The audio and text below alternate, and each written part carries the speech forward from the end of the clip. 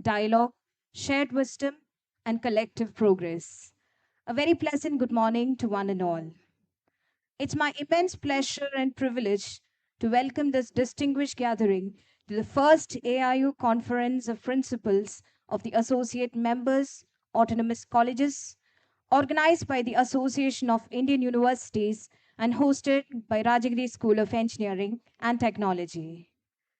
Today, we are privileged to welcome an esteemed gathering of vice chancellors, principals, policymakers, academicians, and representatives from autonomous institutions across the country.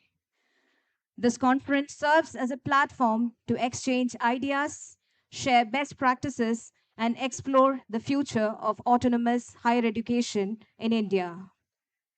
Your gracious presence enriches this occasion, and we sincerely thank you for being a part of this significant event. I take this opportunity to extend a warm and heartfelt welcome to our esteemed dignitaries. I'm honored to invite Professor Vinay Kumar Pathak, President AIU, Dr. Pankaj Mithal, Secretary General AIU, Professor V. Bharati Harishankar, Vice Chancellor, Avinash Lingam Institute for Home Science and Higher Education for Women, Coimbatore, who will join us shortly. Professor Kumar Molugaram, Vice Chancellor, Osmania University, Hyderabad. Reverend Dr. Joel George Pulolil, Assistant Director and Dean UG Studies, RSET. And Dr. Manoj Therian, Coordinator, AIU AADC RSET, to kindly join us on the days.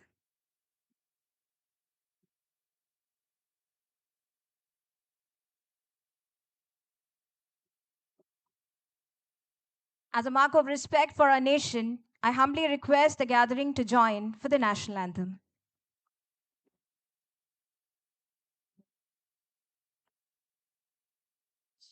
जनगण मन अधिनायक जय हे भारत भाग्य विधाता पंजाब सिंध गुजरात मराठा द्राविड उत्कल गंगा विंध्य हिमाचल यमुना गंगा उच्चल जलधि तरंगा तब शुभ नामे जागे तब शुभ आशीष मागे गाहे तब जय गाथा जनगण मंगलदायक जय हे भारत भाग्य विधाता जय हे जय हे जय हे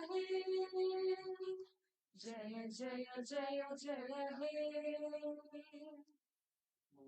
Please be seated. Tamasoma Jyotirgamaya. Lead us from darkness unto light. The ceremonial lighting of the lamp symbolizes the triumph of knowledge and the auspicious beginning of this conference. As the lamp is being lit, let's invoke the blessings of the Almighty, seeking wisdom, strength, and guidance in our pursuits of knowledge and excellence. I now invite our esteemed dignitaries on the dais to kindly join us for the lighting of the lamp ceremony.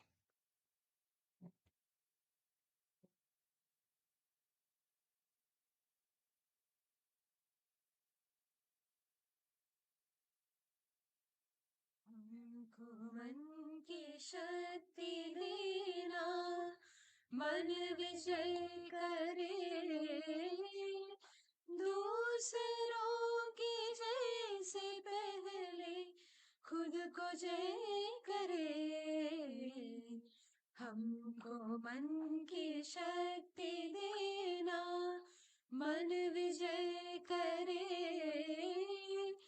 दूसरों के जय से पहले खुद को जय करे हमको मन की शक्ति देना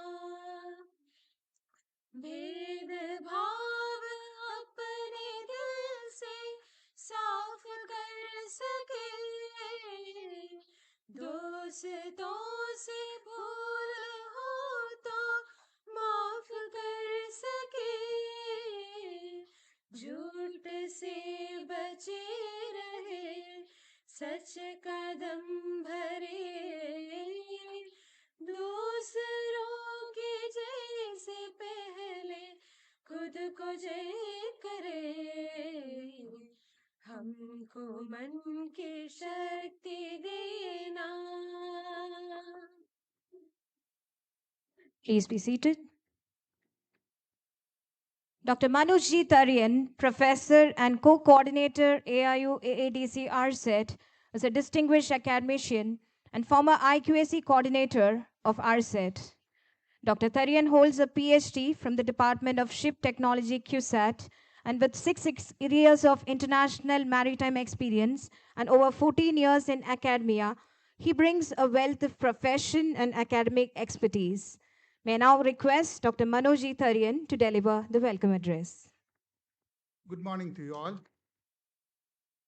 Respected dignitaries on the dais, off the dais, distinguished delegates from the Association of Indian Universities, esteemed vice chancellors, principals, academicians, faculty members, ladies and gentlemen. Before I begin, I wish to inform this August gathering that our principal is unable to be with us today due to the sad demise of his beloved mother earlier this morning. On behalf of RSET family, we extend our heartfelt condolences and pray that her soul may rest in eternal peace. As requested by him, on behalf of Reverend Dr. Jason Paul Molerical CMI, Principal of Rajagiri School of Engineering and Technology, it's my privilege to welcome all the distinguished guests who have graciously accepted our invitation and honored us with their presence. It is my profound privilege and honor to extend a warm and heartfelt welcome to each one of you to the first AIU conference of principals of associate members on the theme Emerging Role of Autonomous Colleges in Implementing NEP 2020, hosted by Rajagiri School of Engineering and Technology, Kochi. Rajagiri School of Engineering and Technology is absolutely honored to host the very first AIU conference of principals of autonomous colleges in our campus. We are very happy to have you here in our campus. A warm welcome to all of you, to RSET and to God's own country, Kerala. And also, I would say that football's own country. As you might have noticed, today is declared a holiday by the local government because of the FIFA World Cup finals. That's Kerala for you. A few months back, when our principal visited AIU office in Delhi, just to inquire about the extension of our associate membership, Father received a very warm welcome and had a few phone calls with Vijendra sir, since all the officials were traveling that day. Principal found that they were very good and friendly. So we never had any doubt about offering ourselves to host this prestigious event when this call was made. And now all of you are here. Thanks to Association of Indian Universities for accepting our request and choosing us to host this event. It's my singular honor to extend a warm and respectful welcome to all our distinguished dignitaries. Professor Vinay Kumar Pathak, President, Association of Indian Universities, and Vice Chancellor Chhatrapati Shahuji Maharaj University, Kanpur. Sir, your visionary leadership and unwavering commitment to transforming higher education continue to inspire institutions across the nation. We are deeply honored by your gracious presence. I welcome you, sir, to this August gathering.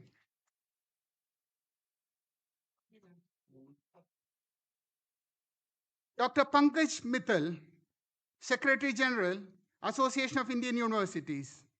Ma'am, your relentless efforts in strengthening collaboration among higher education institutions and advancing academic excellence have been truly remarkable. It's our privilege to welcome you to Rajagiri. I welcome you, ma'am.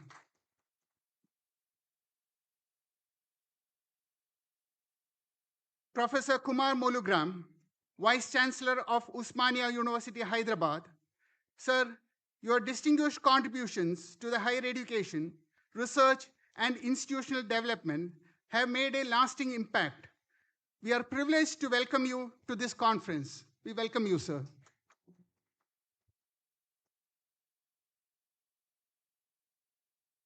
Dr. V. Bharati Harishankar, Vice Chancellor of Avinash Lingam Institute for Home Science and Higher Education for Women University, Coimbatore.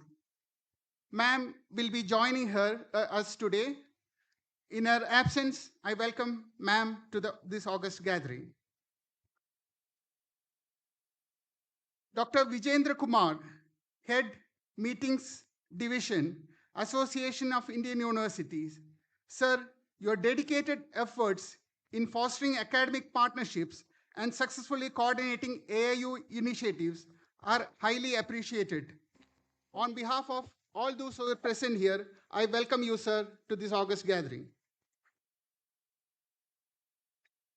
In the absence of our principal, we are honored to have our Assistant Director, Reverend Dr. Joel George Pulolil, CMI. I welcome you, sir, to this August gathering. This conference brings together visionary leaders in higher education to deliberate on evolving role of autonomous colleges in effectively implementing the National Education Policy 2020.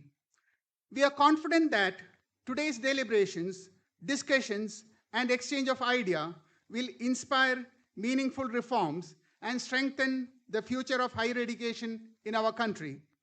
Your presence adds immense value to this gathering, and we are deeply grateful that you have joined us today.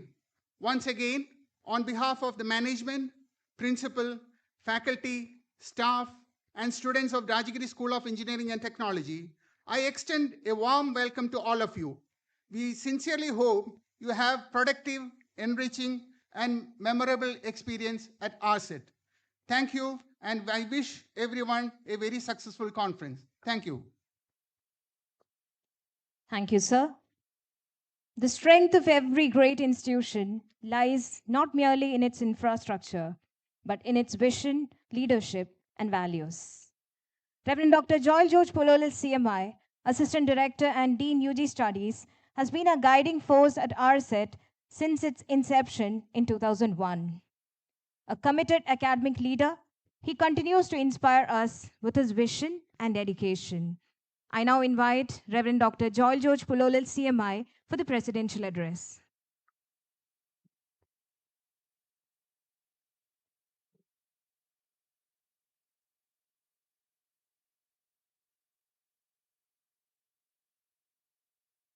Respected President, Secretary General, and Office Bearers of Association of Indian Universities, distinguished Vice Chancellors, Directors, Principals, academic leaders, esteemed delegates, Reverend Fathers, ladies and gentlemen.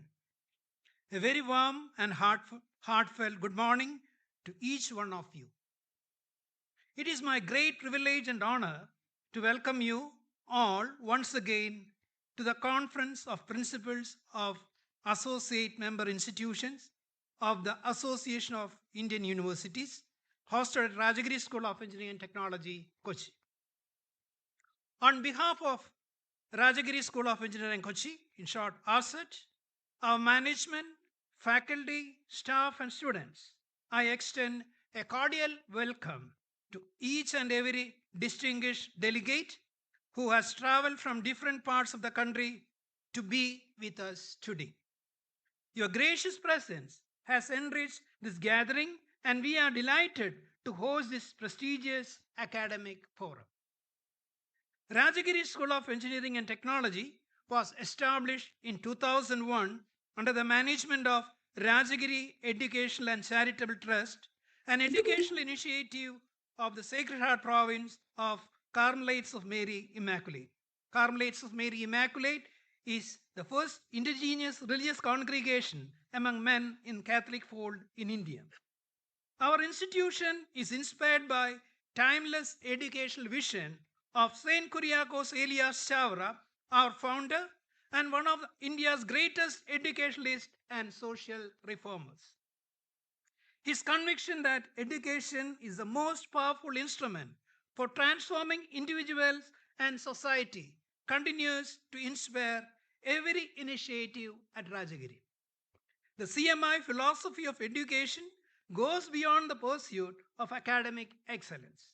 It seeks the holistic formation of human person, developing intellectual competence, moral integrity, educational maturity, spiritual depth, and social responsibility. At Rajagiri, we believe that education should prepare young people not merely for successful careers but for a meaningful lives of leadership and service. Our institutional motto, serving for holistic excellence, beautifully captures the philosophy in three words: learn, serve, and excel. Learn with curiosity, serve with compassion, and excel with commitment and integrity. Over the past 25 years, Rajagiri School of Engineering and Technology has steadily evolved into one of Kerala's leading autonomous engineering institutions. We are proud to have enjoyed autonomous status since 2020, enabling us to design an innovative and industry responsive curriculum. Today, 7 of our BTech programs are accredited with NBA Tier 1, and the institution is NAC accredited with A grade, reaffirming our commitment to quality and continuous improvement. We are also a recognized research center of APG Abdul Kalam Technological University, Kerala, fostering a vibrant culture of research, innovation, and knowledge creation. Our pursuit of excellence has also been acknowledged at the state level according to the Kerala Institutional Ranking Framework, that is KERF 2025. Rajagiri is ranked first among private engineering colleges in Kerala and third among all engineering institutions in the state. These recognitions are complemented by consistently high student admissions, outstanding placement records, advanced research laboratories, including high performance computing and cloud computing facilities, and strong emphasis on innovation, entrepreneurship, and industrial collaboration. These achievements are not merely milestones, they reflect the collective dedication of our management, faculty, students, alumni, industrial partners, all in building the institution to commitment and excellence with purpose. The Association of Indian Universities has consistently played a transformative role in strengthening higher education in our country. Through academic collaboration, policy advocacy, quality enhancement, international engagement, and capacity building, AIU has emerged as one of the most respected voices of Indian higher education. This conference assumes special significance at a time when higher education in India is undergoing unprecedented transformation under the vision of National Education Policy 2020.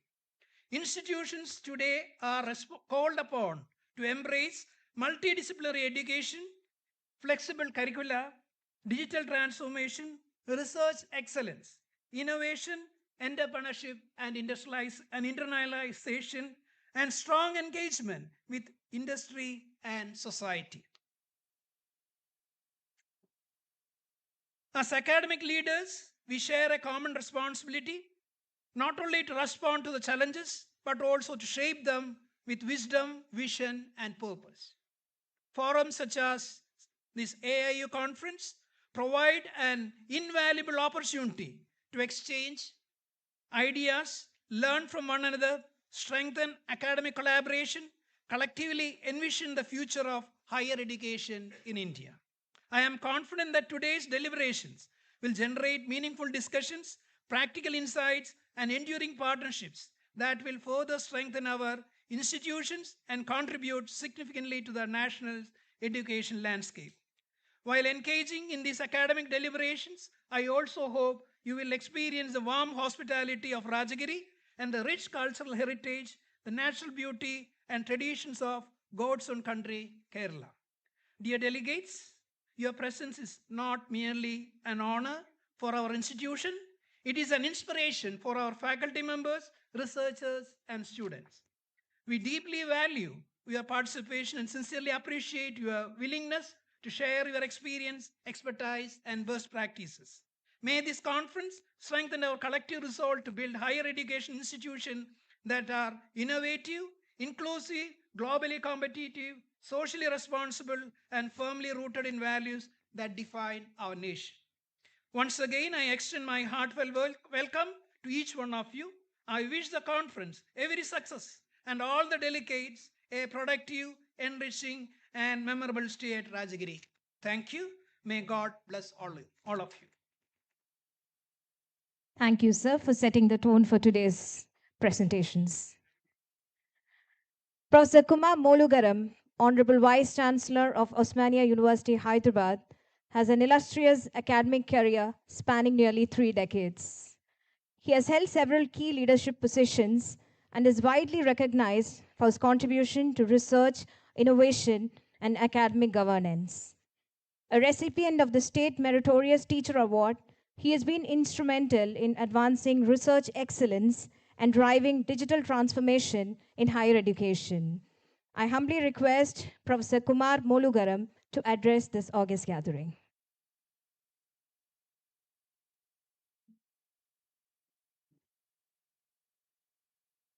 Very good morning, one and all. Today's chief guest, Professor Vinay Kumar Pathak ji, President AIU and VC CSJM University Kanpur, Dr. Pankaj Mittal ji, Secretary General AIU, Dr. Joel George, CMI of this institution, and distinguished principals from various autonomous colleges across the country, and delegates, and ladies and gentlemen. Warm welcome and good morning to each one of you. At the outset, I congratulate Rajagiri School of Engineering and Technology, Kochi, for organizing one-day conference in association with AIU. I really appreciate the efforts of this institution. I also congratulate the AIU for taking up the first autonomous colleges first conference, that too in the Kerala. Rajagiri School of Engineering and Technology, Kochi, takes this credit. As rightly said by the earlier speakers, emerging role of these autonomous colleges in implementing NEP 2020. Across the country, as per my knowledge, yesterday madam also telling that around 1200 autonomous colleges are there as per the AIU registration. So coming to our university, Osmania University, we have 729 colleges, affiliated colleges, but autonomous is only 45. So the university is facing serious problems, especially the conduct of examination is biggest challenge. And apart from that, other challenges also there. So the more the autonomous colleges, the more efficiency normally we can expect. Only thing is that each and every activity they should take in a serious manner. And in this particular conference, the three excellent topics designed as per the schedule. The first one, leadership, governance, and excellence. This is a biggest challenge in the autonomous colleges. And the second one is autonomy to promote quality, innovation, and global competitiveness. This is also very, very important aspect, especially related to autonomous. The third one is promoting research, employability, and entrepreneurship. And this is also each and every university and institution should focus on these issues. And coming to the National Education Policy 2020 has fundamentally redefined the role of universities and institutions. Our responsibility is no longer confined to imparting knowledge. It is to create the knowledge and foster the innovation and nurture entrepreneurship and contribute meaningful to the vision of Vikasit Bharat 2047. We know so many societal problems still there. With the research, the impactful research is very, very important. And solving of unsolved problems in the society is very, very important. And if you look at the technological transformation since last 30 years, example, mobile revolution is simplified our lives and smoothen everything. And still, there are so many unsolved problems. Any technology, whatever invent, that should reach to the non-reachable. Each and every, the citizen of the country should be addressed. And globally, it should be useful. And research with some kind of purpose. So research normally, some kind of assumption is there, publishing a paper and publishing something. So apart from that, there should be some kind of impact, societal impact should be there, and solving of a genuine problem. And innovation and patent side also we have to think of. The technology transfer is another aspect. Evidence-based public policy is another challenge in the present day context.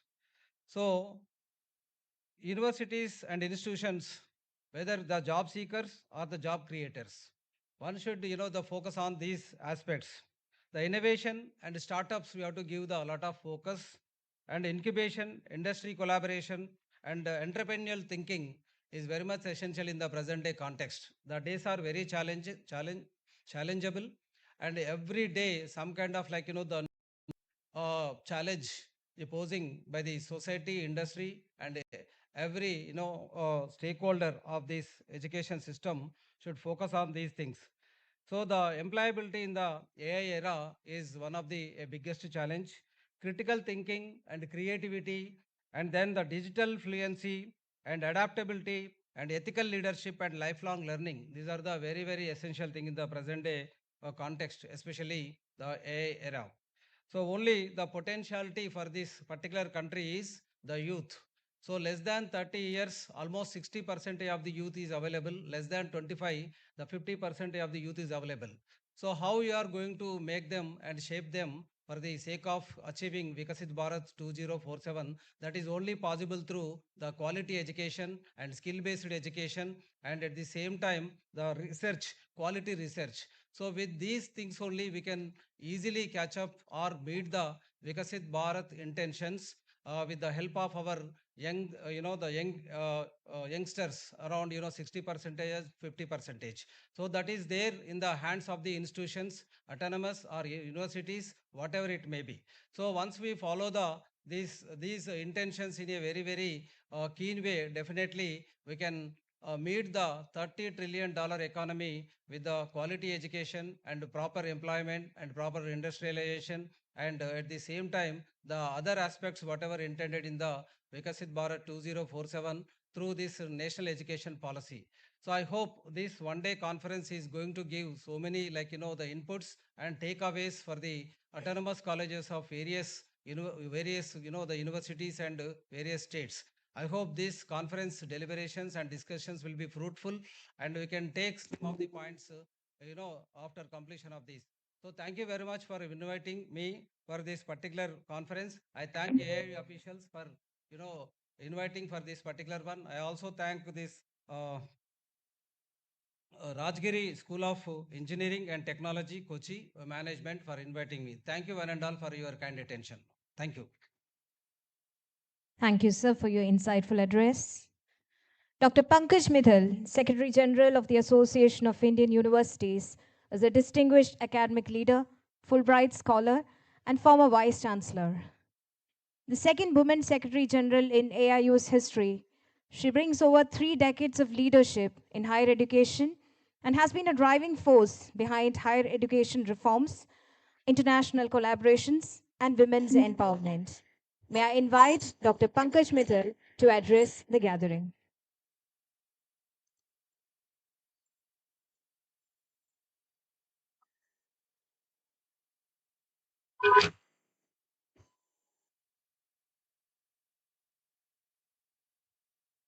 A very good morning to all of you. Namaskar, pranam, and welcome to the first AIU conference for autonomous colleges, and also welcome to the AIU family. We are meeting all of you for the first time after we have invited you to be a member of AIU family. So a very, very warm welcome to the AIU family. The Honorable President of Association of Indian Universities, Professor Vinay Kumar Pathak, the principal could not be here, and our heartfelt condolences to him for the sad demise of his mother. But he is represented by Professor and Father Mr. Joel George Pololil. A very warm welcome to you and thanks for coming here. Dr. Kumar Molugram, the Vice Chancellor of Osmania University, he has been holding AIU events and a very, very dynamic member of AIU family. Then Dr. Manoj, we met him yesterday also. Again, a very dedicated staff of uh, Rajagiri College of Engineering and Technology.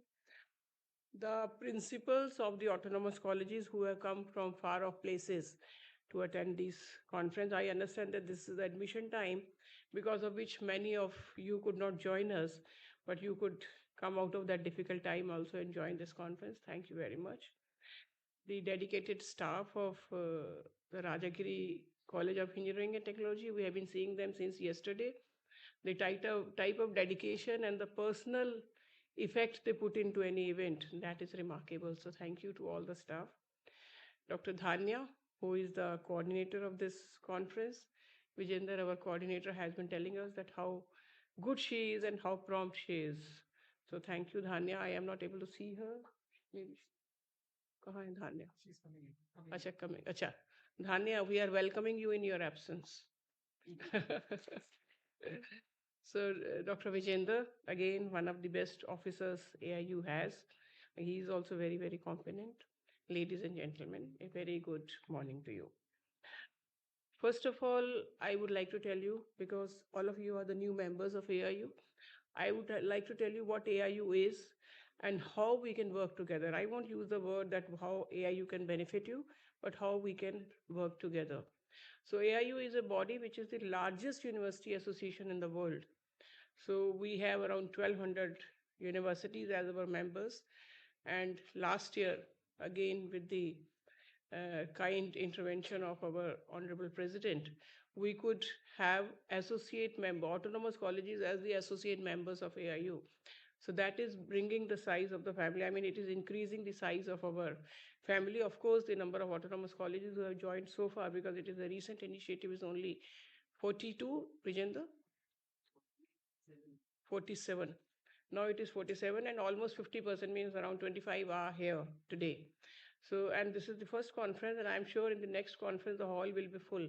There will be so many colleges more becoming the members, and many of you will be joining, and then we will take care that that is not the admission time when we hold the conference next time. And AIU is 100-year-old body, 101-year-old body to be precise. And its legacy can be known from the fact that people like Shri Sarpalli, Dr. Radhakrishnan, Dr. Zakir Hussain, Dr. Shyam Prasad Mukherjee, Dr. Hansa Mehta, Dr. Mudalia, they have been the presidents of AIU in the past. So that is a legacy we are holding. And we work hand in hand with the university system. We are not a regulatory body like UGC. We are a facilitatory body. We facilitate, we handhold. If you have any difficulty, we come to you and we help you out. If you have any issue with regard to, say, with the government, we take it up with the government. But if you have any issue with regard to administration, management, training, capacity building, handholding, we are there at your doorstep. So that is what AIU does. So till now, we were doing a lot of work in the academics, research, youth affairs, sports, internationalization for the universities. But now on, we'll do all this work for you also, for all the colleges. For example, in academics, we hold vice chancellors conferences every year. We hold 6 conferences. One is national conference where all the vice chancellors come, around 4 to 500 vice chancellors come, and we do 5 regional conferences: east, west, south, north, and central. So now onwards, all the conferences of vice chancellors, all the autonomous colleges who are in that region for the zonal conference, and all the colleges will be invited for the AIU National Conference of Vice Chancellors also, because there are good deliberations on many issues of higher education, and now the autonomous colleges are on the way of becoming degree awarding institutions as per the national education policy. And we want that the capacity building of the autonomous colleges should be done in such a way that it is a seamless integration into the degree awarding mode. So if there is any difficulty in how to uh, award a degree, almost all the autonomous colleges are already holding their own examinations, so they are well equipped system they already have. But becoming a degree awarding institution will have something extra which they have to have. So all that seamless transition into degree awarding mode we want. So we want to do a lot of hand holding for that.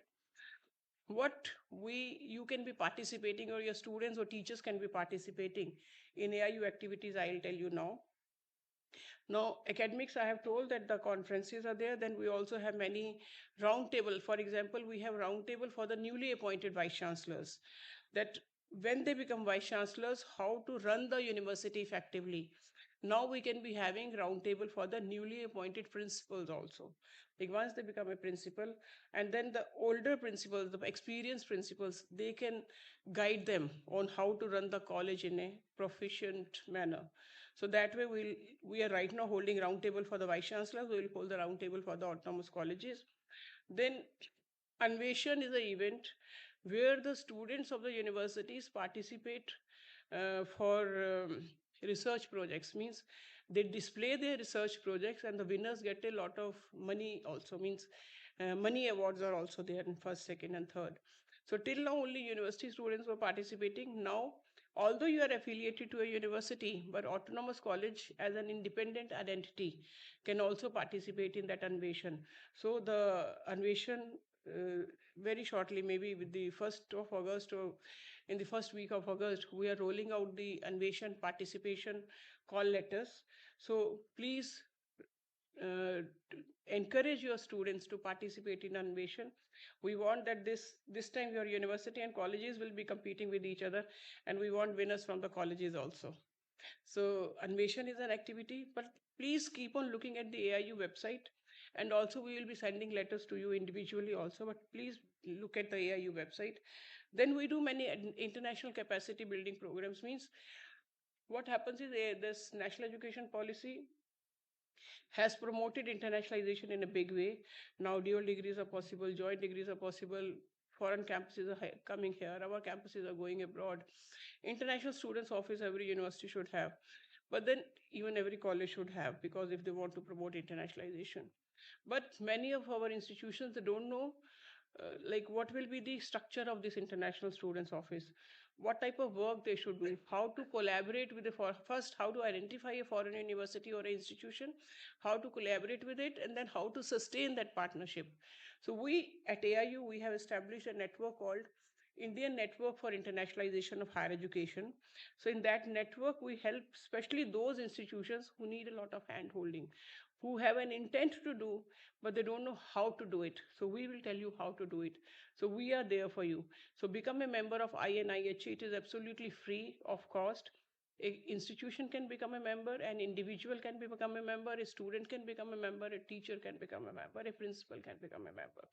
So INIHE is on the AIU website. So please become a member, and you will come to know what international events are coming, because we take many delegations also outside. So in past, we have been taking the delegations of vice chancellors to various countries to explore the partnership opportunities. Like we went to Spain, we went to USA, we went to UK, we went to Ireland, we went to many places.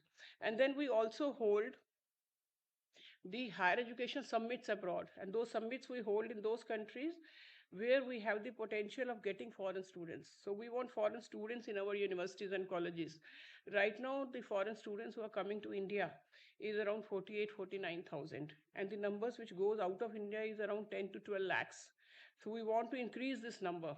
So for increasing this number, we are holding higher education summits like we held in Nepal, Sri Lanka, Vietnam, so that students from those countries can come to India. And slowly, slowly, we'll go to African countries, we'll go to even European countries. So you can come and participate in those summits and showcase your college that, okay, come and take admission in our college, and these are the facilities we are having, these are the faculties we are having, this type of research facility we are having, and how they will benefit from coming to your colleges. So colleges, higher education summit, and principals, means along with the vice chancellors, principals can go and see what is happening in the world over, means their research departments, how they work, how they teach.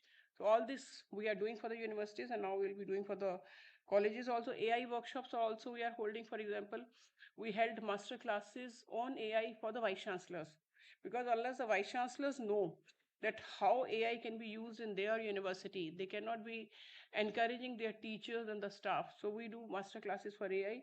For the vice chancellors, we have done in the past. Now we'll do AI master classes for the principals also.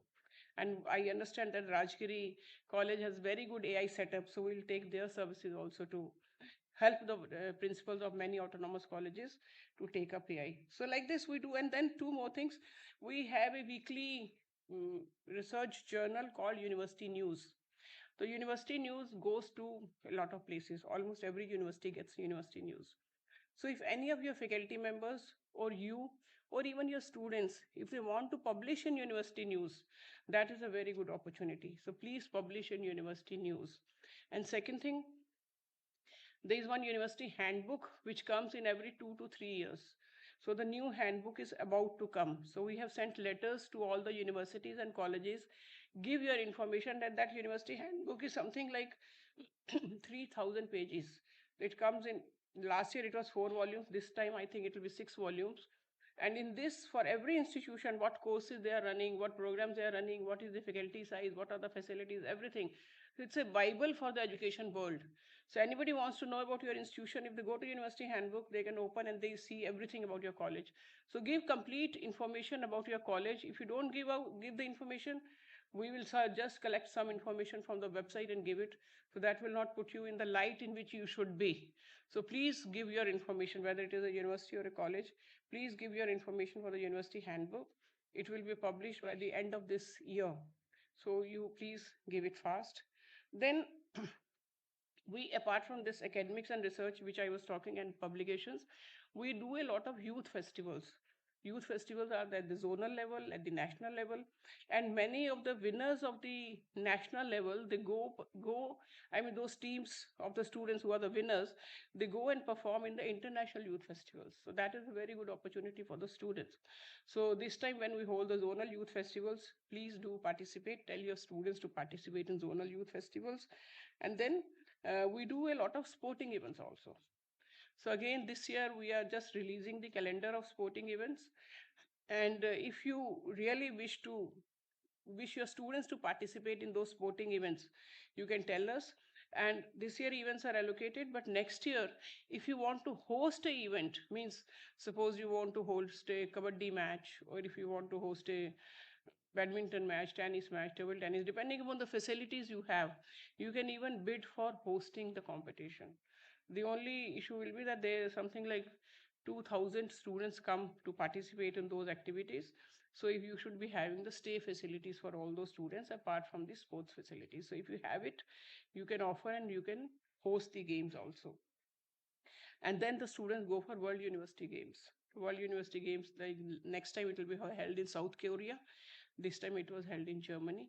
So World University Games also these students can participate.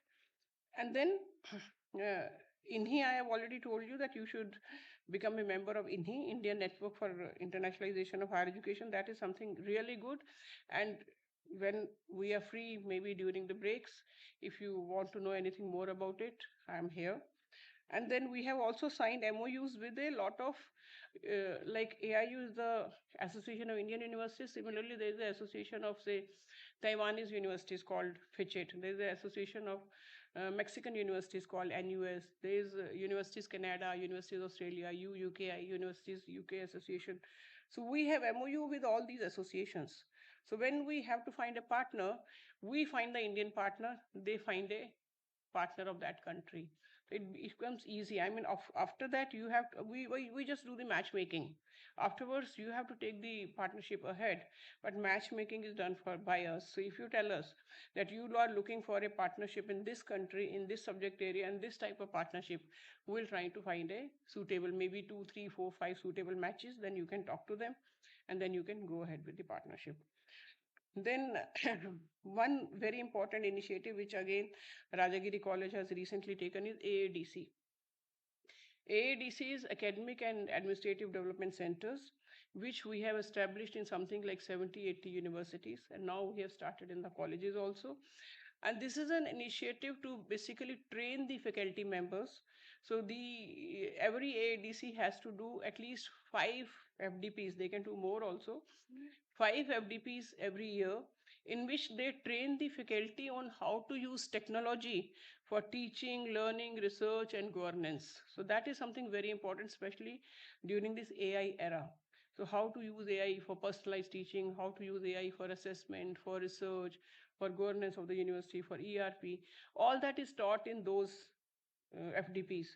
So if you want, you can send your teachers to attend courses run by these AADCs, or if you want, you can host a AADC in your own college also. So Rajagiri applied, and we have given one AADC to Rajagiri College, and they will be soon starting the programs. But this is a very, very good initiative. We give a small grant of 1 lakh rupees to every AADC, and then in that grant they have to run 5 AADCs, but then 5 FDPs. But then for every FDP, they collect a small fee from the participants, so that takes care of the expenditure part of it.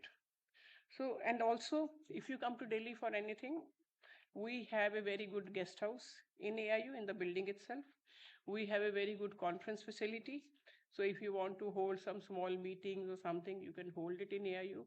So all those services are also available to the AIU member universities. NEP implementation also, if you have any issue with the multiple entry, multiple exit, or multidisciplinarity, or ABC, Academic Bank of Credit, internships. So all those issues, we are there to help you out. Now this was about the AIU. Much more, we have given a pamphlet to you which tells what all AIU is doing. Now coming to this conference, this is the first conference, and I'm sure there will be very good deliberations. So the pattern what we have kept is, we have kept one vice chancellor as the chairperson for every session. And then there is one member from a very reputed autonomous colleges, for example, Madras Christian College, HR College. So we have one expert from those reputed autonomous colleges and 2 experts from amongst the people who are attending this conference. So topics are also very good: leadership, governance, and excellence, because that will be the most important thing when you become a degree awarding institution. And then how to promote quality, innovation, and global competitiveness, and how to promote research, employability, and entrepreneurship. So I'm sure the deliberations will be very good. We are here throughout the day, and anything for AIU, any suggestion for AIU, if you want AIU to do something more for you, we are here at your service. So thank you very much, and all the best for the conference. Thank you. Thank you, ma'am, for your inspiring message and the briefing on AIU initiatives for students and faculty members. Professor Vinay Kumar Pathak, President of the Association of Indian Universities and Vice Chancellor of Chhatrapati Shahuji Maharaj University, Kanpur, was a distinguished computer scientist and academic leader with over 26 years of experience. He has served as Vice Chancellor of 8 universities and has been instrumental in advancing academic reforms, digital transformation, and quality enhancement in higher education. I now invite Professor Vinay Kumar Pathak to address this distinguished gathering. Thank you very much, and very good morning to all of you on this first AIU conference of principals of the associate members, the emerging role of autonomous college in implementing NEP 2020. First, I want to just pay my homage to the departed soul of the Honorable Principal's mother, who actually passed away in the things. And besides that, the college has hosted us with a great kind of hospitality and the full power they have shown. So thanks to the Rajagiri School of Engineering and Technology for hosting this. Revered Director, Assistant Director Joel George Polial, our great colleague Professor Kumar Monglam, the VC, Osmania University, our colleague and Secretary General Dr. Pankaj Mittal, ma'am, the Honorable Vice Chancellors who have come, and the Honorable Principals and the Directors of the Autonomous College. So I have also, actually, I was the Vice Chancellor of a technical university at Uttar Pradesh, which has got the same name as the Kerala Technical University, APJ Abdul Kalam Technical University. We also have the same name. So the two universities in the country have the same name. When I became the president and when I was the vice president of this association, I want to just tell a story that there was a proposal which came for granting an associate membership or a membership to the autonomous college. The policy was rejected and it was happening at Meghalaya. Then I and Secretary General decided that while the NEP has come, the autonomous college should also get a recognition inside the Association of Indian Universities. I have seen in the technical university, I granted first 10 autonomous college at Lucknow, and I felt sometimes that there are great autonomous colleges or great colleges which are better than a lot of universities. And that's how I had a respect with the colleges, because the colleges is the main backbone of the education, and they have just given the whole country the best alumni from those kind of things. I also graduated out from a famous college which is now 100 years old, Arkut Bhatta Technological University. And while I was doing the masters at IIT Kharagpur, I had good colleagues from Kerala engineering colleges. So we know that what college's contribution was there. There were meetings. There were meetings with me and ma'am. We were skeptic how the people will take. We had a larger deliberation. Some of our vice chancellor's colleagues were skeptic that how to make an autonomous college as the same kind of thing, where because the universities are granting them the kind of the affiliations and granting them, so the university is superior to the colleges and those kind of a thing.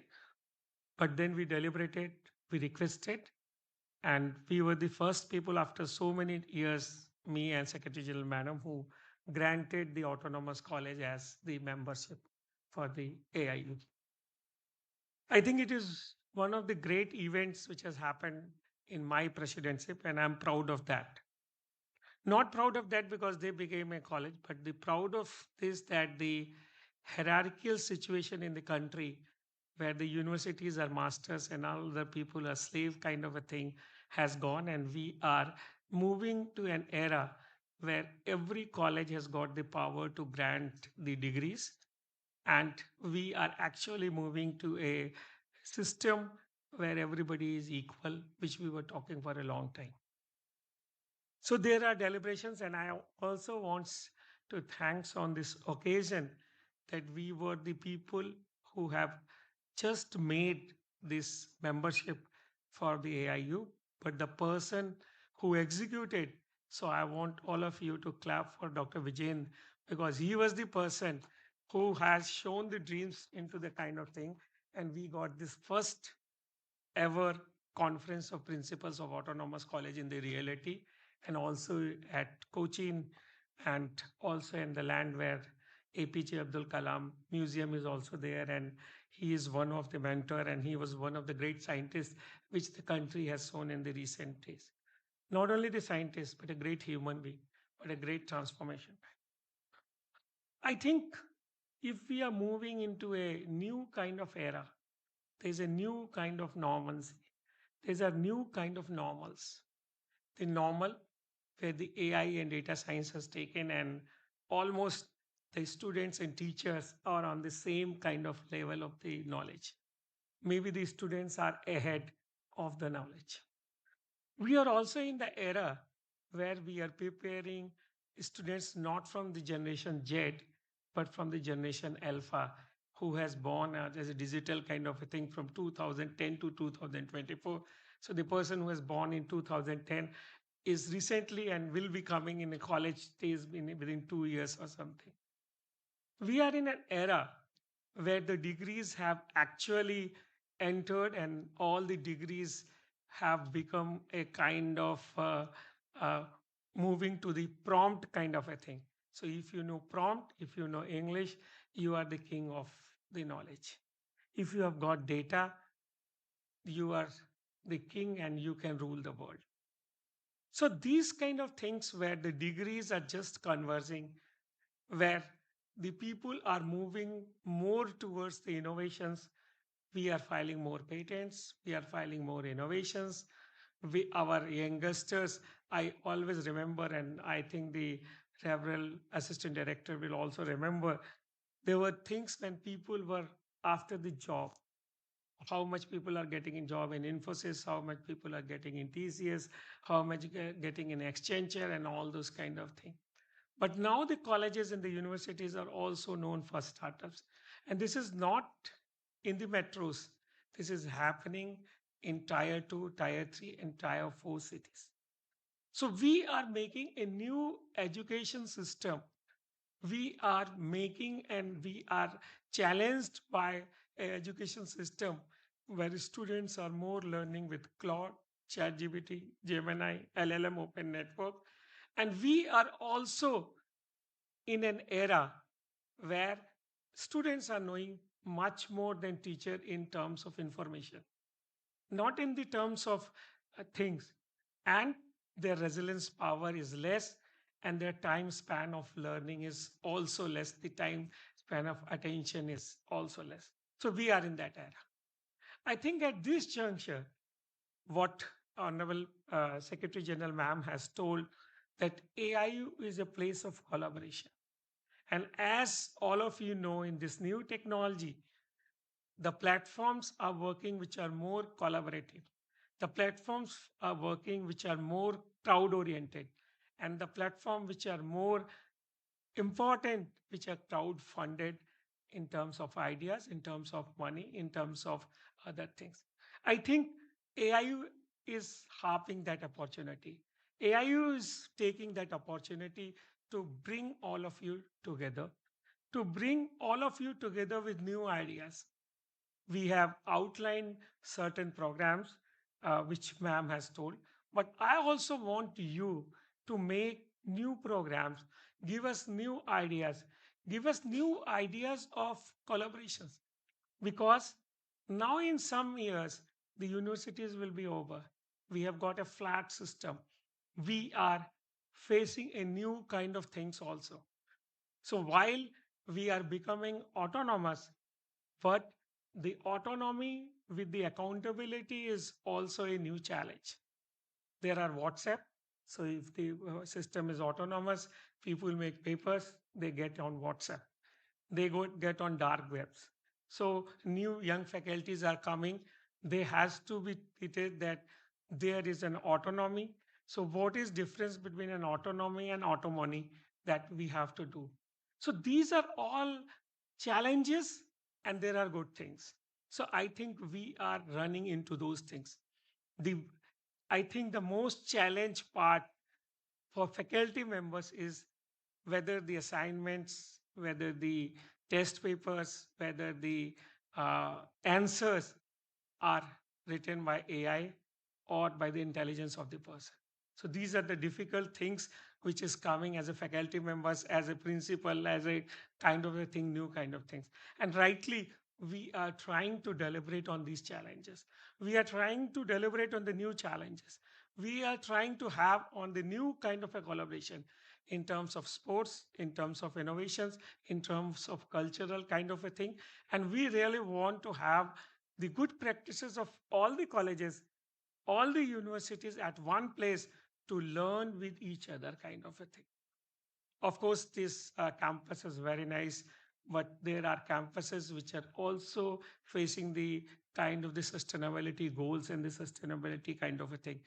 The AIU, at AIU, we are also very much responsive how to get the SDG goals to all the university, how to make zero carbon zero kind of an emission kind of a campus, net zero campuses. And on those things also we want to deliberate.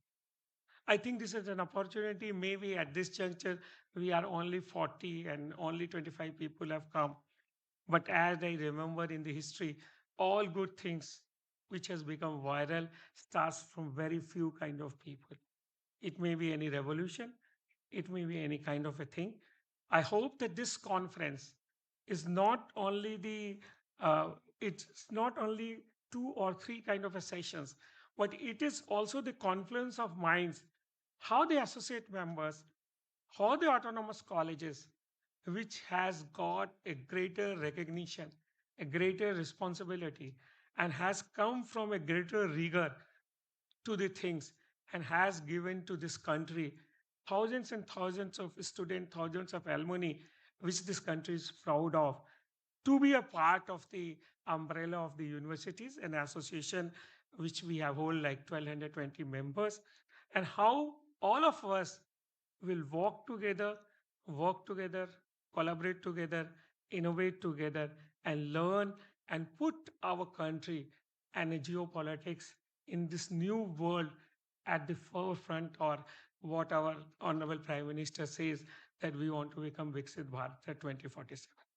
No country in the world and no people in the world can become anything great without the kind of knowledge. It's not only the terms of innovations, the inventions, the creations, and all those things, but also of values. Indian citizens, India also holds a high esteem due to its values and ethics. And that's how the whole world looks us in the terms of values, ethics, and that's how we are treated in the countries in the new geopolitical situation better than our rivals like Chinese in the terms of values and ethics. That's how there is a paradigm shift in the European Commission, in the terms of Japanese, in terms of all other developed countries to get the Indian people more in terms. And the Kerala has got the maximum people abroad, all of us know. So I think I always welcome all of you. The ideas is nobody's baby. It can come from anybody else. It can come from the cameraman who shoots us also. So let us take ideas from everybody. Let us take good autonomous kind of a colleges and ideas. We want you to be a part of our family. You are already part of our family. We want you to be in the mainstream, and we want to work together with the autonomous colleges. I think I want to thank the hospitality team of Rajagiri College, and let us go and see in our, the ma'am started with the Rigvedas. So I have also a shloka which says, Sa Vidyaya Vimukte. In Indian ethos, the education is for the liberation. It is not for holding any power or holding Iran or Iraq with us. It is holding for the liberation, liberation of the humanity, liberation of coexistence with the nature. Thank you very much. Thank you, sir, for your inspiring words and valuable guidance.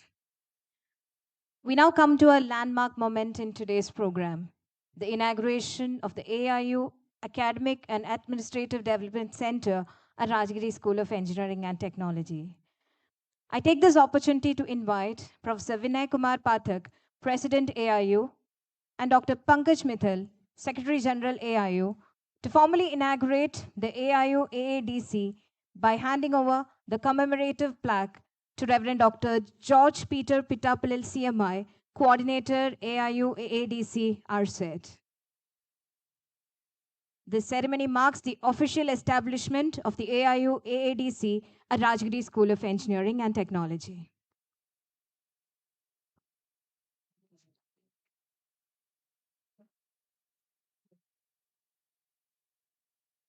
We have to follow the photograph.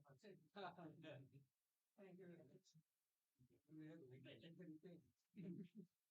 Thank you all. Please be seated. Gratitude is a memory of the heart.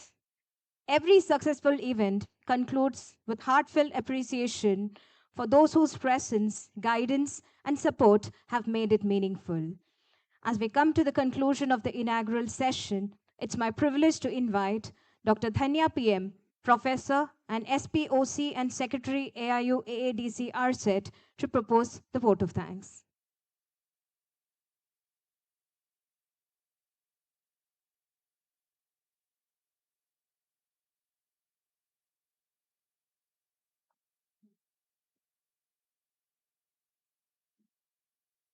Respected dignitaries on the dais, Professor Vinay Kumar Pathak, CSJM University, Kanpur, and President AIU, Dr. Mrs. Pankaj Mittal, Secretary AIU, Professor Kumar Mulagaram, Vice Chancellor, Osmania University, Hyderabad, Dr. V. Bharati Harishankar, Vice Chancellor, Avinash Lingam Institute for Home Science and Higher Studies for Women, Coimbatore, will be joining shortly.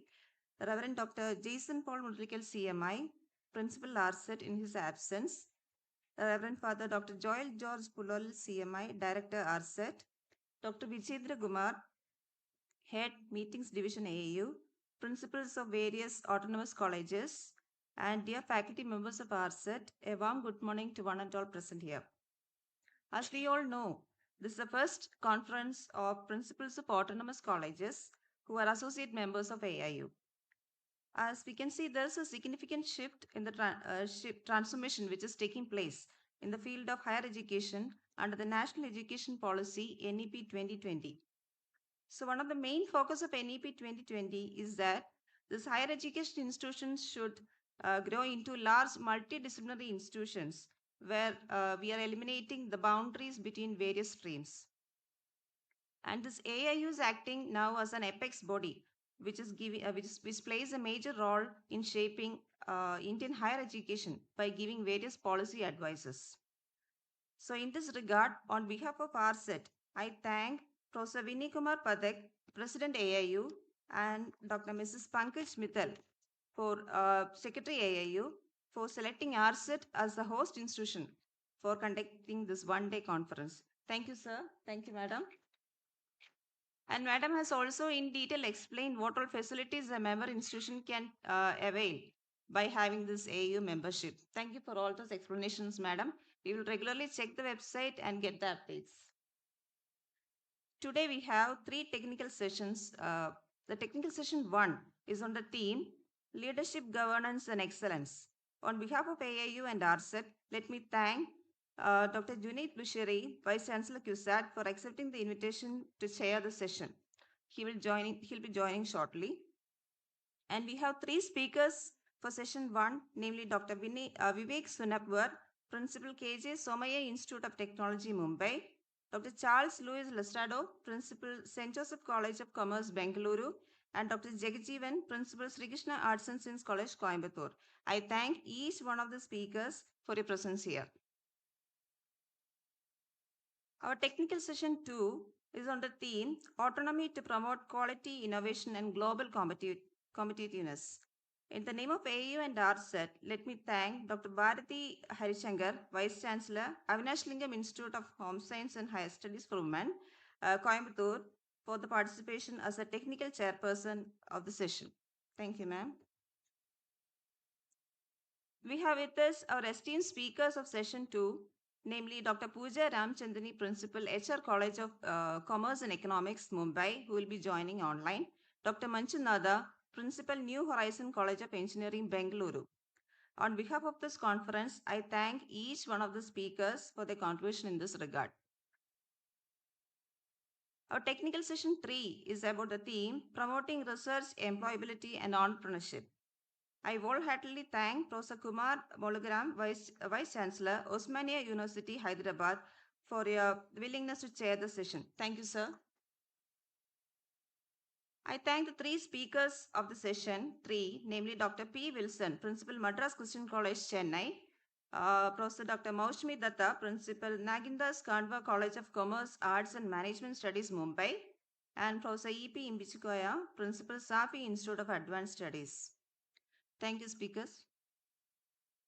Let me thank our beloved principal, Reverend Dr. Jason Paul Mullerickel, CMI in his absence, and Assistant Director for the Joel Puloli CMI, and the management of RSET for all the support they have given in making various arrangements for this conference. Thank you, Father.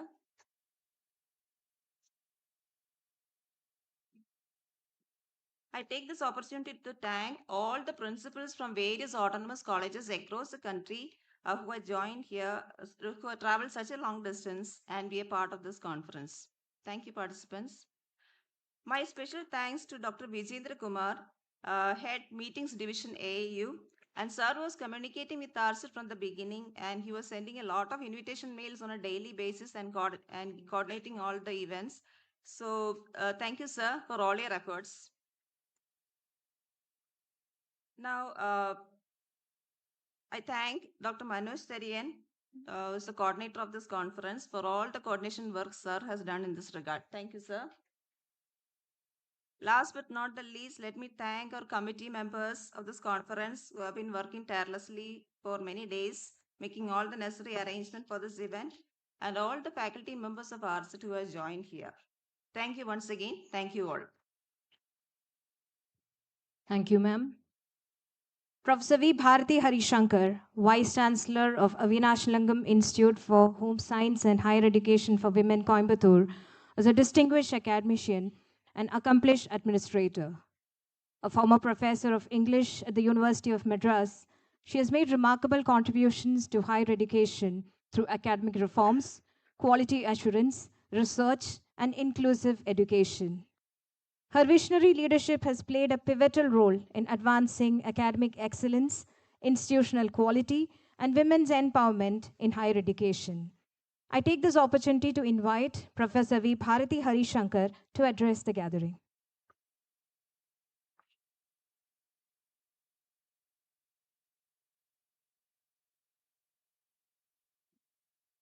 Good morning to all. Respected dignitaries on the dais, dear principals of autonomous colleges. First thing first, apologies for arriving here late. Other things came in the way. But I also thought that is the way we need to look at how NEP has to be adopted and implemented.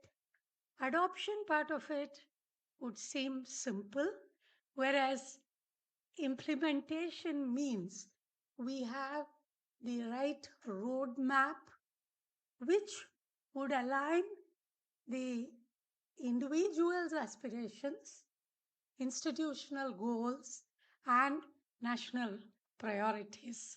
And that path making is what we will be discussing today. And it is an amazing initiative by Dr. Pankaj Mittal and the Association of Indian Universities. I do recall the extensive deliberations we had when she proposed this concept of associate membership of colleges within the AIU. Now I know that that particular thought has come to fruition and all of you are with us. But I would also like to point out here that the implementation of NEP need not only be a mandatory compliance that we are looking for, but it can very well be a way by which we create our own institutions, development plans, and strategic priorities. So, on that note, best wishes to all of you and sincere gratitude to the Rajagiri group of institutions for taking this forward. Thank you all. God bless.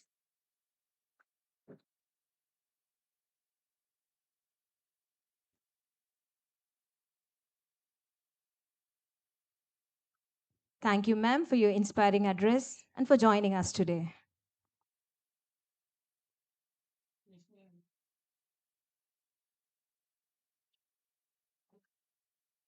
Professor Dr. M. Junaid Bushri, Vice Chancellor of Cochin University of Science and Technology, has joined us. Sir, your inspiring leadership and commitment to academic excellence have significantly strengthened higher education in our region. On behalf of all of you present here, I wholeheartedly welcome Dr. Junaid Bushri to this August gathering. Welcome, sir.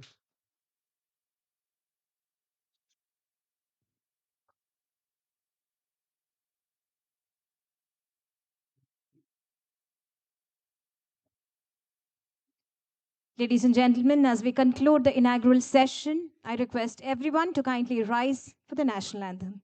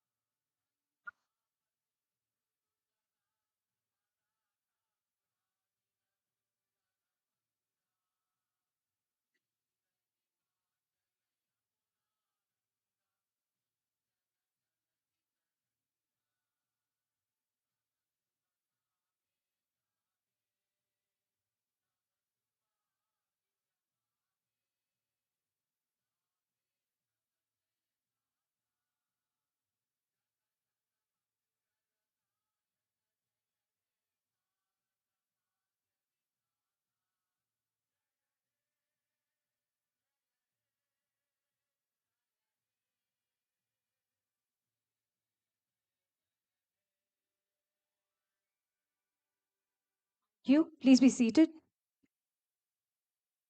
As a part of our commitment to a plastic free environment, a reusable glass water bottle has been included in your registration kit. Kindly refill it at the designated water stations as per your convenience throughout the event. Thank you for supporting our sustainability initiative. I now invite all the dignitaries on the dais to kindly proceed for the official group photograph.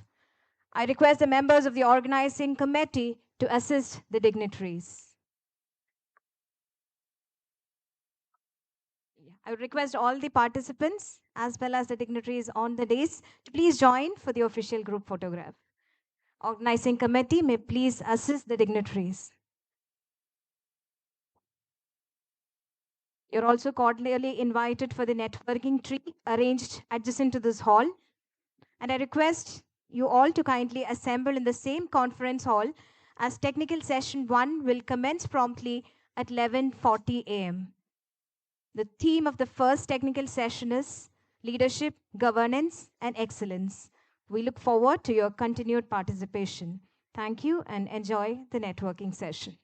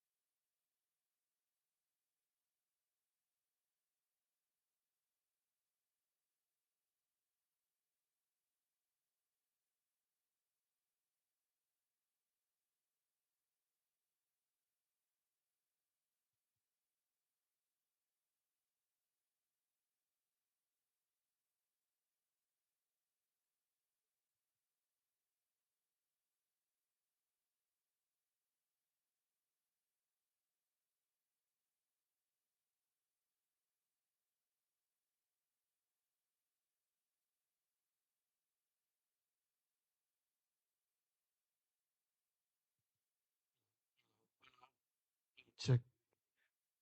Hello?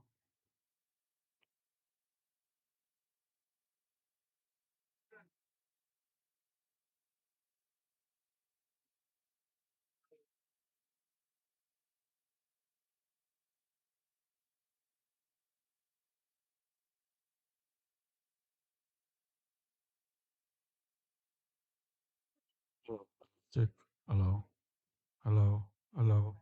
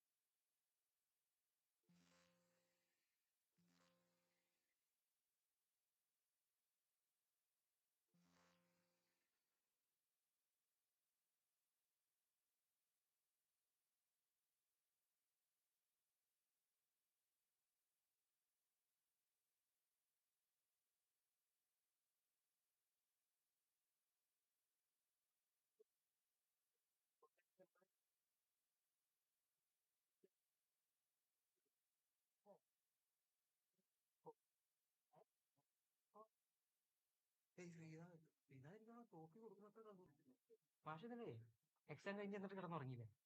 Exam കഴിഞ്ഞ് എന്നിട്ട് exam കഴിഞ്ഞിട്ട് ഞങ്ങൾ ഉറങ്ങിയില്ല. അങ്ങനെ പറഞ്ഞു. ഇന്നലെ വൈകിട്ട് 3 മണിയായപ്പോ മറ്റേ മെസ്സേജ് അയച്ചു. എനിക്കതിന് ഡ്യൂട്ടിയില്ല. എനിക്ക് മെസ്സേജ് പറഞ്ഞു ആളെ അവധിയില്ല. ഉച്ചയ്ക്ക് ഉറങ്ങണ്ടല്ലോ, രാത്രി കളി കഴിഞ്ഞിട്ട് ഇന്ന് പകരം വേറെ ഒരു പണിയില്ലല്ലോ. ഇന്ന് പകൽ കിടന്ന് ഉറങ്ങാൻ വേണ്ടി പറഞ്ഞു. രാത്രി 10 മണിയൊക്കെ സാർ മെസ്സേജ് അയക്കണം. അല്ല 4:45 കൂടി മെസ്സേജ് അഡ്മിഷൻ ഡ്യൂട്ടി ഉണ്ടെന്ന്. Admission ഡ്യൂട്ടിയില്ല.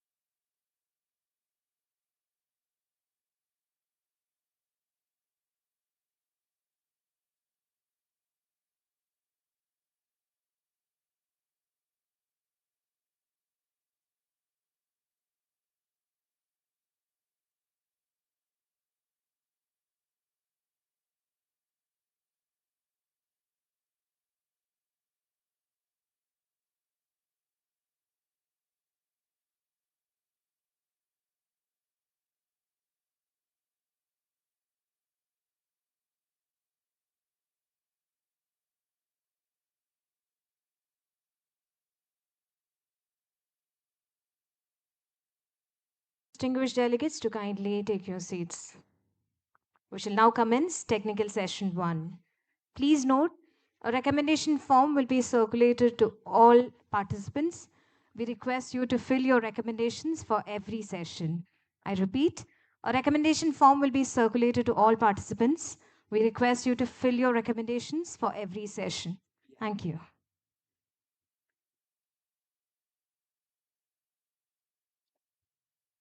Good morning to all. Following a monumental inaugural session and an engaging networking break, it gives me immense pleasure to welcome you all to Technical Session 1 of the first AIU Conference of Principals of the Associate Members, Autonomous Colleges. We now begin Technical Session 1 on the theme Leadership, Governance, and Excellence. This session consolidates distinguished academic leaders who have successfully transformed their institutions through visionary leadership and progressive governance. Their experiences, perspectiveness, and best practices will undoubtedly offer valuable insights to all of us. The session will be chaired by Professor M. Junaid Bushri, Honorable Vice Chancellor, Cochin University of Science and Technology, Kochi. Our esteemed speakers for the session are Dr. Vivek K. Sunapwar, Principal, KJ Somaya Institute of Technology, Mumbai, who will be joining us online today. Dr. Charles Louis Lasrado, SJ, Principal, St. Joseph's College of Commerce, Bangalore.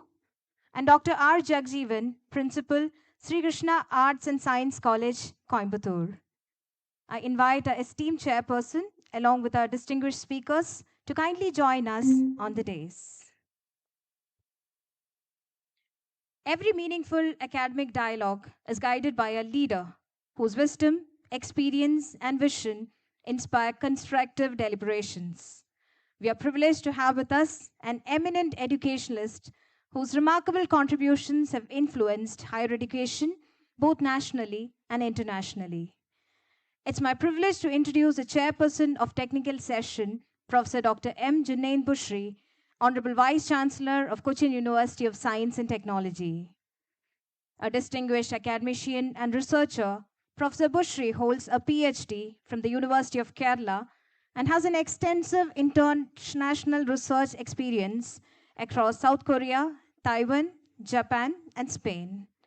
Renowned for his expertise in crystal growth, semiconducting thin films, nanomaterials, and Raman spectroscopy, he has an impressive research record with over 70 journal publications and has guided 14 PhD scholars. May I now invite Professor Dr. M. Junaid Bushri to deliver the chairperson's opening remarks and preside over the proceedings of Technical Session 1.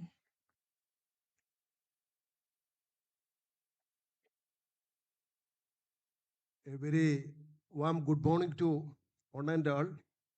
First of all, I would like to thank the Association of Indian Universities for organizing very relevant topic on the Principals Conference of Autonomic Institutions, Autonomic Colleges.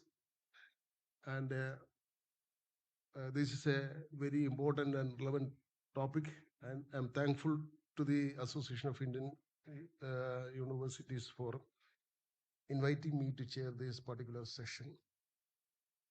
So, as far as our nation is concerned, we are on the process of implementing NEP 2020.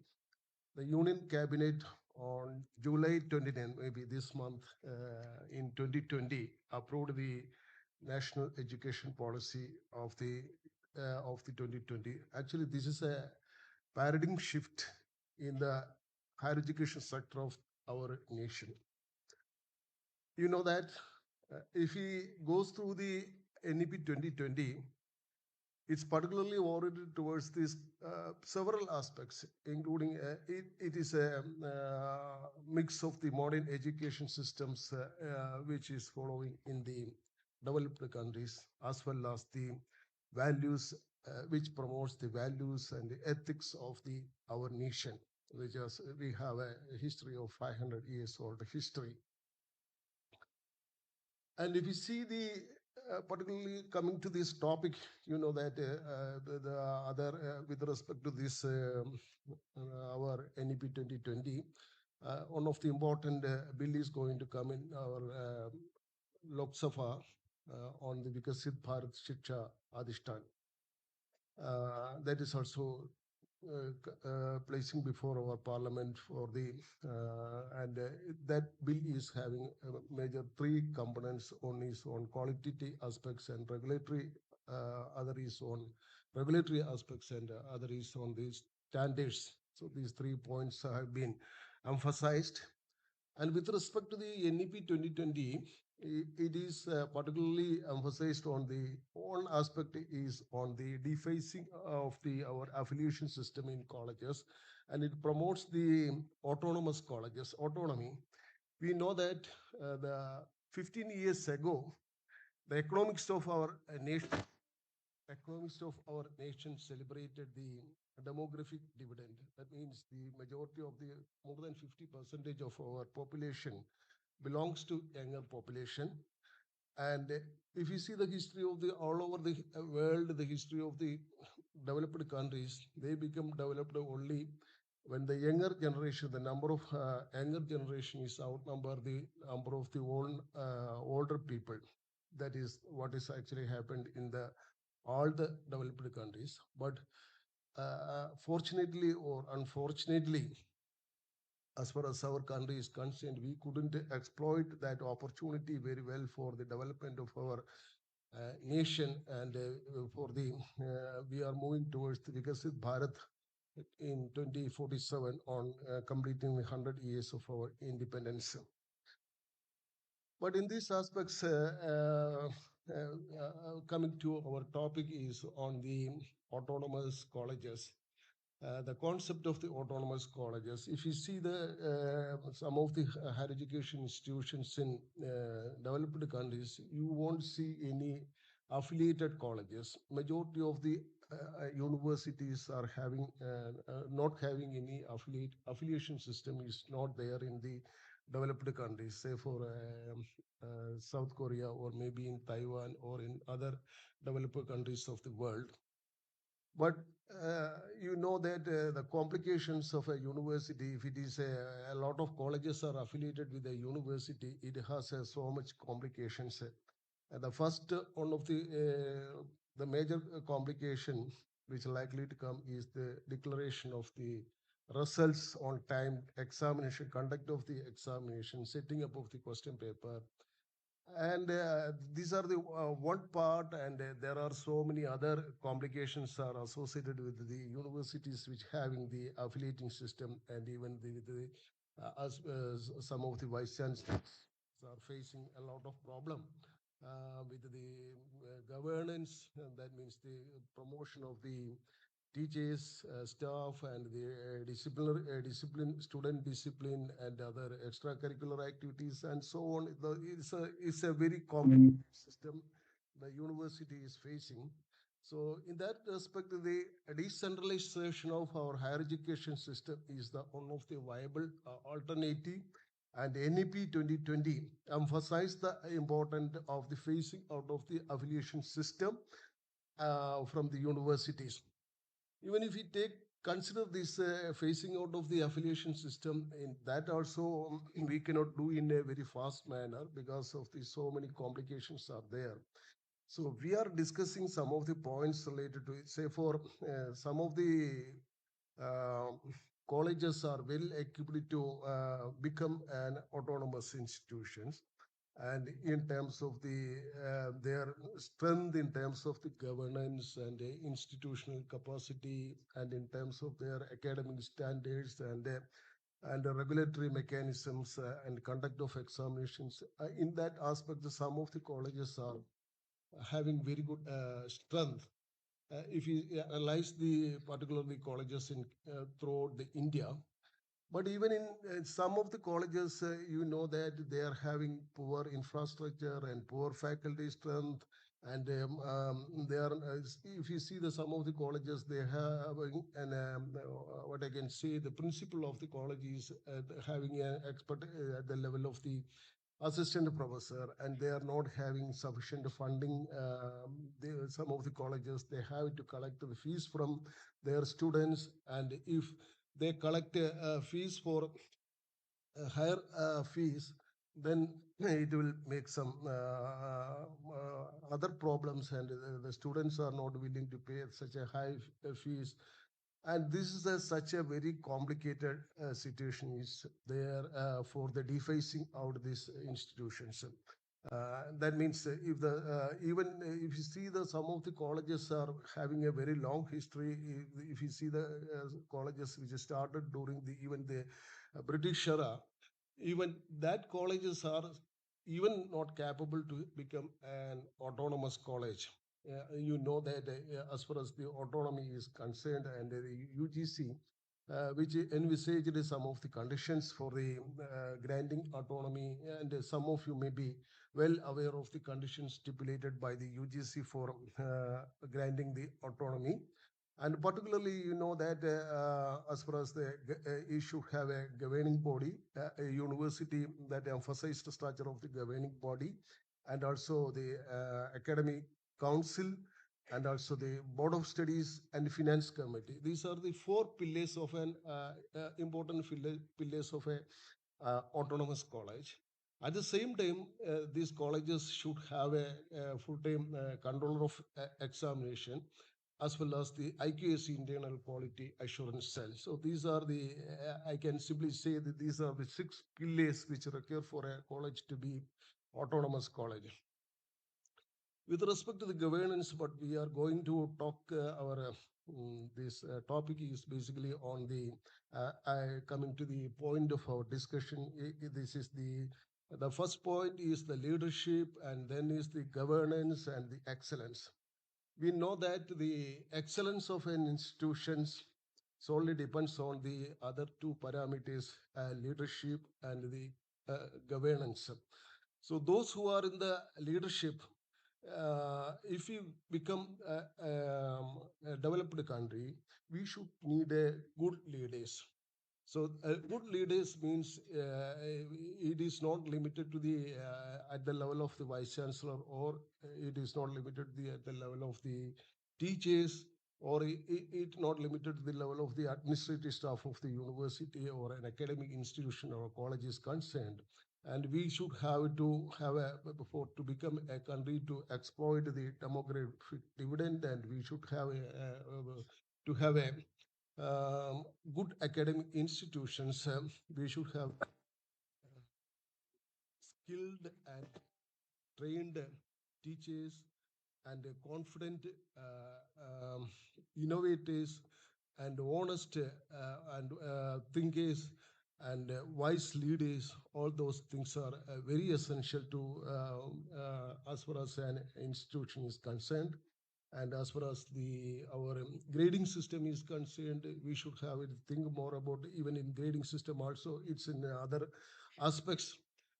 What way we used to grade our students, whether we are testing their memory as a parameter for grading the students, and whether we are testing their thinking capability as a parameter for grading the students, and or whether we are testing their knowledge as a parameter for testing their grading, or their capability in capacity in what I can say in the skills or the innovative ideas, all those things, whether we have it to club together, all those things together to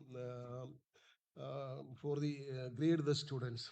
So all these things are much more complicated, and we used to talk a lot, and we used to talk about the starting of the innovative systems, incubation systems, and entrepreneurship. All those things we used to talk, but it is making it to reality is a very difficult task, and we should need a good leaders, those who could have it to lead the people with the um, uh, diverse color. So I would like to say only to use only that word, the color, diverse. You know the complexity of the our nation in every aspects, and also the system should have a very good governance, and then only we could have to go for excellence. That means have to produce a very good quality education, and we could have to produce the confident innovators, and we could have to produce the excellent research output from our education institutions. Anyway, this is a beginning. Anyway, the principals of these colleges will think in this direction, and we can discuss about all these points. And we have today three eminent speakers in this respect, and they are from the well-reputed institutions from the autonomous colleges. The first speaker of this session is Dr. Vivek Sunpar, Principal KJ Soumya Institute of Technology, Mumbai, Maharashtra. So he will join for this session as online. Thank you, sir. Your inspiring words have set the perfect concept for today's technical deliberations. We shall now begin the technical presentations. Our first speaker this morning is an accomplished academic leader who has dedicated more than 3 decades to engineering education, institutional transformation, and research excellence.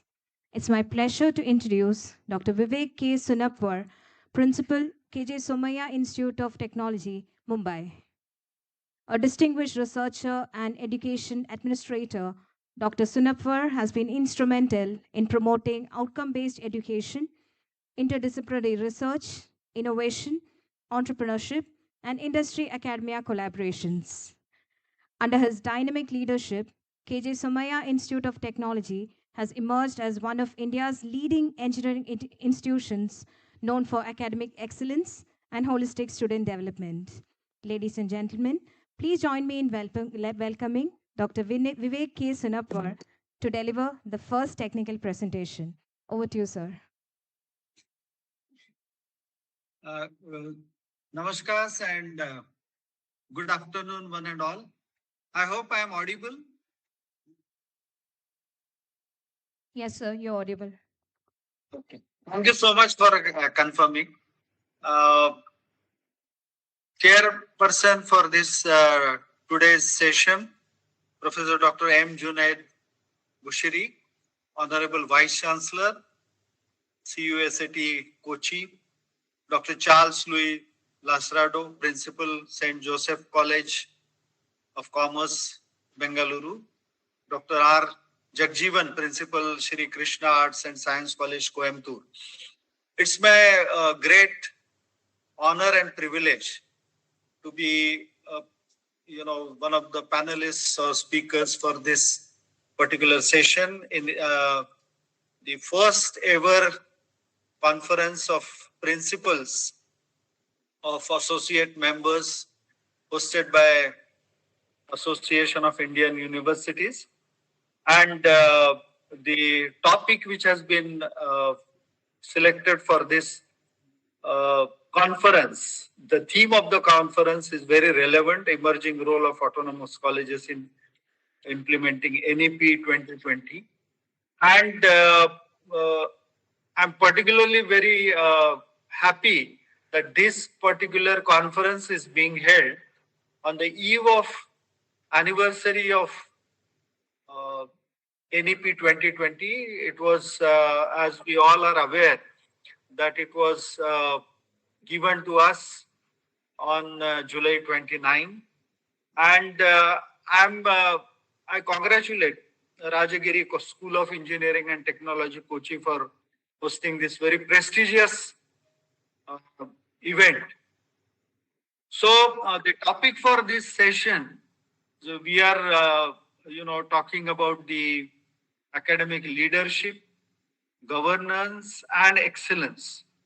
So as our Honorable Chairperson and Vice Chancellor rightly said, that, NEP is, I think, a driving engine for, making our great nation from a developing nation to the developed nation. That is the, vision and the dream of our Honorable Prime Minister, that we should be Vikasit Bharat by 2047. So I think when we look at the education, in general. Okay, so I feel that the education is the heart. It is at the center stage of, whether it is economic growth or whether it is, innovation. We talk a lot now. The focus is on innovation, or whether it is, society improvement. Okay, so we have to do a lot about even providing basic needs to our society, or if we talk about the global, leadership. So these objectives are not only now, we cannot talk about, global leadership or economic growth or societal improvement independently, but I think they're all dependent or interdependent pillars. So education is and will be always at the center stage, or always at the heart of this all these aspects.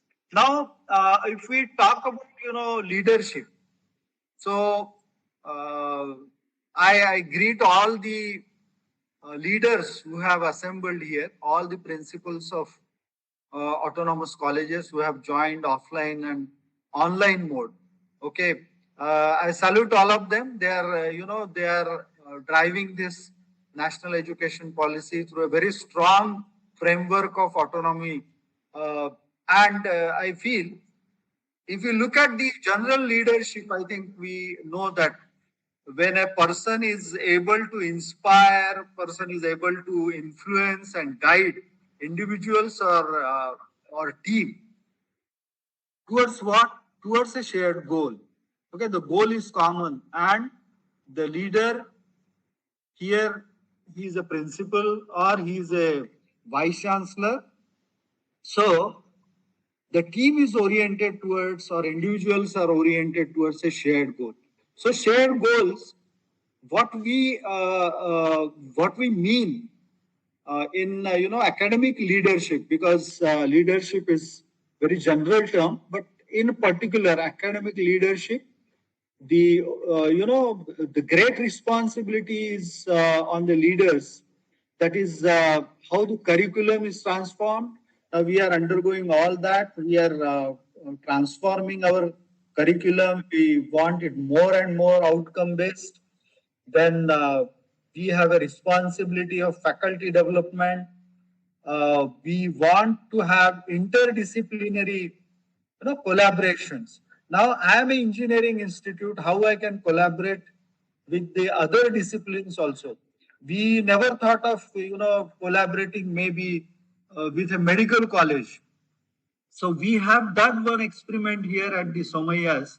So we have a very good medical institute also. So now we have come out with a complete curriculum on biomedical engineering, wherein doctors are also conducting lectures for students, or our students are going and understanding human body dissection, or the how the biomedical instruments they operate. So this is an excellent case wherein we have an interdisciplinary collaboration.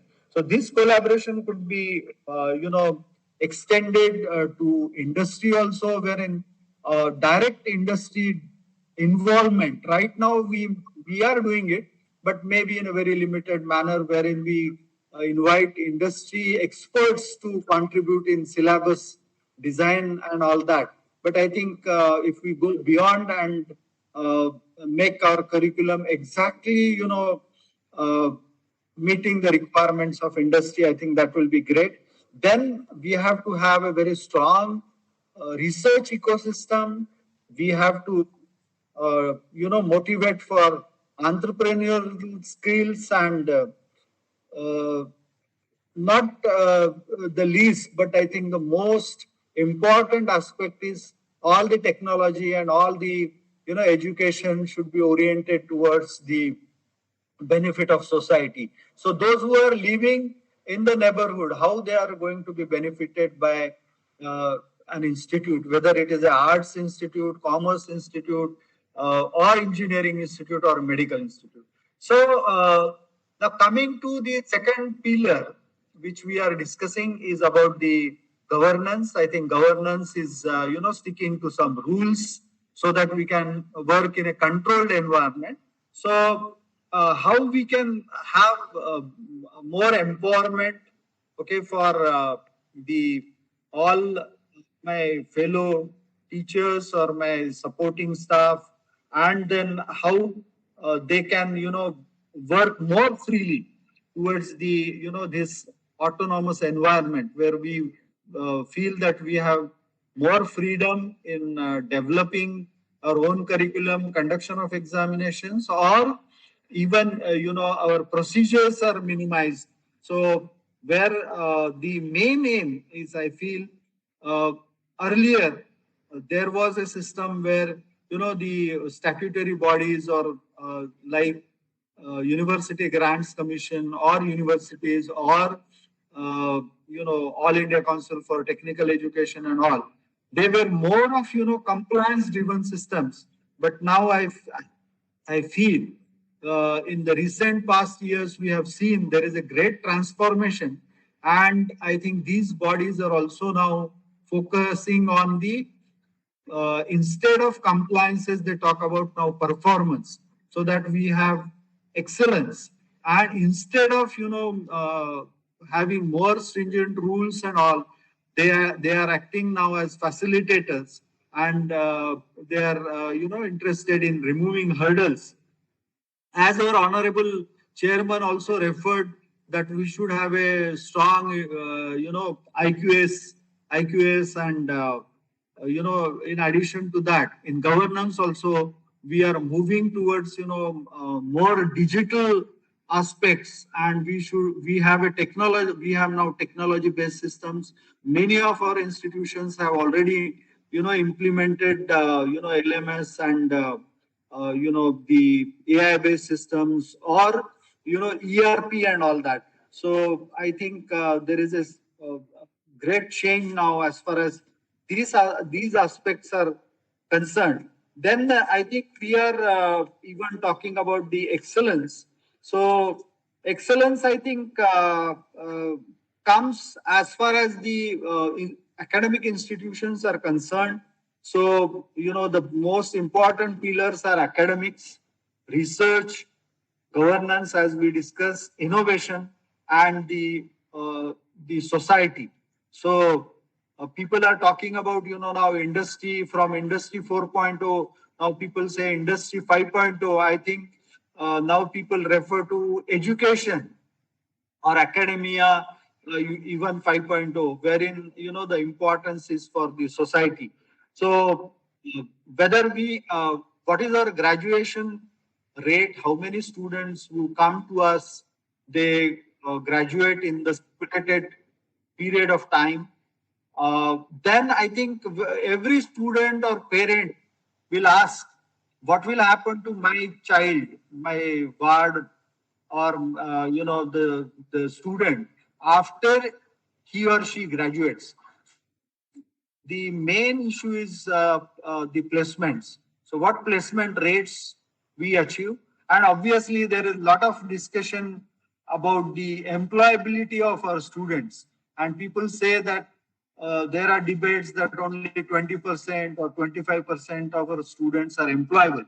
So I think that is a great matter of great concern. In addition to that, the education which we are imparting, I think whether it is satisfying our students. Okay, so their satisfaction is of great importance. Research, I think the focus is on our faculty. Students are now are also participating in a big way in research. But I think the quality of publications, okay, that is also still a matter of concern. We quite often hear that the papers are retracted, okay, the journals are vanishing away. We talked about UGCK journals, and the quality of the publications was debated. So citations, I write paper, but who reads it?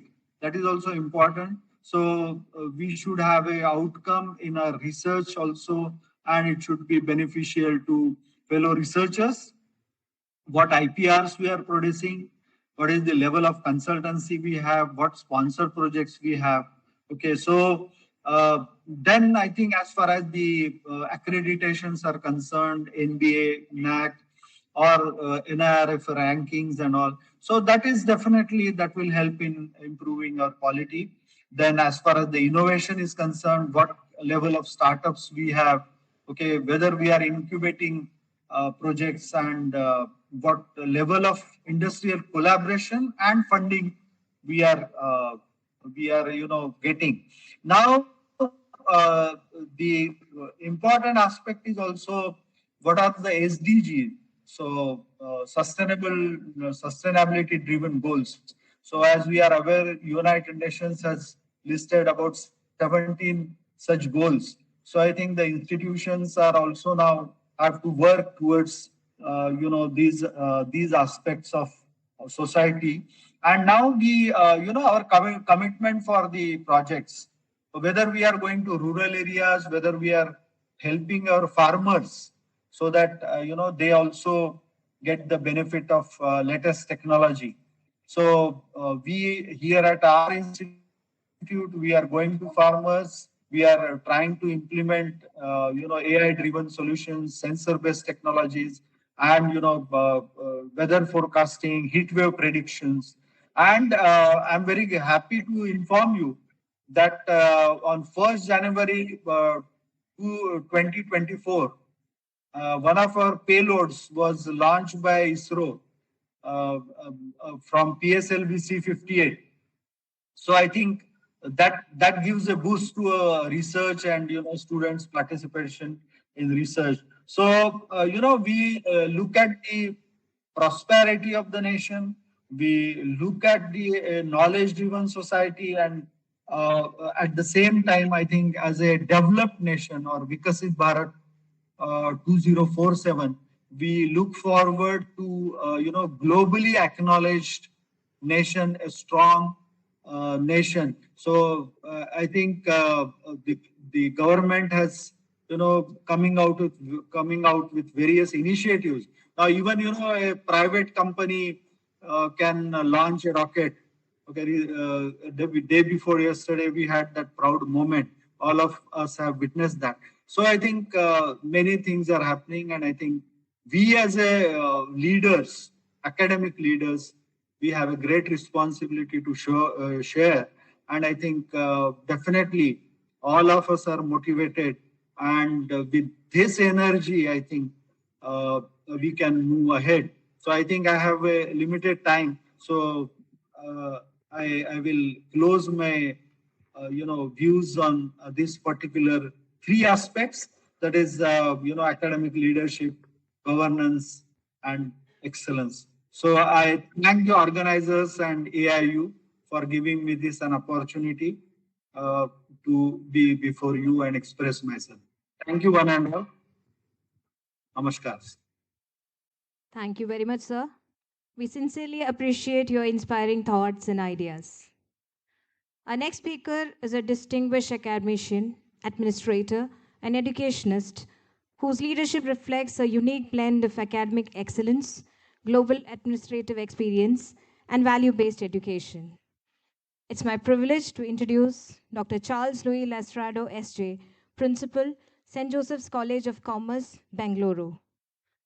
Dr. Lastrado brings nearly 3 decades of rich experience in teaching, research, and academic administration.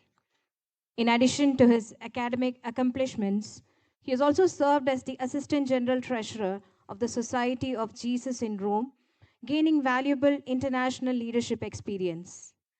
His expertise in governance, finance, institutional administration, and higher education makes him an inspiring leader among autonomous institutions.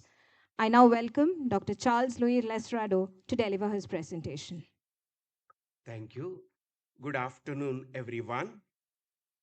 Respected chairperson of this session, Professor M. Junaid Bushiri, fellow panelists, Dr. Vivek Sannapawar and Dr. R.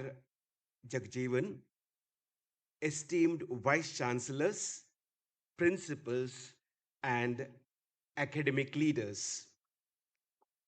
It is a privilege to be a part of this gathering, first AIU Associate Members Conference, to reflect on the theme that sits at the heart of the future of Indian higher education: leadership, governance, and excellence. These three words are often spoken together, yet they are frequently treated as separate dimensions of institutional functioning. Leadership is discussed in terms of individual, governance in terms of structures, and excellence in terms of ranking and accreditation outcomes. In fact, these three are interconnected and hence inseparable. Leadership without sound governance becomes personality driven. Governance without leadership becomes procedural. Excellence without either becomes accidental and difficult to sustain. The implementation of National Education Policy 2020 has been a greatest test of this relationship. For autonomous institutions, the real challenge was to redesign academic process while continuing to educate students, support faculty, maintain quality, and preserve institutional identity. I would like to share a few reflections from the journey of St. Joseph's College of Commerce, Bengaluru, not as a claim of having perfected the process, but as a practical case study as to how leadership, governance, and excellence reinforce one another when pursued together. Leadership, building capacity before it is needed. The first lesson concerns leadership. In higher education, leadership cannot reside in principal's office.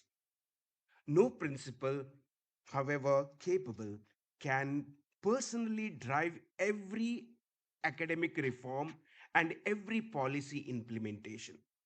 Institutions become resilient only when leadership is distributed.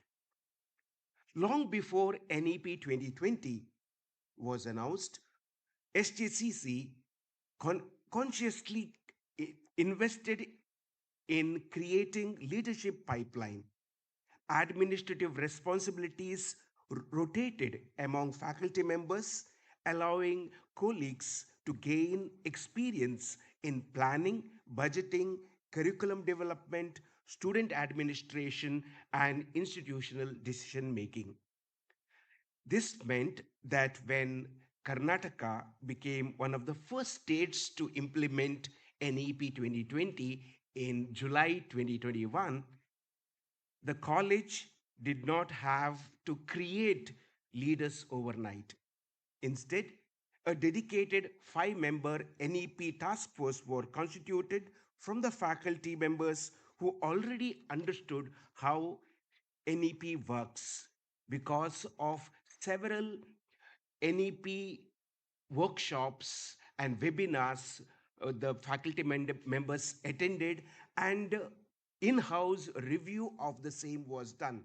Because as you know, NEP was introduced in the year or promulgated in the year 2020, but introduced for the first time in July 2021, approximately 1 year after its declaration.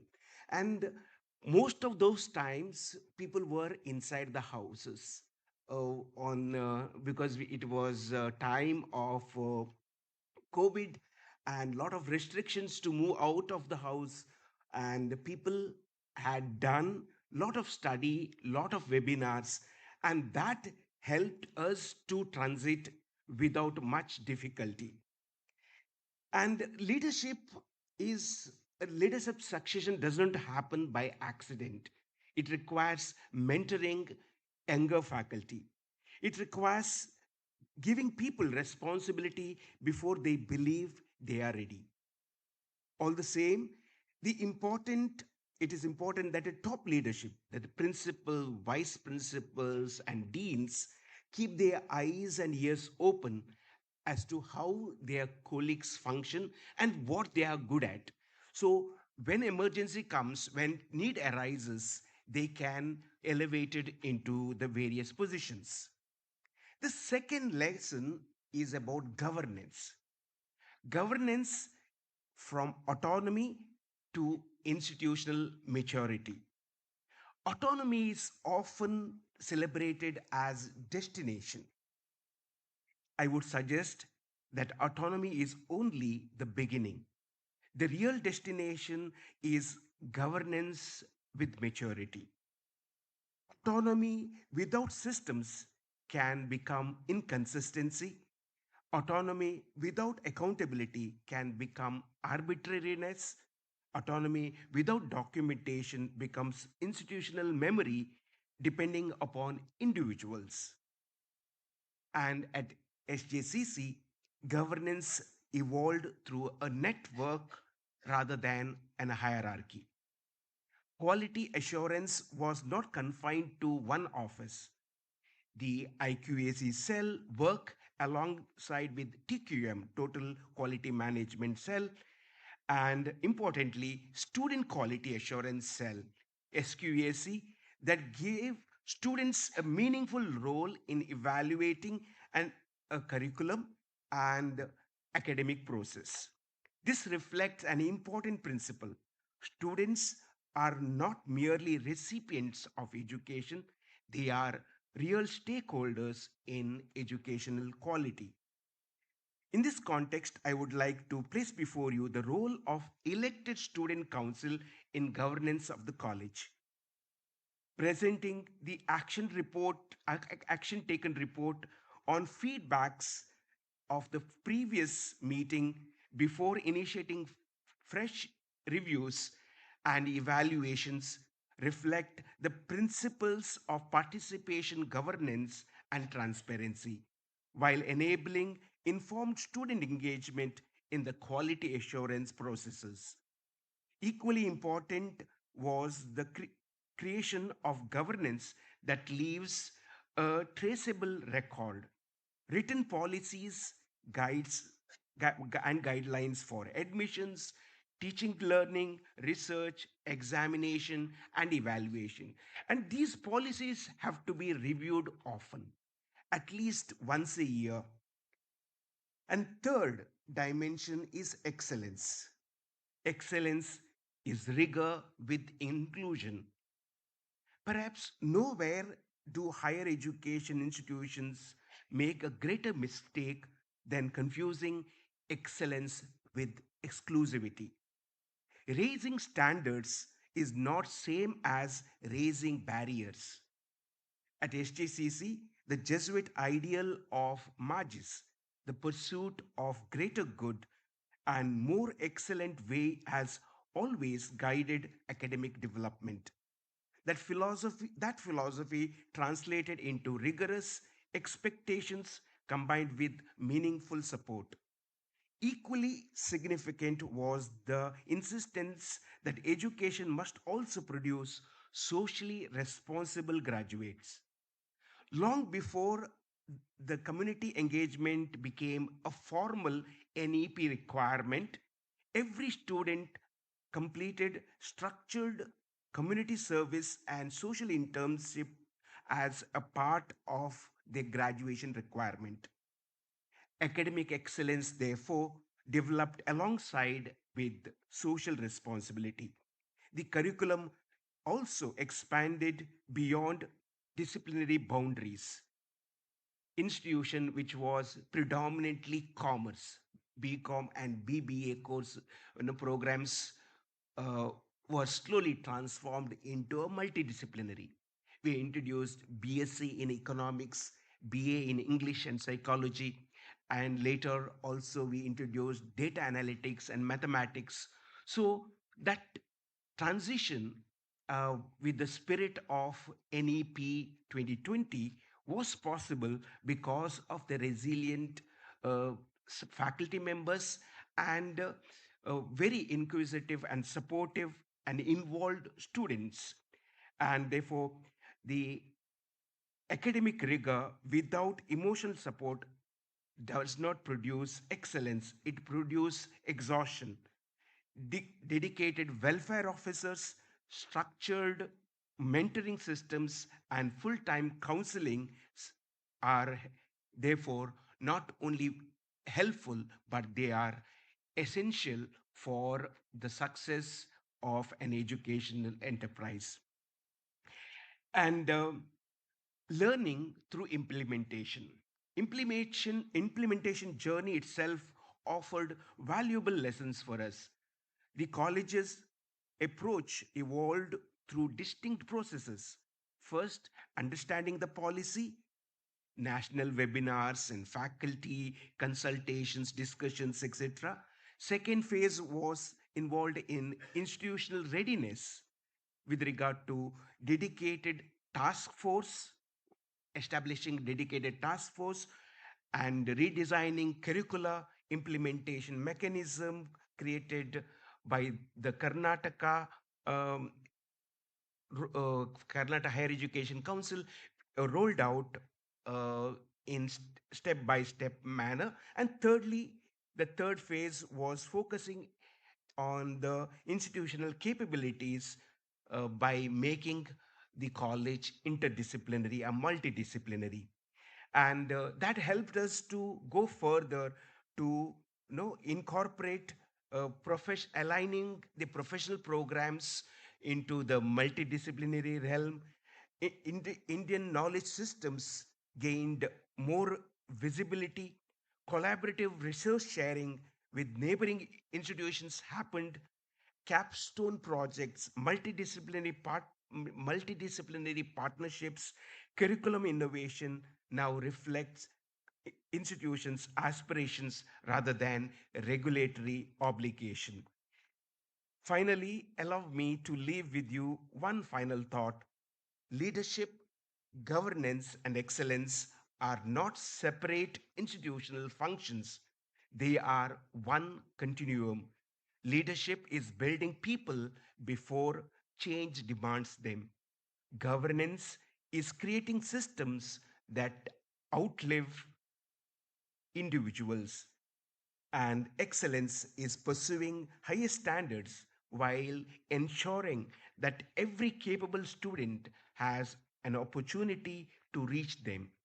The true measure of an autonomous institution is not how efficiently it complies with regulations, it is how confidently it uses autonomy to innovate, to include, and to collaborate and to lead. It is how effectively addresses current students' aspirations and engages the past students in visioning. If the institutions commit themselves to these principles, it is our regulatory ecosystems responds with clarity, partnership, and trust. Then autonomy will no longer will be viewed as simply as an administrative category. It will become what it always intended to be: the freedom to imagine, courage to innovate, and responsibility to lead. Thank you so much. Thank you very much, Father. We are indeed enlightened by your words of wisdom and sagacity. Our final speaker for this session is a distinguished academic administrator, management expert, and renowned trainer who has made significant contributions to higher education and institutional development. It's my pleasure to introduce Dr. R. Jagajeevan, Principal, Sri Krishna Arts and Science College, Coimbatore. With more than 2 decades of experience spanning both industry and academia, Dr. Jagajeevan has successfully led several institutional initiatives in quality assurance, innovative teaching practices, leadership development, and research promotion. Widely recognized as a corporate trainer and education leader, he has conducted numerous management development programs for academic institutions, government organizations, and industries. Please join in me in extending a warm welcome to Dr. R. Jagjeevan for the concluding presentation of this session.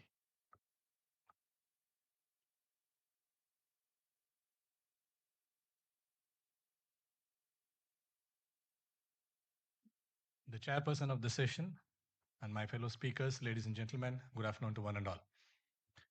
I think the biggest challenge for the final speaker is about what is the point that you're going to speak when the others have covered almost everything. But let me start with a disclaimer. The views that I'm going to present now is something that I've experienced probably in 26 years of my experience as a teacher and also as an administrator. Probably, I was just traveling yesterday to Kochi and I was just watching few videos. And very interestingly, I came across a video called as What is Reality? A faculty member is questioning the students, asking them, how would you define reality? People were saying like, no, that is the fact. That is the data. And so many other explanations. But the faculty concludes by saying, a reality is what you think it is. A reality what you think it is what is the conclusion that the faculty gives. I think this video has hit me very strong as of this topic is concerned about leadership, governance, and excellence.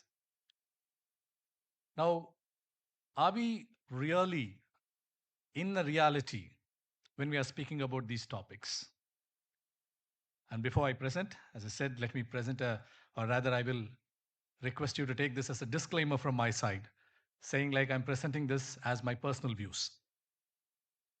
The first and the foremost thing when we are speaking about leadership is about, we obviously speak about vision, where we say like the vision is the most important thing for a leader. And the next one, as of the academics are concerned or institutions are concerned, we speak about the meeting the expectations of the stakeholders. And the third one is continuous improvement, right? When we are speaking about these three dimensions, are we really able to give equal importance for all these three dimensions is a big question. Now that is very, very difficult for us to balance all these three things. I think the chair was speaking about three pillars. I'm sure like, no, there are so many important foundations and pillars that is going to be there as of our educational system is concerned. But when you're speaking about leadership, the first and the foremost is like, we are not able to bring a balance between all these three things about really focusing on achieving our vision, really meeting the expectations of the stakeholders, and also focusing on continuous improvement. Now, that is going to be the biggest challenge. Now, either way, you're going to balance and you're going to compromise on something on these three aspects. That is the foremost challenge that we are going to have as academic leaders. And now the next and foremost experience that I have been having is that primarily I'm a corporate trainer, but of course, research is something that we, as an academician, we must be doing it. So I was a researcher with probably about 30% of my academic timing was spent about research. But now the challenge is in our system, or as Dr. Charles was speaking about the ecosystem that we have. The interesting fact today is about we make an academician to do research, and somebody who is a very good researcher, we make them as an administrator. And how is that this administrator is going to do research is the big question. Now, there are good researchers who become administrators, and vice versa, who are good administrators are asked to do research. Now, how is that we are again going to balance between these two things, in fact? No, probably I think we need to have a ecosystem, or probably we need to have policies in place, which is going to help us saying like somebody who's a researcher has to flourish in his or her field, but probably somebody who's an academic administrator has to flourish. I think, now I'm not asking this has to go in silos actually, but I'm asking like there has to be a coordination between these two things based on the policies that we are going to place in our ecosystem. That is the foremost thing. Now, next one is about, Madam was speaking about, I would place a request to Dr. Mittal ma'am, saying like Madam has been speaking about roundtable for the vice chancellors, roundtable for the principals, roundtable for so many people. But I would request Madam, or I would request AIU on behalf of us, on behalf of my panel, on behalf of all of us here as academicians, saying like we should also bring a round table for the future academicians. Probably we should pick people who are interested in academics in their undergraduation or at least in the post graduation, pick them, and probably forums like AIU or UGC or AICT or probably like the Higher Education Council, which is going to be in place, has to conduct training program for the future academicians so that they can have a mindset saying what academics is all about. Now, that is something that we need to do to improve the leadership. Now, I'm really worried when I'm going to speak about the evolution of leadership. I think our previous leaders were far better. We are doing our job. I'm not sure like whether we are doing as they were able to do. In fact, I always say like my grandfather, because I'm the first person after 4 generations who came for a job where my family was a business family. I personally felt like no, even with an MBA, I'll not be able to do the business as my grandfather used to do. In fact, that is how he was to do. And see, just a comparison saying like how the academic leaders in the past or how our previous generations had done a wonderful job. And they left a legacy, but are we able to take up the torch to the next level is a big question mark that we are having. So this is a big thing. So the next generation leaders are going to be far, far better when compared to us as of technology is concerned. But when it comes to intelligence, how is that they are going to operate is a big question. And I think that is where I requested Mithil ma'am to have, or AIU, to have a round table for the people, for the students who are interested to become an academician. And another one, probably this can be a grievance sort of thing, but this is a right forum for me to present a grievance as an academician also. The educational system or the ecosystem in specific universities, the university does not follow what UGC says. The university does not have a specific regulation which is supposed to be at par with the requirements or expectations of the students or stakeholders. They have their own policies, which is actually not allowing the leaders to flourish. For example, UGC makes an announcement saying like pre-thesis publication is not required. But there are universities which is making mandatory like we have to publish before a thesis is submitted. Now, see, this is probably as an academician, I would say this is right also. Okay, it's because you're testing whether I've really done my research. Fine, absolutely fine. So the university gives me a list of journals where they are asking me to publish it. I publish in that, and before I submit my thesis, the journal is removed from the list. So they say that you have to again publish in the journal where we have revised at present. Now, how is that this is something negative on a researcher's side? Now, this ecosystem is not allowing the leaders to flourish. See, basically, we need to have a PhD today to become an academician.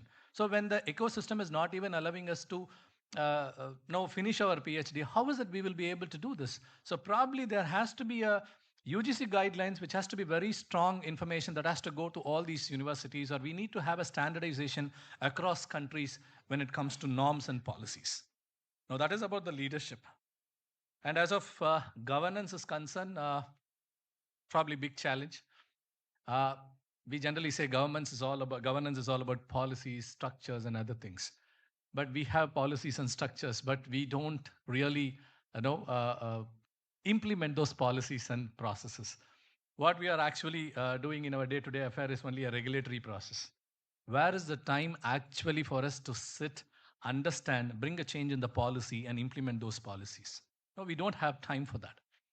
Now, rather than really looking on the policies and the processes as of the part of governance, we are really sticking on with our regulatory process. Now, I would like to caution here with one thing, with my experiences. The governance is, I think, when our first speaker was speaking about, he mentioned about the ERP or the LMS. Now, we have to be very, very careful when we are picking an LMS for the governance of our educational institution. They come with their module and they give that module and ask us to implement that, which is in no way is going to help us in achieving either our COPO or the real outcome, or whatever is our outcome-based education. It is not actually is going to help us. please be very careful when you're really picking an learning management system or an ERP for your institution, because the so-called ERP or an LMS, which is actually coming to help our governance, is actually complicating our governance. So we have to be very careful about picking a LMS and other things. And now another vital point, my third point and the last point as of the governance is concerned, is the data privacy. Now we have made so much online that anybody can get into our system and know like what it is without even our information, without even we tracking it. So data privacy has become a really cause of concern for us. So I have a policy, I have a process. I also go with a data-driven decision making. But before I take a decision, my data is in the hands of my competitors or in my opponents. And when I take the decision, it is actually late. So data privacy is becoming a highest concern for us when it becomes a part of governance. And as we said, leaders actually make governance, but governance will go with leaders. And the vital thing today is about the quality of faculty members. There are faculty members or there are people who are coming to teaching not by choice but by chance.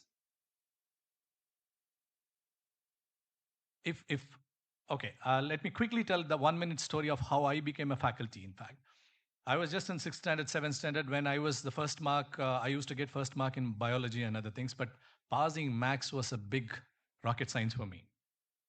Maths, it was terrible for me, in fact. And my biology teacher's son was in my class. Okay, he of course became a medical doctor.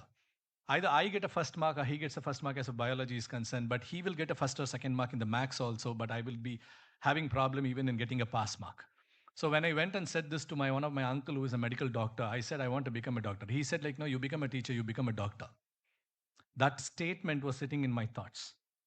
And I decided saying, okay, so if I'm going to take teaching, I'm going to become a doctor. What he meant was PhD actually. So by the time I recognized saying like, okay, this doctor is different, I came to 10th standard or 11th standard, I recognized like, no, this doctor is different, but still I cannot change my mindset, saying like, I must become a teacher. So this is by choice that I became a teacher. But now how many of the next generation people are actually become teachers by choice?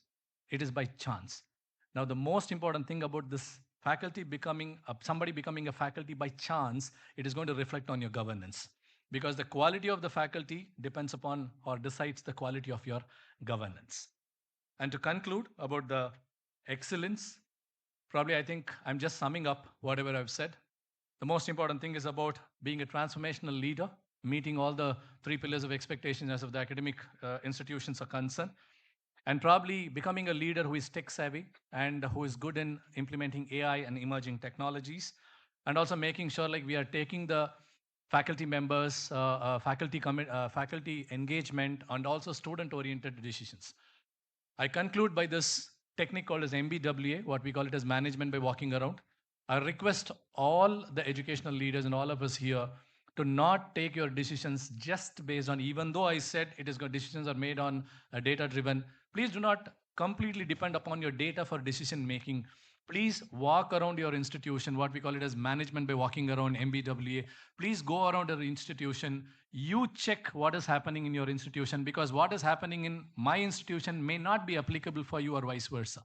So our culture might be different. Our institutional vision mission might be different, where we cannot standardize certain things. So management by walking around is something that we need to be going around, and MBAWA is not something new. I will conclude with this, saying one of the company, I don't want to name a company, one of the companies claimed that MBWA, it is their innovation in the year 1987. They did it for the first time. No, actually, no. MBWA is something called as management by walking around, which is there in our Ramayana. Okay, Lord Rama goes around the society and he says like, no, what is that people are thinking about his ruling. Okay, so that is where he hears about one particular dhobi speaking about ill about Sita, and Sita is sent to forest and the Lavakush episode starts. Now, what Ram was doing was MBWA, management by walking around. So 1987, somebody claiming that no, it is their company which has done it, absolutely nothing to do with that. So it is There are so many things like this which is existing in our past, in our tradition, in our ethos, which should also be brought as a part of leadership. So leadership and governance will lead to excellence. Thank you so much for this opportunity. In fact. Thank you very much, sir. We sincerely appreciate your thought-provoking and mind-opening concepts. We now move on to one of the most engaging segments of today's program, the interactive panel discussion. The session provides an excellent opportunity for delegates to interact directly with our distinguished chairperson and esteemed speakers. I request participants who wish to ask questions to kindly introduce themselves by mentioning their name and institution before asking a question. I now welcome our chairperson, Professor Junaid Bushri, to moderate the interactive discussions. Over to you, sir. I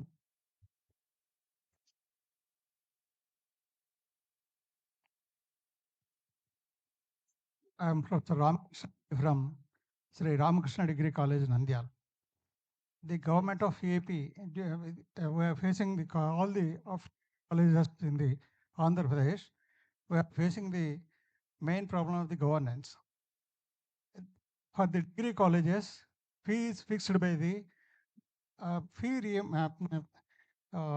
fee fixation committee appointed by the government of AP. The government, fee fixation committee fixed fees for computer course 12,000 rupees per annum. BSc computer course 15,000 rupees per BCA courses 18,000 rupees per annum. And the government introduced a scheme called fee reimbursement scheme.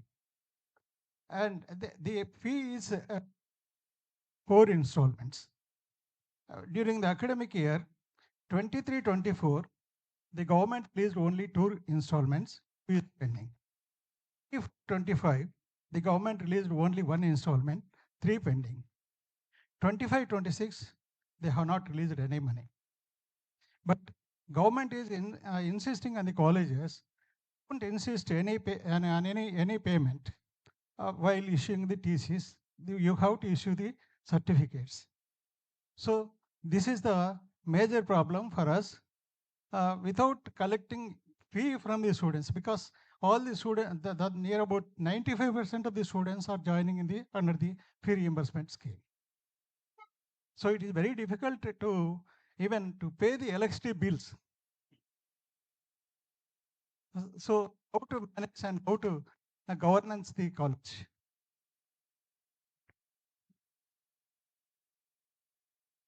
Boss, these are the some of the problems, but these problems has to be you have to address with the government. Yes, government is insisting to release because, the certificates. This forum can give some suggestions. We cannot do much more than that. So this is the problem, as I mentioned in my introductory remarks also, about this problem. What is the solution for it? So some problems, there won't be solution, but of course there will be some solution at the end. So probably... so this is related to the policy of the government. Okay, take up this matter before the government. No, probably this is not a solution, but this is a suggestion. Probably, I'm sure like every state has private educational institutions association. Probably we have to make a representation to the government, and we have to look for the option available. Again, as said, sir, what is your next question, in fact?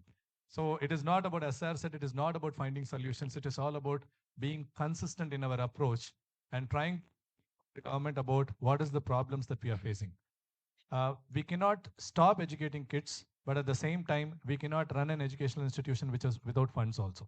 So the option available for us is to represent to the government consistently is what I would say. Thank you.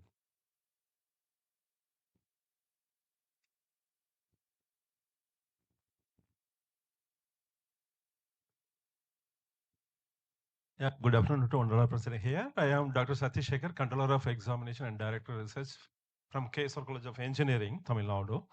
So Dr. Charles sir said that last point, the capstone project, Is it possible to implement in third year, sir? Because the project sets converted into patent, we can easily publish. But whether it is possible to get the grant, so give us suggestions from your end, sir. Yeah, it is not from the grants. It is because undergraduate level, uh, it is self-financed. It is not funded by external agencies. Yeah. That unknown, sir. Yeah. Because in our curriculum itself, we are going to implement the capstone project. Yeah. But so there will be a struggle Yes. to implement these things. Yeah. So how it can be? We have employed one agency expert team of experts. Yeah. They handhold the students every weekend. Yes. And we made into different teams, and the teams of students are handheld by the faculty members.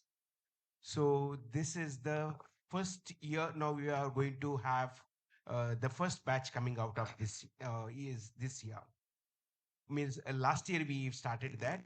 This year we will be first batch of the students. I would share the details with you later in case you. Thank you, gentlemen. Yes. Then Dr. Jagajeevan sir said some of the before submitting the thesis, some of the journals are removed from the list so that the students are very much struggle. So that's what as a director of research, we will implement to all the research scholars, please to go for only standard journal. So whether it is 1 year or 2 year period, don't worry. So that that our paper is always live. So that's what because the most of the journals are that is remuneration fees can be collected from the article. So this is what I want to say, sir. Yeah. My way of looking slightly different, sir. Yeah. Yes. See, I'm not asking not to do that, but as you said, yes, it has to happen. Yes. But the most important thing is about if you have listed, the university actually lists the journals. Yeah. They say these are the list of journals in which you are supposed. Yes. So you have accepted the quality of the journal. Yes. Once I publish it, then why is that you are saying my publication is not accepted? That is my question. Yes, sir. Yes. Either you freeze it or you don't do it retrospective. That is what I would say. Even if now- suppose you have removed, the journal is removed today, maybe right from tomorrow, Yes, sir. Yeah, but this is not something like Even it- in a it non-university cannot also be we have done, struggle. It cannot be done retrospectively. If a student is joining, at the time of joining of a student, there will be some list of journals will be there. Yes. So that student is has to publish only in that journals, but nobody can remove that journals after some time. If one student is published, so the action cannot be taken retrospectively. So that is illegal. Just by If way of they are doing, information, that's an illegal thing. just That never stands before the law. now UGC care list has been removed. So now there is no UGC care list. So the danger of removing from that list is now over. First thing, now the universities can maintain their own list. Out of that, they can insist on publication, but then UGC regulations don't even insist on publication. So this is the universities who are insisting on publication. So universities, if they want to insist on publication, they can also give their own list, that out of this list, the student or the PhD scholar should be publishing. So that danger of removing arbitrarily by a central agency, that doesn't Yes. remain now. information for this audience that one of my known person who submitted his thesis in a university, thesis was returned to him because the journal in which he published was removed because the effect came retrospectively. Yeah. In a non-university His also. thesis was, sir, let us not name any university for your kind information. Thesis was So then the university should take up with that examiner, no? the person has to work on the publication again in the same list that the university has given, and after publication only this person was able to submit his thesis. Now this is cruelty actually. Yes, No, this no, is. the- This is, but that shows the lackadaisical approach of the university, that they did not take up the matter. It was nothing to do with the UGC. And in UGC regulations also, it was mentioned that at the time of publication, if it is in the list, then it will be taken as a valid publication. It was not that after that you are removed. So that must be some misgivings of the examiner, not UGC. Thank you, sir. Thank you, ma'am. Actually, the UGC regulation is the apex regulation, so that cannot be removed with the other regulations made by the college or university. So they cannot do like that. So, good afternoon, everyone. So, myself, Dr. Sarika Chauhan Shekhawat. I'm an associate professor from Atlas Skilltech University. So, sir, you talked about, we have to differentiate between the researchers or the academicians or the administrator. So, actually, I have visited NTU, that is the Nottinghamton University, UK, as a part of our faculty immersion. So there, what they have done is we got to know they have divided the faculties into 4 different categories based on their choices as well as per their expertise. So those groups were academicians, administrators, researchers, and even the industry, because many industry people were the faculty members. So their appraisals and all were based on these their performance in those categories. So when are we going to start with that? My biggest question. Because here everything depends on CAS and all the research Definitely, we criteria is have to also think in there. that direction. Maybe that will happen. Maybe in another 10 years. It's actually It's too the late system which is already, I followed. feel so, Yeah, because we this have is to the preserve practices also, yeah, those this who is are the coming. system what following in the developed countries. Yeah. Anyway, we also have to make suggestions before our policy makers.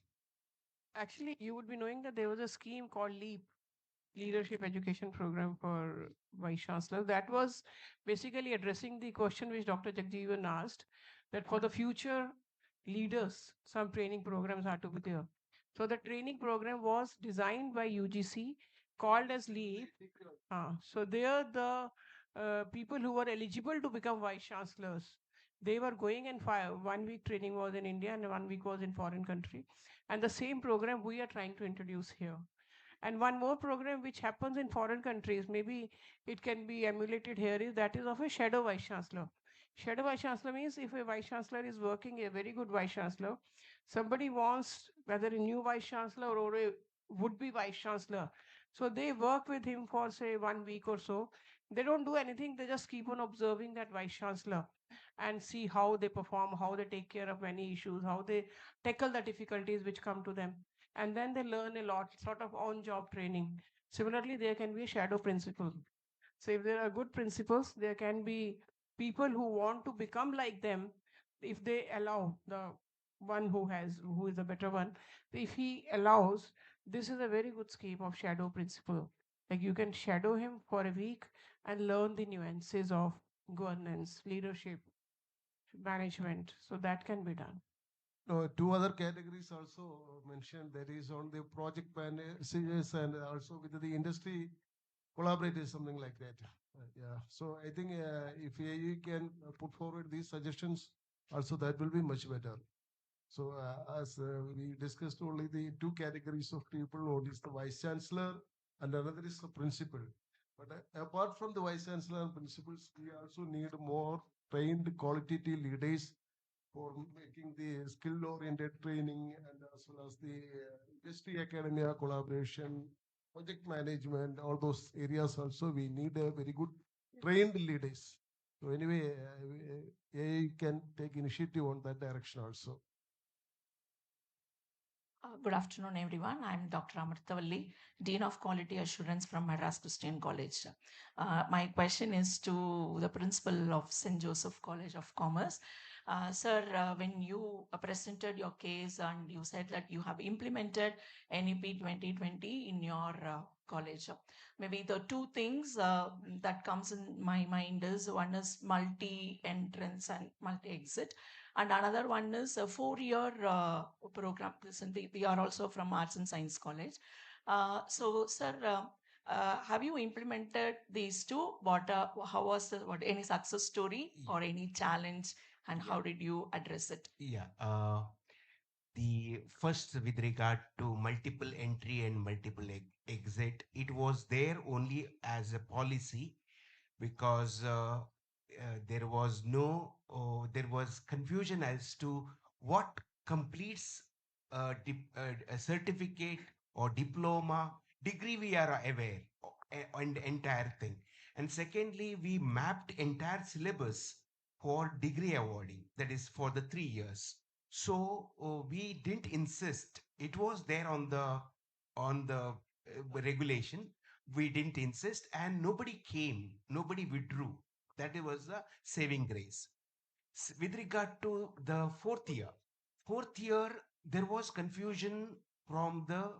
By the time what happened was, by the students, by the time students came to the third year, the government changed, and government withdrew implementation of NEP and constituted a committee for SEP, State Education Policy.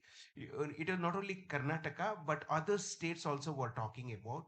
But they kept the spirit of NEP to a large extent.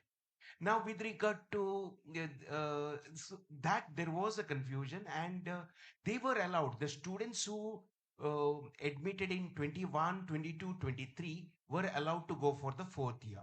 So we had only two batches of students for the fourth year. Now we don't have. Now the present batch we are not going to give. Thank you, sir. And I request the AAU or the panel members to recommend the autonomous colleges what are the activities of NEP 2020 that the autonomous college can take up so that we also will comply with the NEP 2020 because many things are not executable or in the hands of universities sometimes. So every time we wanted to introduce a program, a multidisciplinary program or any innovative program, then we have to go to the university to get the approval. So anything that can be as an autonomous institute, what are the activities of NEP 2020 that can be implemented in the autonomous college? If AIU can provide us or handhold us the autonomous colleges, that will be very helpful. Thank you. Thank you, ma'am. Good afternoon. Sir, unlike the other states in Kerala, the Kerala universities in Kerala are not accepting the UGC regulation 2023, which is actually the regulating the autonomous colleges in India. We believe that that is a Bible of the autonomous colleges that is to be implemented in all the states, including the Kerala, as it is envisaged by the University Grants Commission. For example, here the universities are levying huge amount as an affiliation fee. Actually, it is very clearly defined in the regulation. That is, the colleges need not pay their affiliation fee to the colleges. Then secondly, it is not possible to design a new program and to submit to the university. The university is not accepting. That is, it is not without the permission of the university. Then similarly, if we are preparing some universities, if we are preparing a new program with the syllabus and everything, and if it is submitted to the university, they are charging a huge amount for accepting the certificate also. And another important request to the AIU also that the autonomous colleges and all the unaided colleges in Kerala are not given the permanent affiliation. Without permanent affiliation, it is not possible to get the 12B from the University Grants Commission. So we are not able to get any amount either as a research fund or any fund from the UGC, DBT, DST, etc. in any of the colleges which are affiliated to the universities in Kerala. So since I am the only person from the Kerala attending this program, this is giving as a suggestion and also as a recommendation to be implemented by the universities in Kerala. Thank you, sir. Yeah, we also have similar problem in Karnataka. We have our university, affiliating university, Bangalore City University, charges heavy amount as affiliation charges, but they put different title for that. I do not know no, I don't recollect exact word they use, but the name they changed from affiliation because affiliation fee is some other fee, but it is more than what other affiliating colleges pay. That we can see because we get the circular in one sheet only. For this fee is applicable for autonomous college. These are the other affiliated colleges. Similarly, for the students, when they graduate, they require a degree certificate. that is 100% more than what the other students pay. Our regular or affiliated college student would pay about 1,500, whereas autonomous college student have to pay for the similar certificate 3,700 or something. So more than double. Yes, these are the some of the issues, but other issue is related to the autonomous colleges. For the academic autonomy is concerned, this curriculum and syllabus is concerned. In some of the colleges, autonomous colleges in Kerala, they are diluting the curriculum and syllabus of the programs. So that is actually not good for, because their level of teaching is lowering with respect to the other institutions. So that's why universities are taking some initiatives to regulate this syllabus and curriculum. So that is one thing happening. The other is, as far as in other side, as far as universities are concerned, they have to meet the expenses related to issuing. They mentioned the certificate issuing, all those things. Anyway, they also have to need funds, so that's why they are charging these fees. And even for the, I don't know how much fees is charging in which university, how much is as a recognition fees or affiliation fees, how much is charging in. Actually, for the first 2024, we have to pay the affiliation fee for 6 years. 6 years. That is, if you are having, for example, 15 programs, 15 into 25,000 into 6. That is for the UG program. And if you are having 10 PG programs, that PG program, Yeah, it will anyway, be 30,000. Anyway, this charging is against the UGC regulation. Yeah, but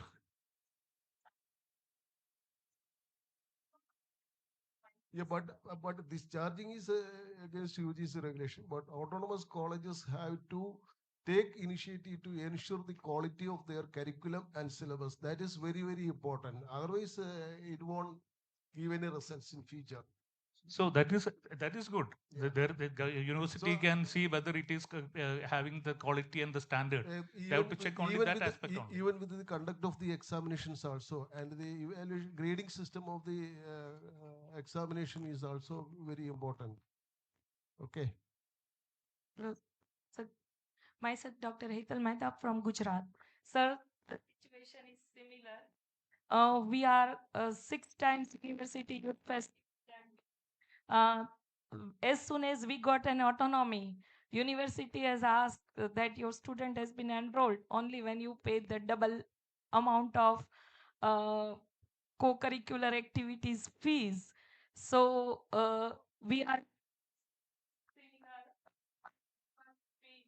for the affiliation, for the extra activities, for the sports fees, everything we are going to pay.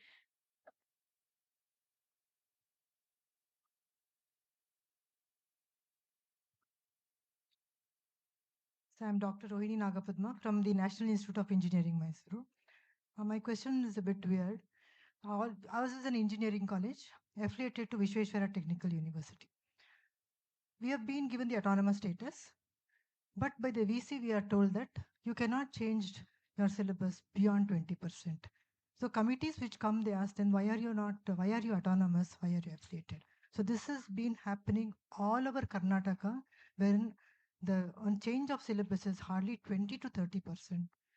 So what is the solution? I'm really wild about it.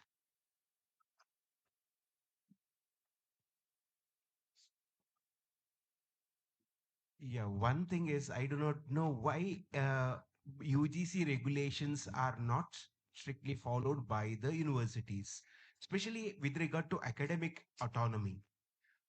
Fortunately for us, that difficulty is not there. Sometimes we change because what the society needs, what the industry needs, we have to give. We can't go on giving old syllabus if the what is required for their life, their career, their future required, and what the trend or what is required for the students to know. Those things we have to put, not then means it will take 5 years. even if it is take 10, but by the time it will be outdated. So things are changing fast in such cases. I don't know, it is not there in UGC regulations because UGC encourages you to be updated in time. This I have heard in from other universities also, in Mangalore University also, but it is not in writing. Yes. Excuse me, sir. Shall we? You're going to conclude? Yeah, I think shall we conclude? The time is already. Okay. I want to say something positive. Everyone is putting a problem, then we have a very good time. I'm from West Bengal, Darjeeling. We are the only autonomous college under North Bengal University. The university has been very gracious to us, maybe because it didn't have a vice chancellor for the last 3 years. We have been told that you give us the UGC regulations. So we have put that and they have published as the no. So we were escaped from all these difficulties which which is told. Programs which has been accepted by university and our own syllabus that also has been accepted because we have made a syllabus with a lot of discussion, a lot of pain we have taken. And as of now, everything is going on well. I hope that it will continue. Thank you all for the active participation and the panelist. So in conclusion, as far as the institutional leadership is concerned, of course, some of the important points are pointed out by our panelists. That is particularly on the continuous. First of all, the vision of leader is very important, and the another is the continuous involvement of the leader is also very important. That is some of the points mentioned by the Dr. Jagajeevan, and as well as the leader should have to meet the expectations of stakeholders.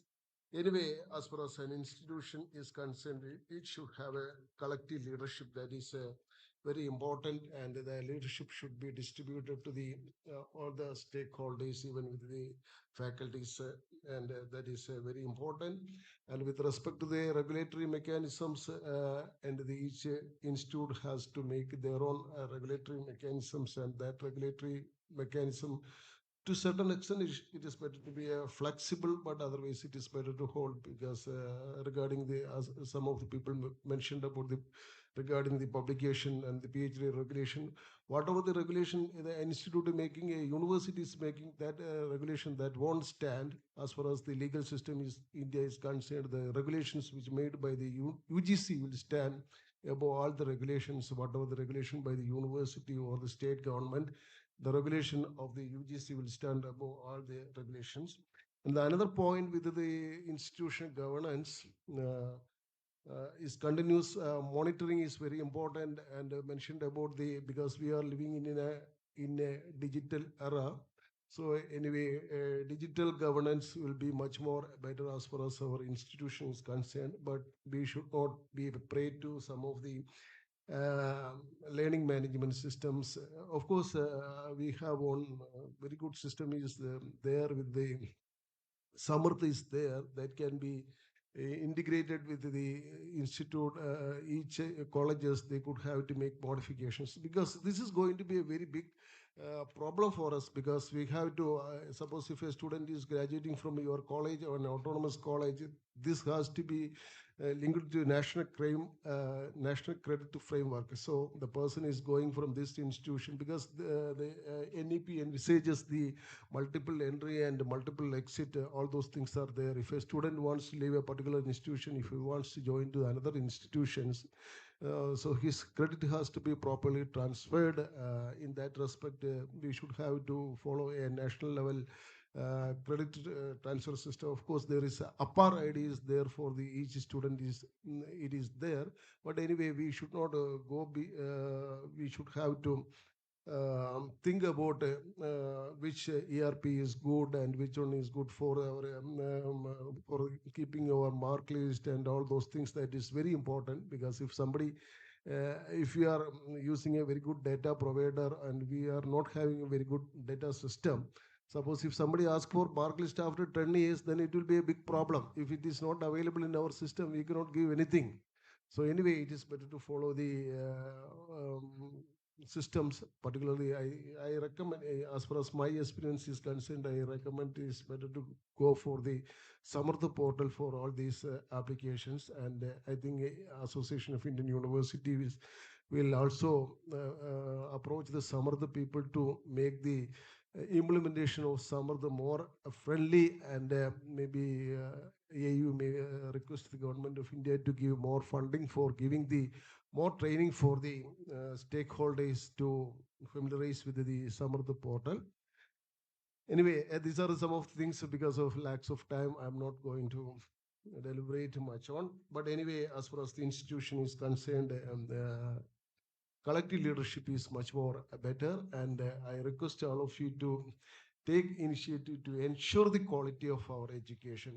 Please don't dilute the syllabus, and please don't dilute our grading system. So then if you go in that direction, that will defeat our aim to become the phasing out of the affiliation system.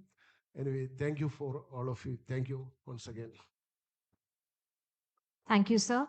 Your insightful summary has beautifully encapsulated the key ideas discussed during this session and reinforced the importance of visionary leadership, transparency, governance, and academic excellence in shaping the future of autonomous institutions. On behalf of the Association of Indian Universities and Rajagiri School of Engineering and Technology, we extend our heartfelt gratitude to our esteemed chairperson, distinguished speakers, and all the delegates for making this session truly enlightening. I request Dr. Pankaj Mittal, Secretary General AIU, to kindly present a token of appreciation to our chairperson, Professor Junaid Bushri, and speakers, Dr. Charles Louis Lasrado and Dr. R. Jagajeevan, as a gesture of gratitude for their valuable contributions today.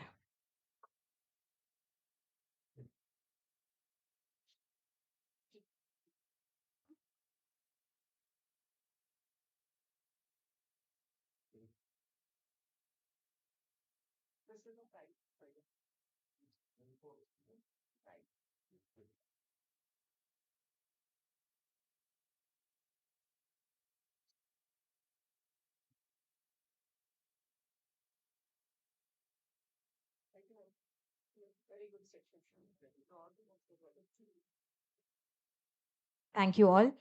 I now request all the delegates to proceed to the dining hall. Organizing committee may please assist our dignitaries. I request you to reassemble in the same hall as technical session 2 will commence promptly.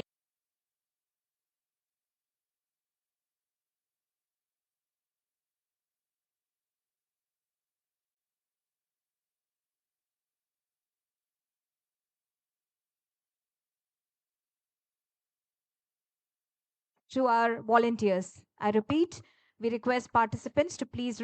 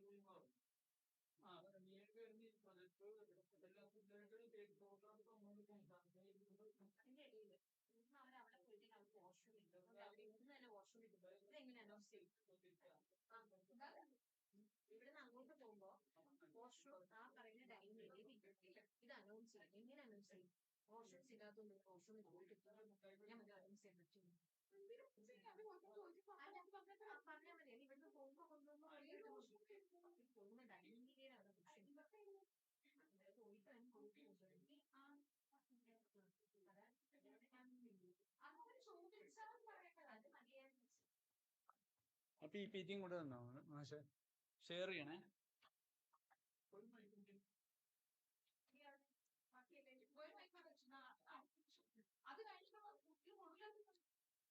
മാറ്റിയില്ലേ വേറെ മാറ്റിയില്ലേ ഇനി പിന്നെ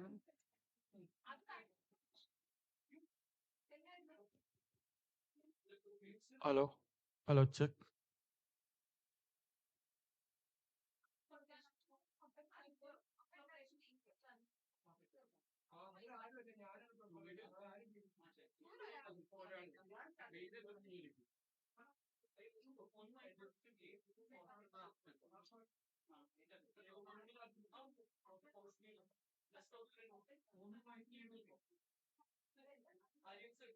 ആ ഉണ്ട് ഉണ്ട്.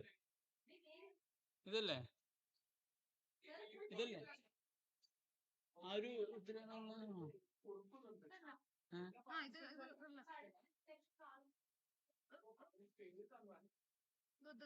ഓണാക്കി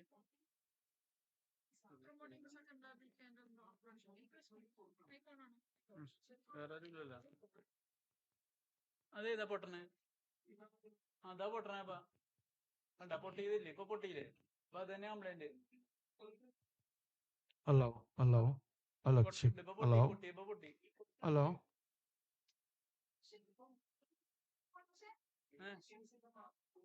free പറയാം.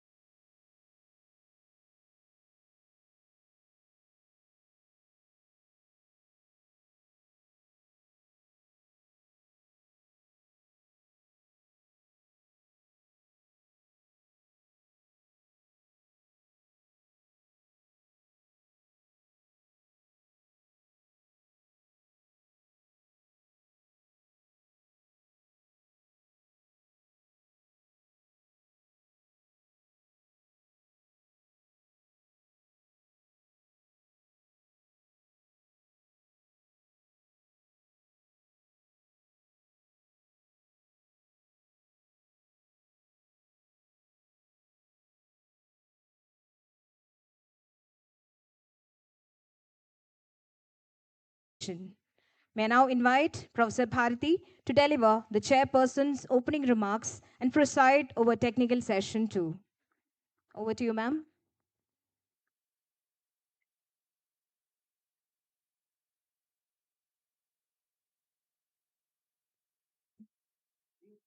Good afternoon to all. After that very, very sumptuous, delicious lunch, we are here to provide ourselves with some food for thought. And very happy to welcome the panelists, Dr. Pooja Ramchandani, Dr. Manjunatha, and Dr. Vivek Singh Kushwaha. When we look at the theme for this session, namely promoting quality, innovation, and global competitiveness, it becomes necessary to be aware that there are two tracks in which we can look at quality, innovation, and global competitiveness. One is the short-term number crunching that many institutions are forced to do in their pursuit for accreditation and ranking, whether it is national level or international level accreditation ranking frameworks. The other is to look at quality, innovation, and global competitiveness more as a mindset, more as something that the institutions want to do from where they are to where they see themselves in 5 to 10 years. So when we look at these aspects, there was a very interesting remark that came in the morning repeatedly. One is there are these regulatory mechanisms and colleges have autonomy, but somewhere along they still operate as a checks and balance mechanism. This kept coming time and again. But if you look at it,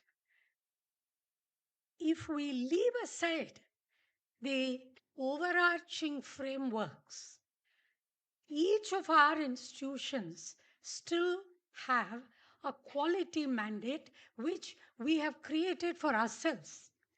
And that is where what Father Charles mentioned in the morning. Over and above what the UGC mandates or the local university mandates, St. Joseph's College has its mandate for quality. So my point that I want to place before you is to do this introspection on what is the quality mandate that my institution has. Are we clear about that?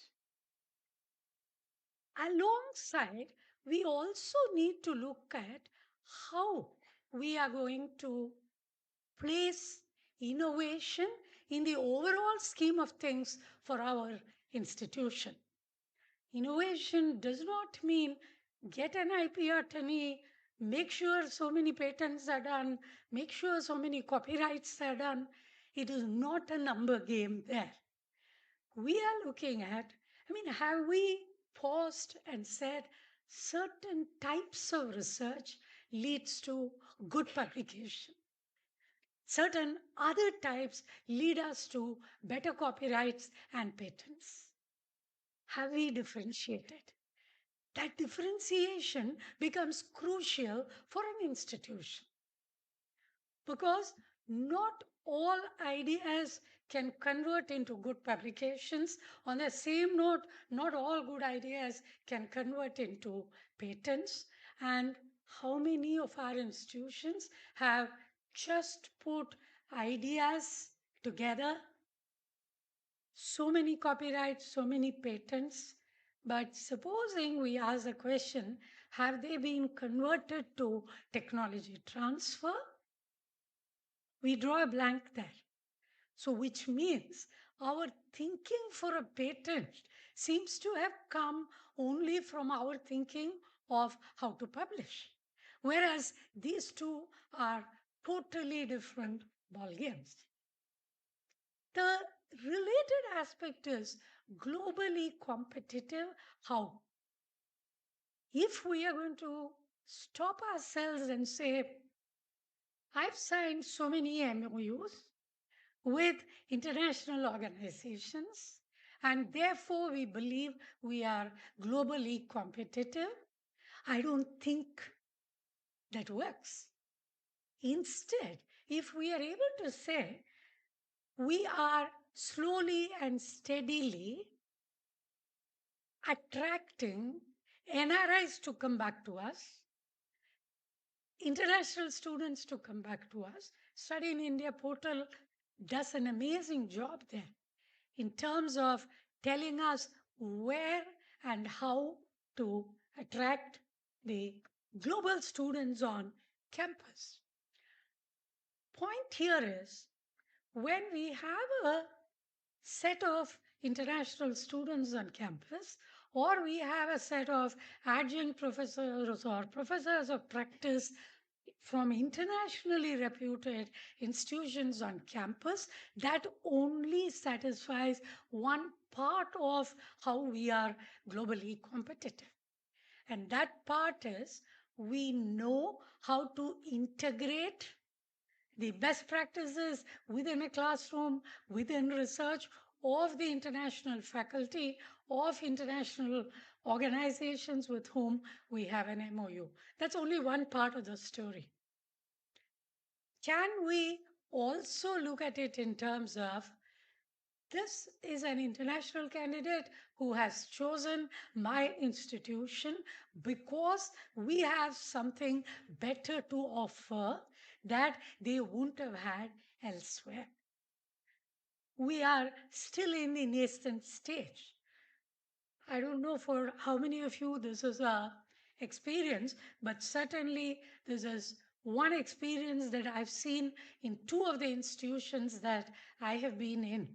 At University of Madras, when I was handling the portfolio of Director of International Center, while at the same time coordinating the Pan-African e-network program, what we were able to do is to bring online close to 1,200 students to take our programs, BBA and MSc Computer Science.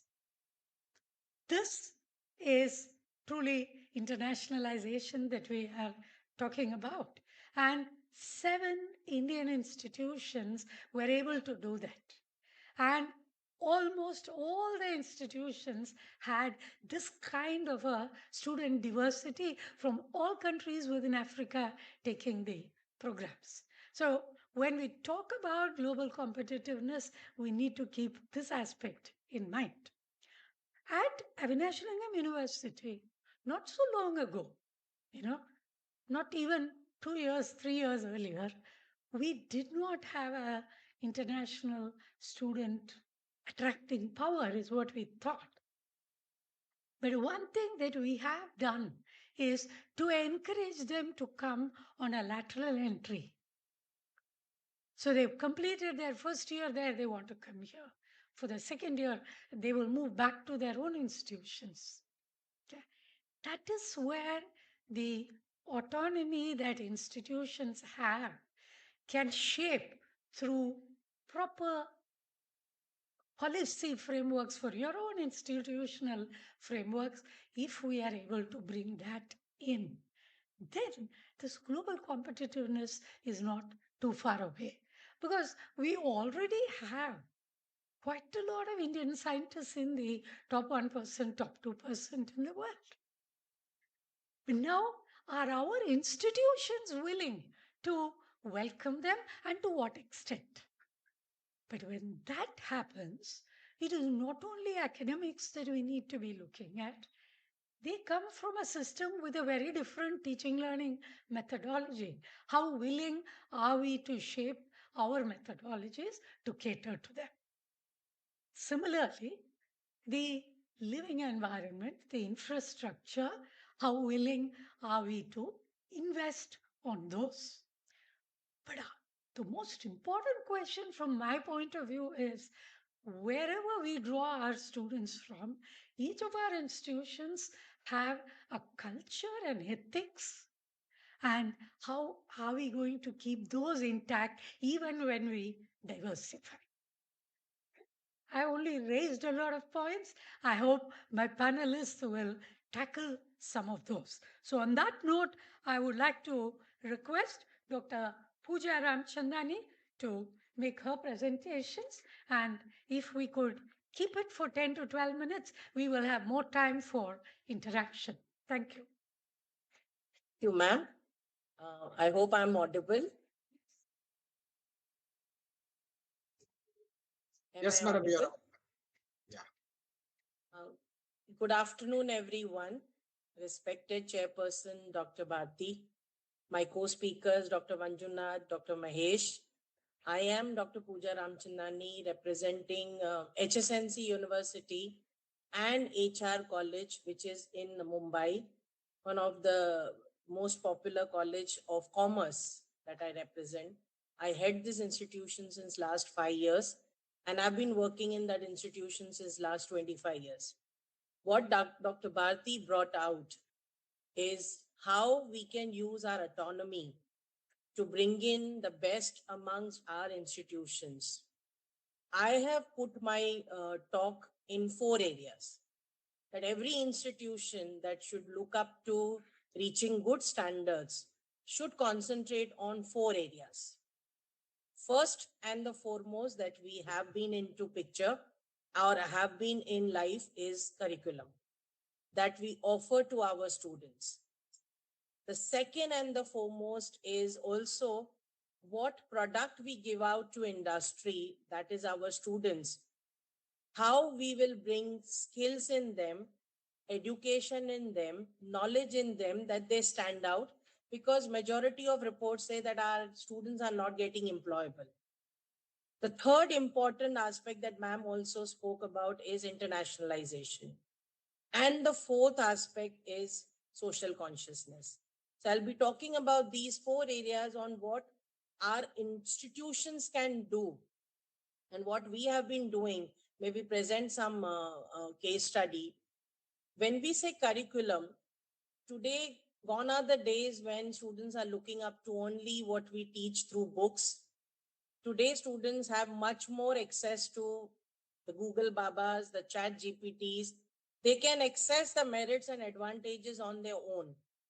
So when an institution sits down or universities sit down to make their curriculum, one of an important aspect is see or check when the BOSs frame their curriculum, whether it is made along with industry expectations.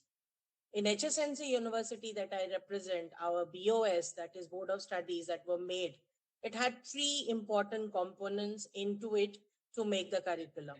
First and the foremost, the academia itself, which is our faculty. Second important component that we brought in was industry.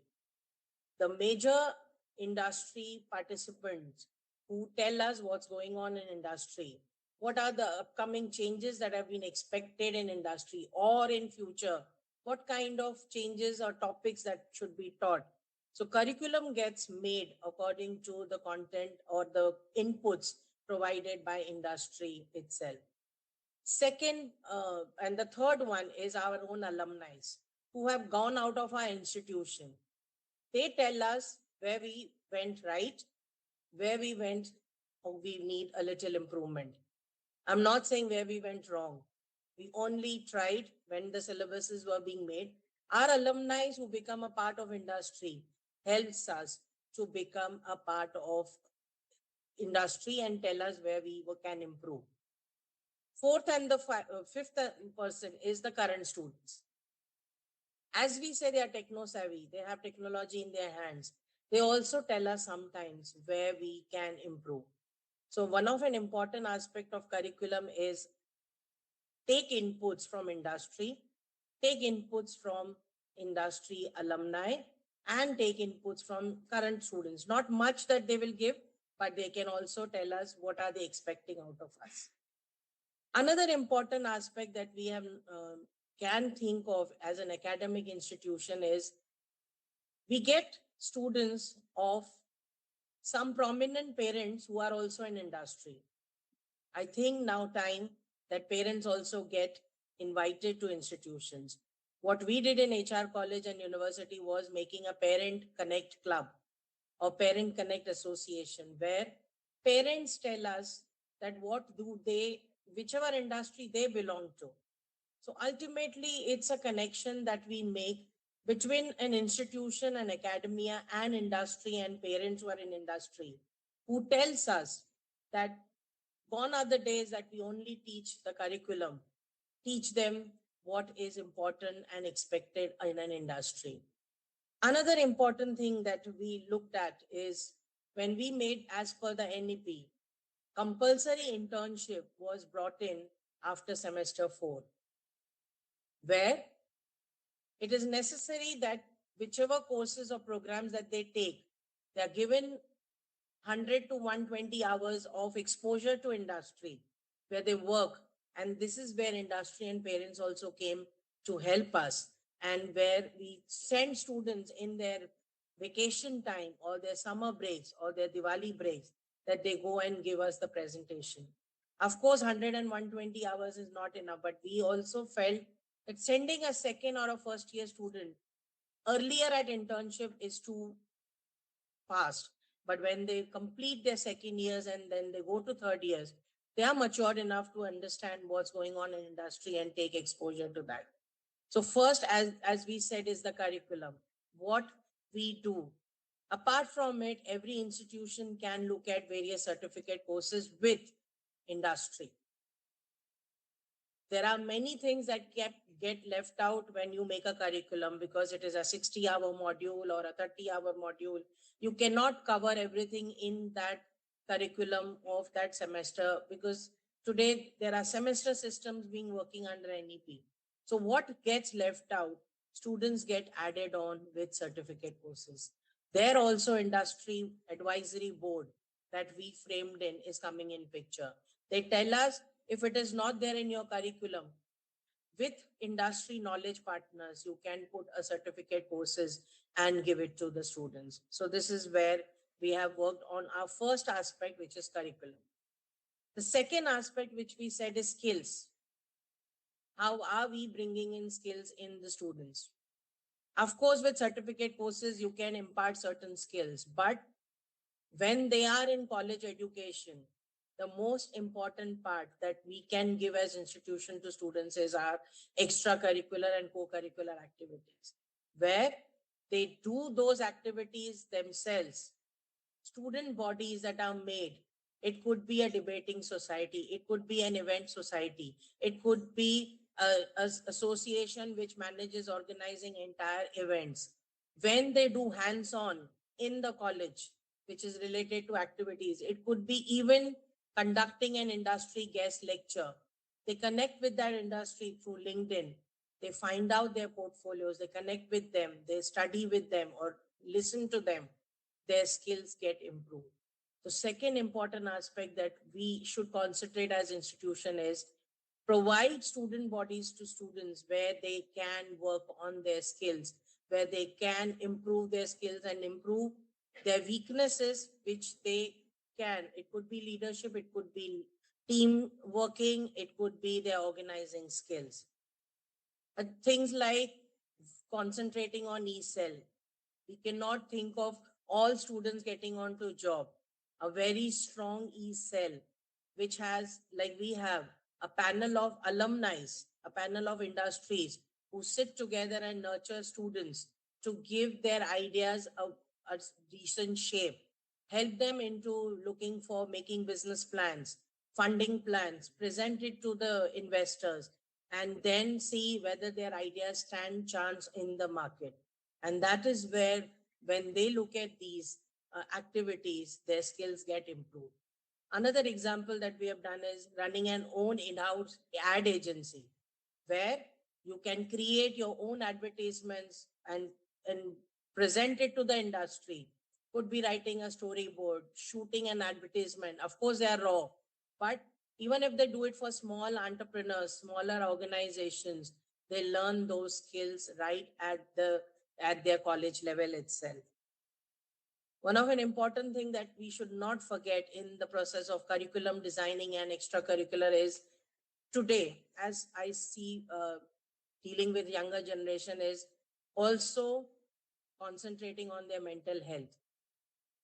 They need to be, yes, rushing fast because they have to cope up with too many things in their hands. They have their phones, they have their laptops, but there is a need to stay stable also. So in an institution, our important role is also to give them stability, to handle that pressure with calmness, to handle that pressure with their own confidence rather than getting piled up and say, I'm not able to handle it. This is what the institution comes in picture. Internationalization, what ma'am said, the third aspect of an organization, where yes, number of MOUs is important, but how many master classes or lectures, online or offline, of international faculty, as well as our Indian faculty, takes in exchange? What we do is try to get maximum international experts, whosoever we have MOUs with. This is important today because when an student joins an organization, they are not just expected to work national or local, but they may have to move out in international organizations also in their different branches. So exposing them to the culture, the traditions, and to different international universities. As ma'am said, international students should come to our universities. Majorly, we have seen that students from Nepal, students from Dubai, or students from Sri Lanka joins us, but we have not seen that inflow from countries like US or UK, or even European countries or Australian countries, where we want those students to come in. Maybe we have not yet popularized our education system, whereas ma'am said our doctors, our engineers, our faculty go there and teach there.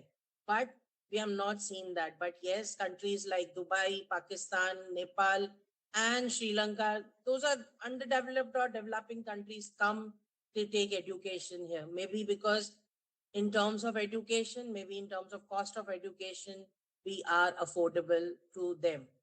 One of an important aspect that institutions should also look at is bring in social consciousness right at their college education.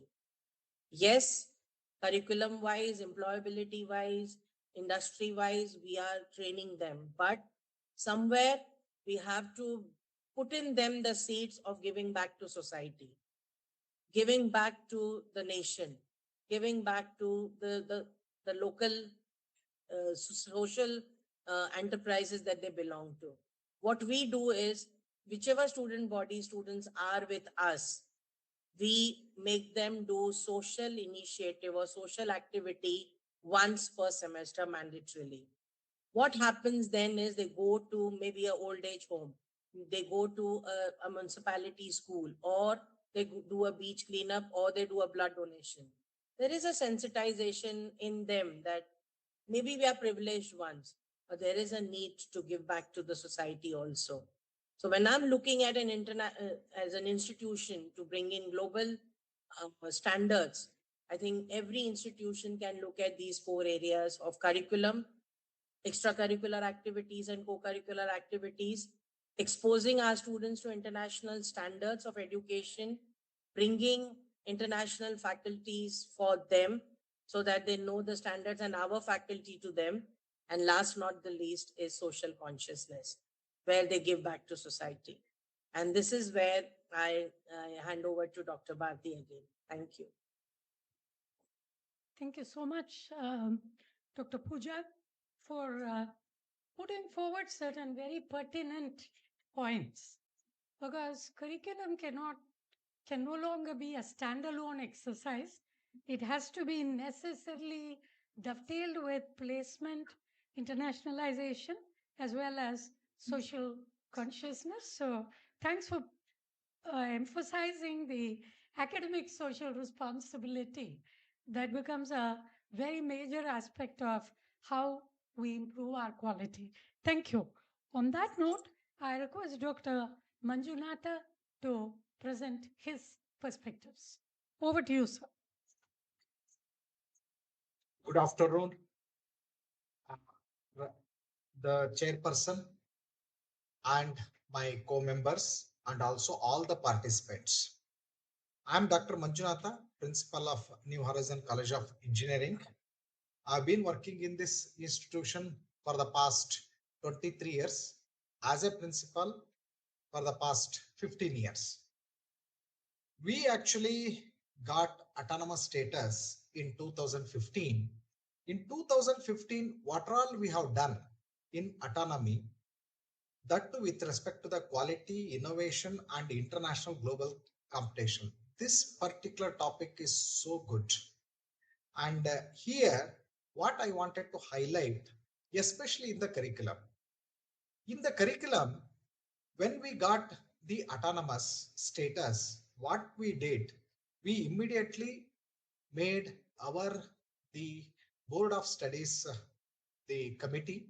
In that committee, we insisted all the industry experts, because our intention was to bring the existing practice of the industry to our curriculum. So we requested the industry experts also be part of the curriculum, and especially for every year. Generally in the university system, I'm not blaming the university. In the university system, generally every 4 years they are going to change the syllabus. But immediately what we did, we made it. It depends on the university. Okay, in that university, 4 years once they are changing the syllabus. Okay, but what we actually started, every year we need to change the syllabus. Change the syllabus in the sense, retain the fundamental subject. That is also most important. Whenever I actually go to any of the audit, I used to see the fundamental subjects there or not, because fundamental, if they are strong, they can actually build other skills also. So what actually we started, some of the fundamental subject we retain as it is, that too by cross verifying. Then later we actually spoke to the industry, and all the industry practice we brought in, and I told them to give the curriculum, and we told them some kind of the guidelines also, the per credit, what will be the content, all those things for 3 credit course, we started implementing it. So in that also, either sometimes it may be an open elective. That means it is open to all the branches of the engineering. Then some of the professional elective, it is a vertical domain kind, and the open electives is horizontal. So based on that, actually the year, about 2 to 3 courses we started adding. Now it already comes to about 18 courses as on today.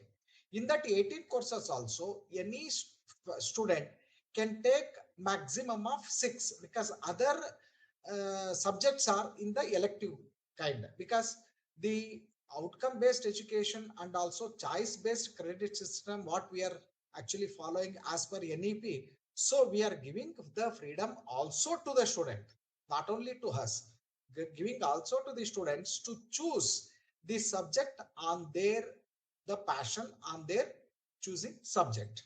So that way we are doing. There we are trying our level best to maintain quality. How we are maintaining quality is, we are cross verifying, and we actually have our own internal department with some other faculty member or the professor to check whether the curriculum is comparing with the premier institute, whether it is good or up to the mark. We are actually checking, because one thing, quality, though how to maintain quality, in my opinion, it has to be monitored on regular basis. Unless we monitor, the quality is very difficult to maintain. So that way we are actually doing the audit to maintain the quality, and also every actually the 6 months we have a meeting, and we in the BOS also we ask the the coordinator like the Dean Academics to actually present how our the syllabus is, whether it is comparable with other premier institute. Next comes to the delivery. The delivery is also most important like the curriculum. So in the delivery also, what we do, we believe in, again I told, audit system. We have our own the class observation team members are there. They actually check how the classes is delivered, and the monitoring is we have provided smart board to all the classrooms. All the classrooms are actually equipped with the smart board, mic also wherever it is required. In the smart board, it is the internet is connected. So we told all the faculty member also, because what we do during the vacation period, we actually tell them to show the presentation, that is PPT. But now also we are insisting the PPT should not have only text, images and other things, madam, because I will tell all the faculty member also, if the text and images only if you are showing, it is also like a blackboard teaching. Because in the blackboard, what we do, we write our answers or whatever we wanted to explain, and also we draw the very good figure. That means the PPT should not be as same as the blackboard teaching. We told them to add the videos, add some of the scholars, what they are going to talk about that particular subject. So then conclusion remarks also, some of the videos will be there that you have to run, because anyway it is internet connected, all the smart board. So delivery also we used to tell them to integrate the PPT with the ICT tools, and we tell them also the class should be interactive. Take their feedback, because quality, not to maintain that, it has to be monitored properly, what I believe. Again, we actually insist the faculty member also to make some of the quizzes and use some of these the software tools to interact with the student during the class hours itself, so that student will maybe come with the presence of mind, because nowadays the concentration level in the classroom of students is too less. Suddenly they will simply sit. They may not make noise, but simply they will sit without hearing or without listening, I can say. Not hearing they may do, but listening and maybe responding the teaching. So that way we are doing. This is with respect to curriculum and its delivery. And later we have a separate the career development center. There we are going to have some of the communication skill, that is soft skill. Soft skill is also most important. What we have seen, madam, the previous Pooja Ramchandani madam, actually she was talking about co-curriculum and the extracurricular. Actually, I observed most of our extracurricular students, those who are at least average in academics, they are actually performing well in the industry. Because if they do in extracurricular, they understand what is the team, how to interact with them. Because we have seen majority of some of the very good academic record who has, he may not perform well, but in extracurricular, if they have at least average, they are doing well because of their team building ability they have. They can interact with the team members. They can even talk to their team leader. That way, the communication skill plays a very, very important role. Not only the language, how they are going to speak, what is their self-confidence, and whether they able to give the answer instantaneously. That is also most important. Instant answers, because nowadays the interview, whatever the company they ask, they actually see whether he can even accept the failure also. That kind of the training we give in the training. And also, as the madam said, we made it internship is compulsory. Even our university VTU also, because though our autonomous institute, we affiliated to state university, government state university VTU, we made, I am also academic senate member of university, and we made the internship is compulsory, that there is a one online portal is there. Student has to submit their daily report online. They have to write and upload. That way we used to monitor. And also the student should do the internship. It is by recognized and authorized the companies only. They cannot do the internship in their family business industry or other thing.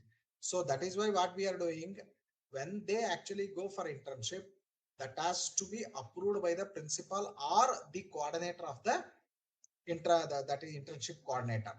Otherwise their internship will not be approved, because this is about 8 to 12 credit is there based on the programs, BE or MC or MBA. It's a 8 to 12 credit is there. So we told them 90 minimum working days they have to do the internship, and they have to get the internship certificate. Unless they give the internship certificate, it will not be actually accepted. So that way we are maintaining all those things. Then it is about the quality where we are going to do, and innovation. Actually, innovation is very, very important, because nowadays the technology is changing rapidly. Unless we innovate in the syllabus or innovate in the innovation in any of the project, we cannot survive in the market. We actually conduct regularly hackathon. We do conduct regularly. We do conduct the workshops. We do conduct seminars and international conference. That too IEEE conference we used to conduct on year. That too because to attract international level authors and also the speakers, they will come and talk. Recently we have completed one IEEE conference, international conference, that all the papers are published and it is Scopus indexed. Thereby actually innovation also we do the support, and also always we insist them to do the innovation. And one the kind information to everyone, and also I wanted to inform one thing: please do actually participate in ranking system. Though it looks, it is a quantitative, but QSI gauge, I actually applied.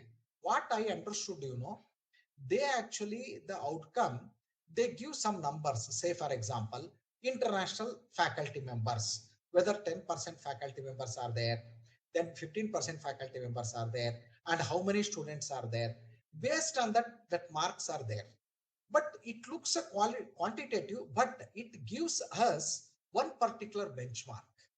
See, unless otherwise we have a benchmark, we will not do the quality. That's what I actually insist and request to all the colleges also. Please actually go with the ranking and accreditation, because we need some kind of a quality tools. According to me, all accreditation bodies, NBA, NAC, whatever, they forget about what is happening. But the main motto of the accreditation, either NBA, NAC, really it's good. Okay, main motto. And if the criteria wise, whatever the benchmark is there, if we able to manage wholeheartedly, ethically, definitely we can do much better. And please actually, that whatever accreditation bodies are there, NBA, please ethically if you follow, it's a very, very good, I feel, because it gives the benchmark, even QSI, even in NIRF, all those things. Actually, these are all the tools which measures our performance. And not only which measure performance, it actually gives us how do we go ahead about it. Say, for example, it's a relative terminology. What is that? Ranking. At least we understand. That's what for the past 8 years. For the 8 years, we are going with the NIRF. We are always the band in 150 to 200. Even I'm happy about it. See, that competition is important. Whether it has to be 1 or 2, that is not immaterial for us.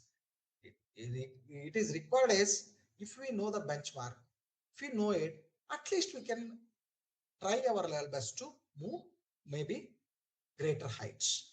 So there, even in curriculum, delivery, training, even the feedback, actually feedback also, it gives us the maybe the guidelines. I consider the feedback is also a guidelines, because the feedback in the sense, not only the faculty member or a student, it's all stakeholders feedback, even in the industry, even if you take the parents, even if you take the alumni, if you take their feedback and understand why they have given the feedback, we have to analyze. Based on the analysis, if we take appropriate action from the feedback, we can improve the quality. And the global competition also, because whenever we take some of the feedback about the alumni feedback particularly, they also tell, I'm working in this immense company, I have been deputed to that country, this, all those things they give. And they will tell also, see, in that particular, the organization, in that international, maybe a university, they are following it. Sometimes they give a best practices of other international universities, alumni feedback particularly, because alumni are the ambassador, because they love our own college. Definitely they will give the right feedback, and their feedback is like a guidelines. Most of the time our best practices also we implemented based on their feedback. So this way we are actually doing. And in because I have to explain our own college experience only, it is not just highlighting our college or not, I'm boosting it, it is just whatever my experience I'm actually giving. We have about in our college about 18 industry labs in our campus. So that means what we do, we actually speak to the industry experts. And that too, one fortunate thing is our college is situated in IT hub in Bangalore. That too, especially in Marthalli and Whitefield area, almost all the companies, even Well Fargo or Infosys or Cisco, all the companies are here only. So what they do under their CSR funds and other things, we actually invite them, and they will actually, like a professor of practice, they do. And some of the companies, really, I'm grateful to them. They don't even expect remuneration also. They will come and teach, but only what we have to do in their convenient time only, we have to arrange the classes. Otherwise, they will come here and take the class. And also what they do, they give their some of the software tools, but other hardware infrastructure is ours only. They provide some of the tools. And some of the companies, what they do, for example, Kirloskar, Tata Kirloskar, they have given their own the engine for the mechanical student. They only come and show all the section, cut section, the product also they have given, so that student can see how the engine and how the engine assembly, everything they can. And also some of the software tools. This way we are actually doing to improve the quality and to improve the innovation and also especially in the global standard also. We have our MOU with the Schneider, particularly through Schneider Electric, with French ministry, and our students are going abroad about 4 to 5 months they go. That we considered as the internship, their internship. That way actually we are providing, but the amount, whatever the tuition fee, it is waived off, but the student has to give accommodation and their traveling expenses student has to give. But about 10% of students only they are going, maybe who can able to pay that much, they will go only. So that way international also we are trying our level best to the I cannot say competition. I actually understand what kind of the education culture they have. Even our faculty member also and our dean academics visited the few universities also to understand how they are teaching all those things. That way, even we understand India is also good, and compared to some of the European universities and even the some UK or Canada industries, universities, we are also good. But I don't know. Let us because we get, as the Pooja madam told, we have developing and underdeveloped country students are coming, but in future days, I think because of the globalization, what happened in the multinational companies are there. Similar way, other country universities also coming to Bangalore. I don't know how we are going to compete with that. We have to compete. That is most important, because nowadays we are talking about to attract international student, but international universities are coming to India to take our students. So it is a competition among ourselves and with the international universities. That too, they are in our own land. That too in Bangalore. I'm really sometimes worried to understand also, because they are in Bangalore itself, they get the international university. In the sense, the students mindset, we have to think, unless we maintain quality, unless we maintain our innovation, we cannot compete globally. So these two factors, quality and innovations, really we need to maintain. Unless we maintain, it is very difficult to compete with the global standards. So with this, actually, I thank for the giving opportunity to speak a few words. Thank you so much. If my whatever I explained best practices, if it is acceptable, or at least something, if you take also, my maybe the purpose will be taken. Thank you. Thank you so much. Thank you, Dr. Manjunatha. Some very, very interesting points that he has placed. With curriculum, I want to draw your attention to the horizontal and the vertical movements that he was talking about, and how quality can't be a one-off thing. It has to be something that is continuous. The other aspect, I mean, it's a fresh perspective on how to look at accreditation and ranking, because when we follow the ethics, we can look at them as quality benchmarks, that it's more like an introspection.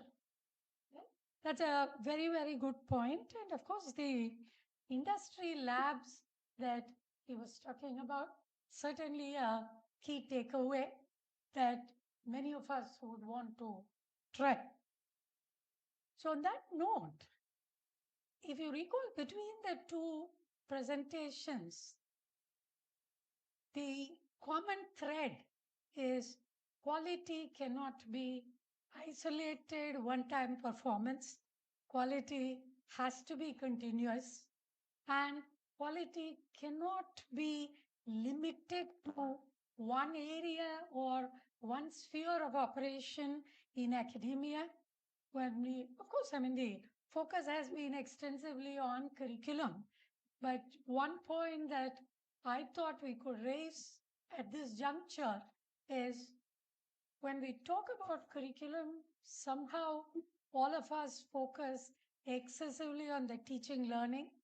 We do not focus on assessment and evaluation, because a changed curriculum should also have a very different evaluation scheme, assessment pattern. So that is again one thing that I would want all of us to look at. The other continuing thread in both the presentations is how sensitive are we to the needs of this generation of students? Are we happy talking about when I was a student, or are we now saying, yes, the student population has changed, and what are we going to do in addressing that change?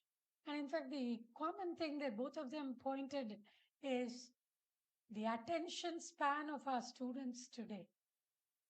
Earlier, lectures were designed for 45 minutes because we thought the first 10-15 minutes would be warm up. And then the next half an hour can go towards teaching and discussion. But sorry, 45 minutes, I don't think we can hold our students today. So how are we going to granulate our lectures? How are we going to keep engaging them? Smart boards, other facilities can help. But when AI is more present in our classrooms, when technologies are more present in our classrooms than our own students, how are we going to change the teaching learning paradigms? So we cannot just shut off, turn a blind eye and say, I'm not interested in technologies. Whether or not we are interested in, the classroom necessitates technologies to be present either consciously or vicariously it is present. So how do we deal with that aspect of technologies competing with us in the classroom? So in fact, we are no longer, recently we had to modify the guidelines for malpractice. No longer are they writing on pieces of paper or things. They just smuggle in a smartphone with the AI telling them all the responses. Right? So now we are asking, how did you get you were checked. How did you get the cell phone into the exam hall? So these are very different scenarios and times that we are looking at. But at the end of the day, if we are serious about quality, innovation, our presence in the international arena, and there again, Dr. Manjunatha, your point is well taken. We are no longer competing with universities outside India, but we are looking at international universities in India, and we are competing. And that is where we also notice the kind of regulatory measures that we need at the policy level. The kind of checks and balances that our institutions have vis-a-vis the kind of checks and balances that international universities in India would have. That becomes a key question. So on that note, we would like to hear from all of you, your views, your queries. You disagree with whatever we have said, or you agree with us and you want to add some more, the floor is open.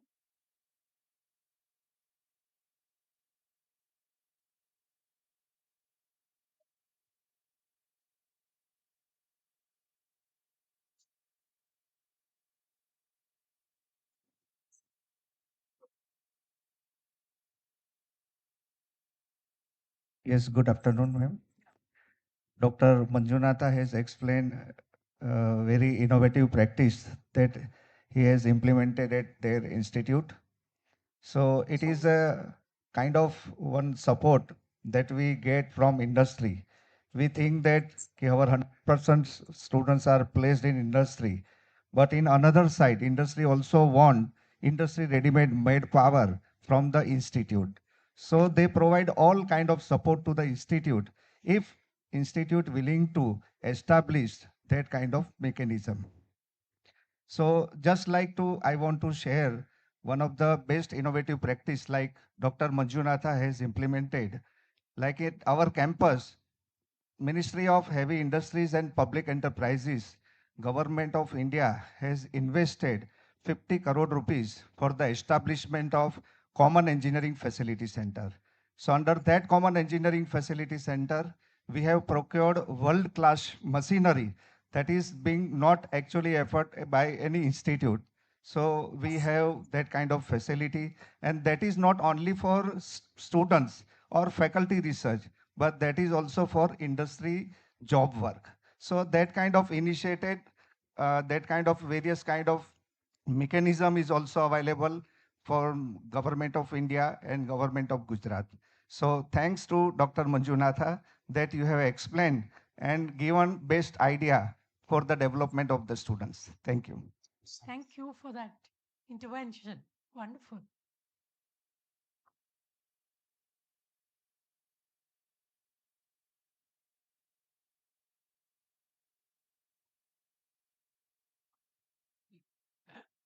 This is not a question. I just want to share a story, actual anecdote on the attention span. So what happened that when Queen Elizabeth became the queen, she was very young, I think like 18, 20 years. 1952, from King Albert, she got the throne. And at that time, the Prime Minister was Winston Churchill.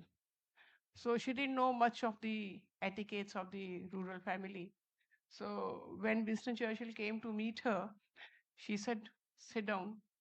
So then he looked at her with a lot of awe, like, why is she telling me to sit down?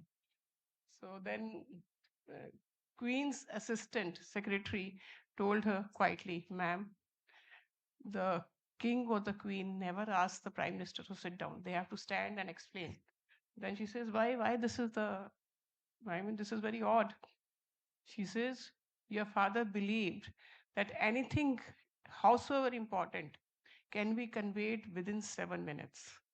And 7 minutes is not a very long time to stand. So therefore, they all keep standing. So nowadays, the research proves that the attention time is not 45 minutes, 7 minutes.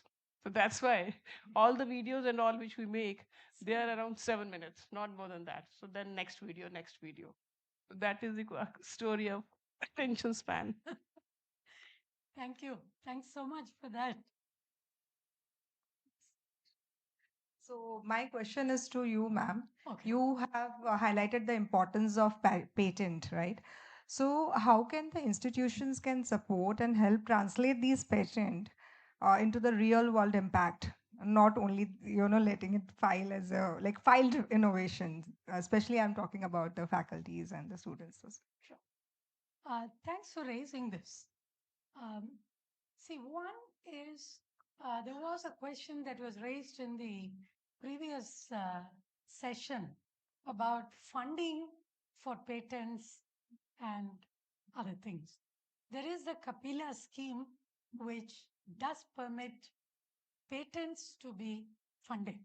So it only requires an application, and each institution can get so many patents filed for which the money is available. So I can share what we have done. We parallelly move with copyrights and patents. Copyrights for our arts and social sciences scholars and faculty, patents for our science and applied science students, scholars and faculty. So once that happens, the patent filing happens, and then the publishing, the granting happens. So we do keep check on the life cycle. So if a patent remains there in any one part of it. If it is filed and it's not moving to the next step, it simply means that we have not been able to answer the queries that have come regarding that patent. That query response also is like defending one aspect of your article, actually. A published article, a published research, a query is raised, we need to have the justification for it. So from the filing stage, we are R&D, we have a dedicated IP attorney to whom we go. But at the same time, the R&D time and again conducts capacity building. From telling them how to start with filling the application to moving forward to how to justify. I mean, if a query is raised, it's not the end of the world. You can actually justify and move on. After that, what we now ask is when the university funds seed projects, seed money projects, we tell them at the end of the project, is there a patent that you're thinking of?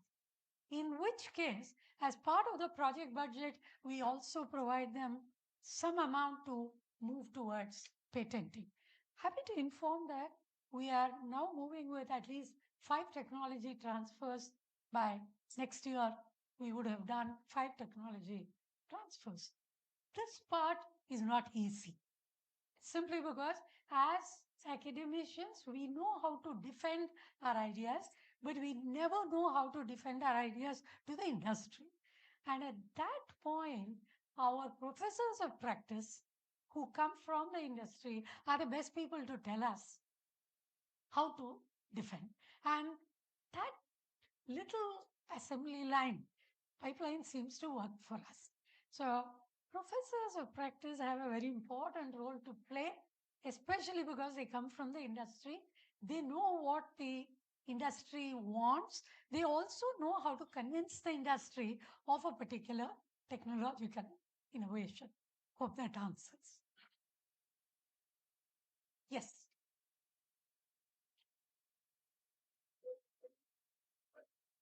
Good afternoon, madam. My name is Matthew Joseph. I am the IQSC coordinator of Rajagiri School of Engineering and Technology. I'm a faculty in the Mechanical Engineering Department. So it was a very enlightening session to hear from some of the experts the best practices that they are following in their institute regarding the quality check for the institute. I would like to just get a clarification from you experts. So as Madam mentioned, it is equally important to check with the assessment patterns in today's learning scenario. The students' attention span, the curriculum development, internationalization, everything we have mentioned. But what is the type of assessment patterns that we can follow in institutes, autonomous institutes, in order to make sure that they are in line with the modern student learning styles or the curriculum development, industry curriculum development, and what can be the modification. So we just follow the students in olden days or the recent students. Sometimes they will follow typical rote learning pattern. And if you are improvising something like videos in lectures, our question patterns will be something different at the end.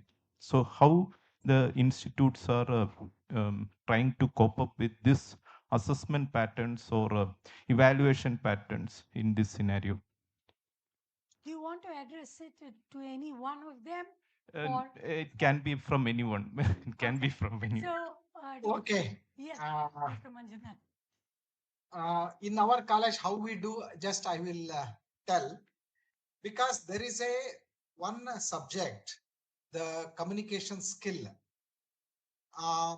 That what we do, professional communication language.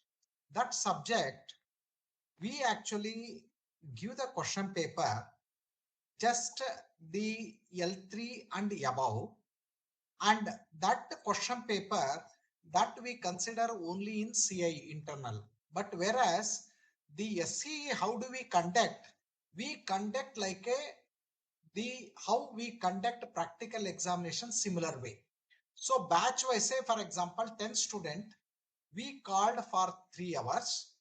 In that 3 hours, the students will come and sit in the examination section, and our 2 internal and 1 external examiner, just one by one, they will ask what actually they actually introduce themselves and what is their passion, and they give one particular topic to talk. So that way, it is a with respect to their instant answer, we are going to evaluate them in first setup. And in second hour, we show some of the videos or images to talk about that. Everyone they speak. And also in the third hour, we have 2 groups out of 10 students, 5 each group we make based on the previous, that is first hour and second hour, the assessment. Then we make the groups, and group discussion also will happen. So all this particular, it is cover all the syllabus content in the communication skill subject. This is how we do. But one thing I wanted to highlight, it all depends on the examiner. If the examiners are very genuine, ethically, if they do, and if they do properly as per guidelines, this particular system is good. Okay. If the system generated is best is the question paper, but question paper has to be set in L1 to L5 level, that is remembrance, understanding, application, analysis, then innovation and critical thinking, whatever it is. So that way question paper has to be properly set. Based on that, we have to assessment, because one thing I'm sure, assessment is really, it is a difficult, and it depends on the faculty member, especially in autonomous examination system is, we have to make it so confidential, and we have to give the freedom to deserved faculty members only. Don't give the freedom to undeserved faculty members, because I'm sorry to say, because the principal, I think madam, both the madam, you know that how the faculty members, because different the different types of faculty members are there. Fortunately, at least if we have more than 60% good faculties are there, we are so lucky, we can manage easily. So that way assessment has to be based on the individuals. Thank you. I'll add to what Sir asked, that how can we change the evaluations or assessment system? When we became university, which is HSNC University, we introduced a component of self-learning evaluation in internal assessment. What was done under that was a topic is given, which is identified when you make your curriculum. So the BOSs will identify certain topics that will not be taught in class.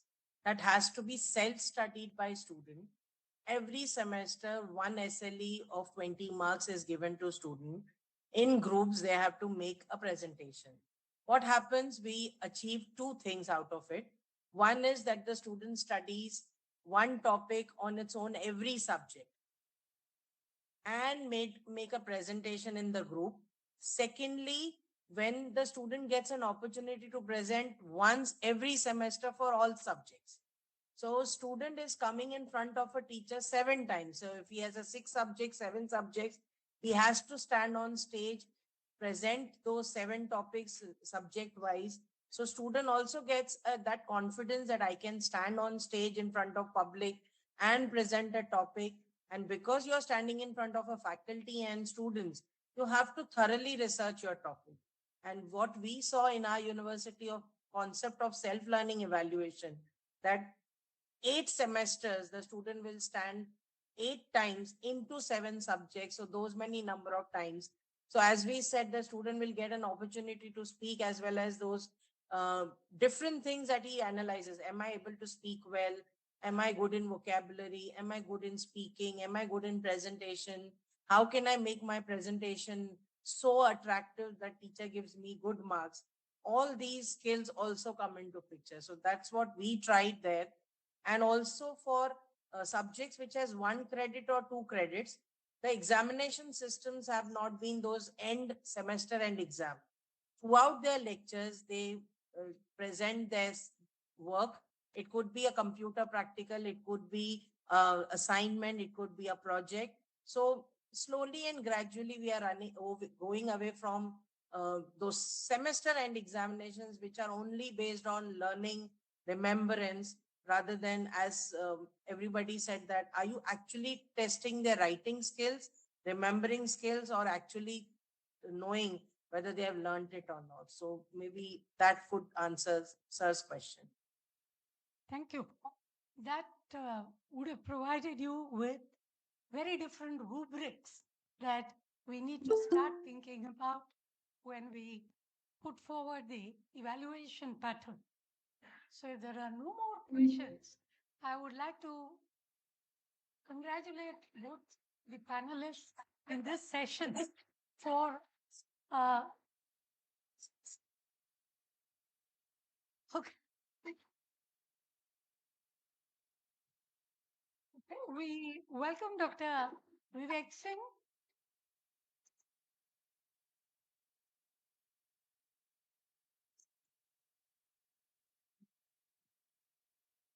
Yeah, very good afternoon, ma'am. Good afternoon, sir. So we've just been having some very interesting conversations, and over to you to put forward your perspectives, and we could take this conversation further. I'm extremely sorry I joined a bit late. Very good afternoon, sir. first Please of all, proceed. to all the distinguished chair, eminent resource person, delegates, academicians, researchers, and participants. It was really my privilege to welcome you all in this second technical session on autonomy to promote quality, innovation, and global competitiveness. I'm sure about it. As far as this particular topic is concerned, this play a very important role, especially in a place or in a juncture when we find the foreign universities and market is becoming more global in nature. So this theme is both timely and significant as higher education undergoes rapid transformation. So the days have gone when we feel like autonomy is viewed merely as administrative freedom. Now it has become a strategic instrument for institutional excellence. So obviously, a true autonomy empowers institutions to innovate, respond to societal and industry needs, and create a learning that prepare students for an increasingly interconnected world. So obviously, the quality in higher education cannot be achieved through rigid standardization alone. Whenever we talk about NIRF ranking or NAC accreditation or NB accreditation, but nowadays, yes, especially in these schools, we are focusing on international accreditations. So it requires the freedom to design relevant curricula.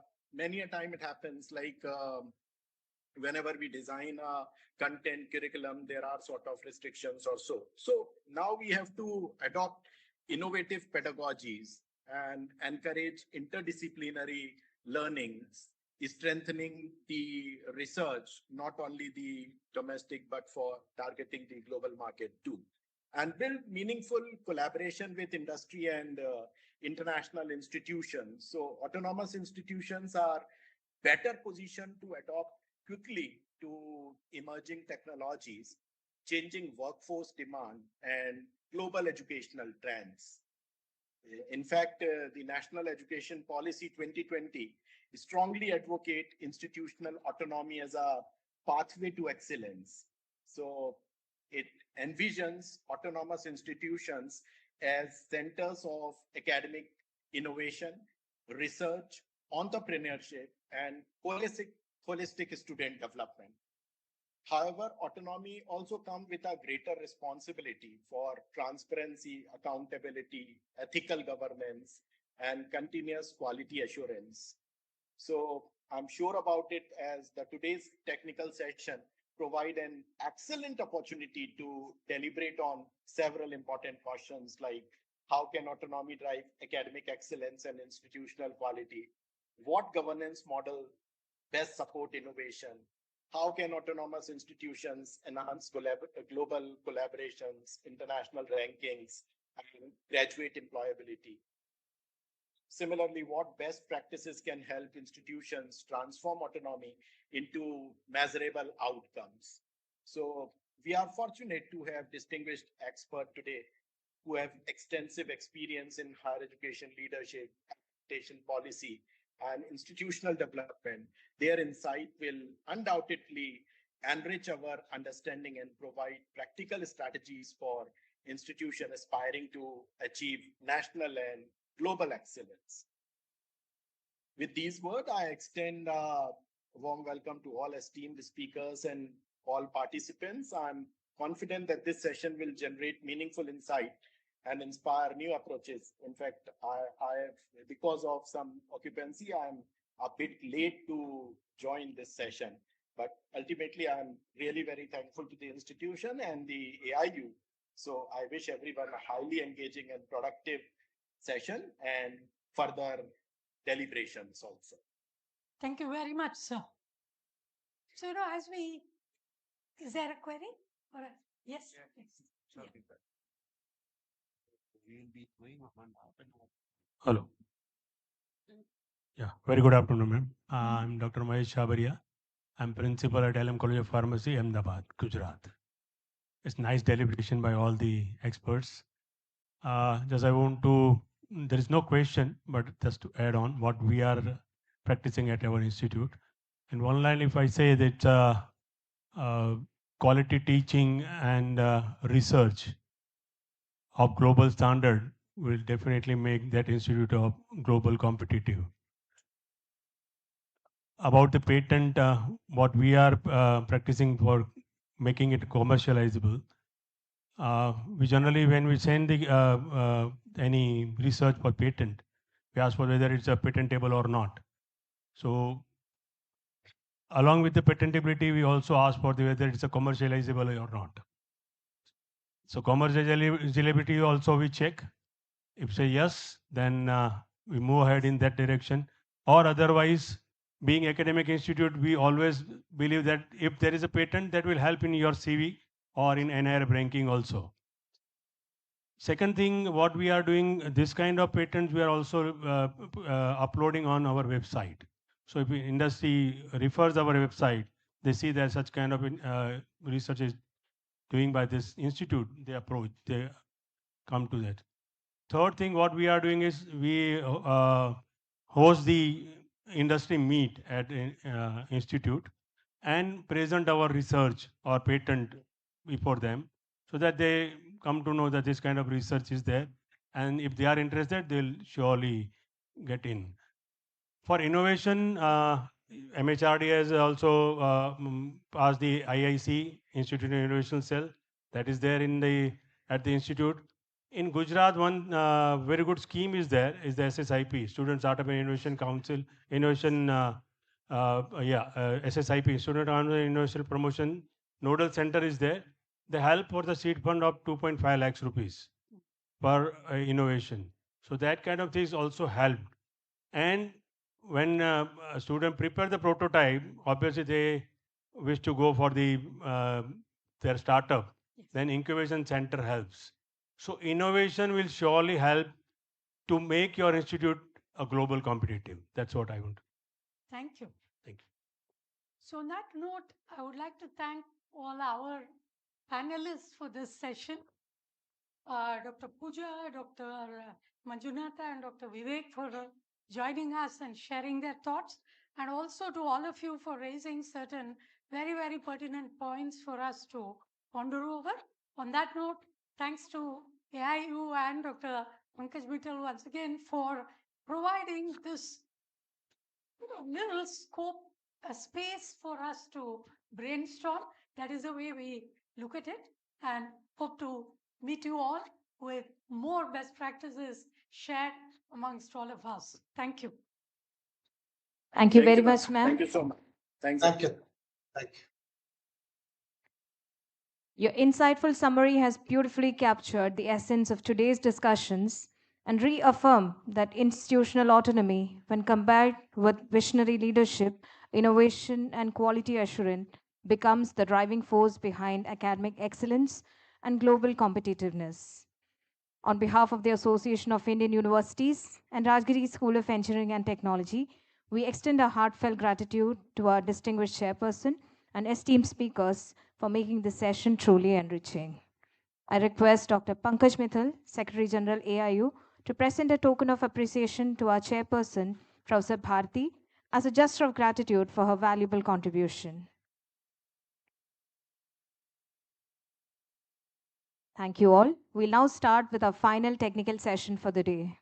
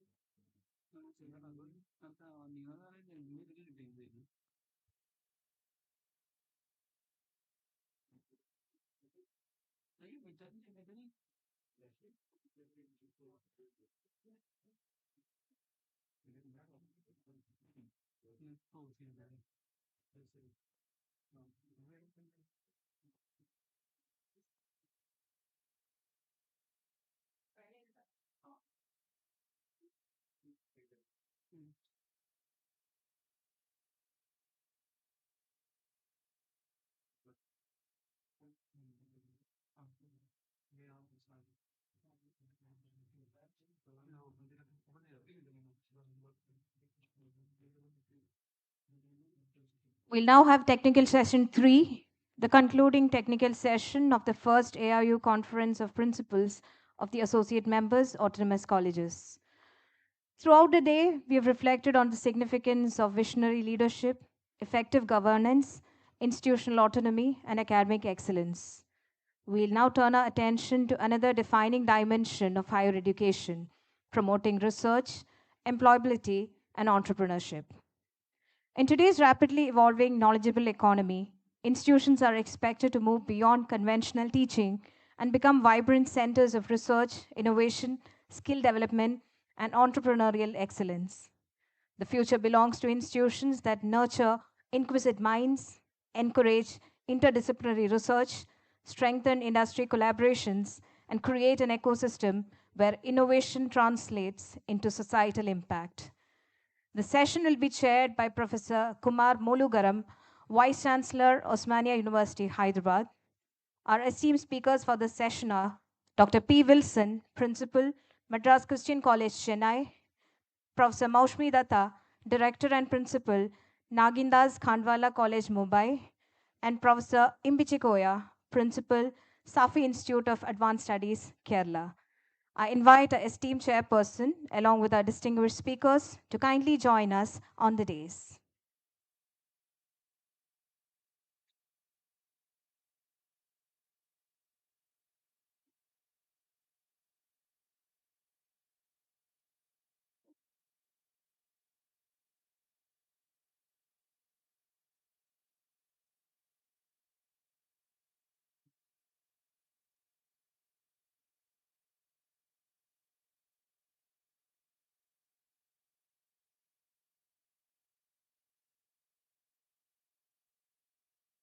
The triumph of any scholarly exchange relies on the guidance of a visionary leader whose academic distribution and administrative acumen elevate the discourse to new heights.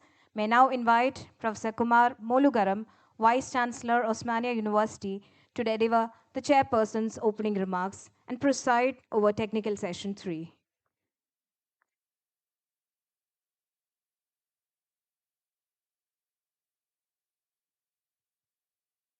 So good afternoon, everyone. So now the session 3 is starting. A major focus on of session 3, promoting research, employability, and entrepreneurship. In this, the speakers already mentioned. The first speaker, Professor P. Wilson, Principal, Madras Christian College, Chennai, Tamil Nadu. Second speaker, Professor Dr. Maushami Datta, Nigendas Kandwala College, Mumbai. Third speaker, Professor E.P.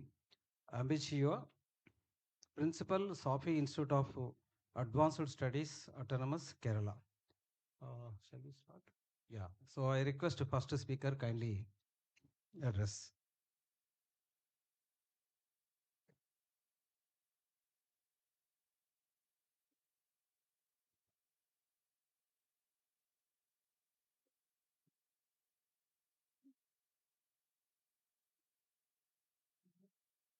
Yeah. Very good evening to everyone. I'm Dr. Paul Wilson, Principal and Secretary of Madras Christian College, which is 189 years old. We started a journey as a school in the 1837 and then moved to the new campus in the 1937 after 100 years of its existence. And we were one among the few colleges which became autonomous in 1978, 45 years back. So we were the first one among the first few institutions, around 7 to 8 institutions in Tamil Nadu, which embraced autonomy. And we have more than 45 years of experience in autonomy and maintaining, conducting autonomy at Autonomous College here in Madras Christian College. And the topic that is given to me is very close to my heart. So I was so happy to see that culture of research, innovation, and employability. These are the three things that I would like to present as a first speaker today. And coming to NARF ranking, we are positioned as present in the 16th position in India. We moved up to 14, and last year we came down to 16. You know, every year around 1,000 colleges come in, and but we don't want to isomorphize our institutional framework based on ranking and accreditation alone. That's a reference for us, definitely. It's a benchmarking for us. At the same time, we have our own unique selling propositions for the institutions, and we would like to focus our attention on that because that's a legacy that we have that really gives us resilience for 189 years. Still, our admissions have not come down. We have 45,000 applications every year, around 38 degree programs that we have, and around 7,000 students, 300 acres that we have. Recently, we have got alumni contributions. Most of the alumni, they have a sense of belonging. MR of Madras Rubber Factory donated 30 crores for setting up an incubation center called MCC MR of Innovation Park. And we have launched a new business school. Mrs. Indra Nui, she is from Madras Christian College, former CEO of PepsiCo. And her own sister, she has donated around more than 11 to 12 crores for setting up a new business school called MCC Boy Tandon School of Business. Ms. Indra Nui is from our own department. I am from the Department of Chemistry, and she has donated more than 10 crores for setting up, refurbishing the whole laboratory now. So this is the legacy that we have with which we have experimented autonomy. I would really be thankful to the UGC for giving us this beautiful blessing of autonomy for 45 years. But you know that the kind of blessing, sometimes we have a blessing of autonomy, but we will not be able to experiment autonomy completely. We are all under the clutches of university. I'm so sorry to speak about it. And as a lone person, I've been struggling to compete, to go against this particular thing, because UGC says you're not supposed to pay the affiliation fee, perpetually.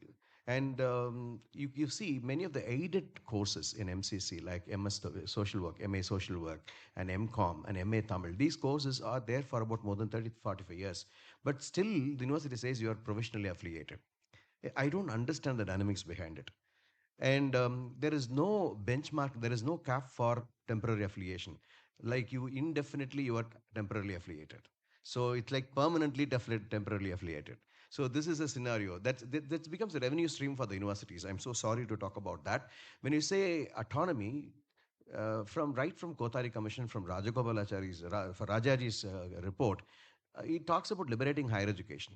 I think you have to understand from he's I think second vice president of India is from MCC, and first three finance ministers are from Madras Christian College. First three finance ministers of India, 1, 2, 3, Mathai, TTK Krishnamachari, and Shanmugam Shetty, all the three from MCC. That means literally we built the nation in finance, I should say, the education that we offered.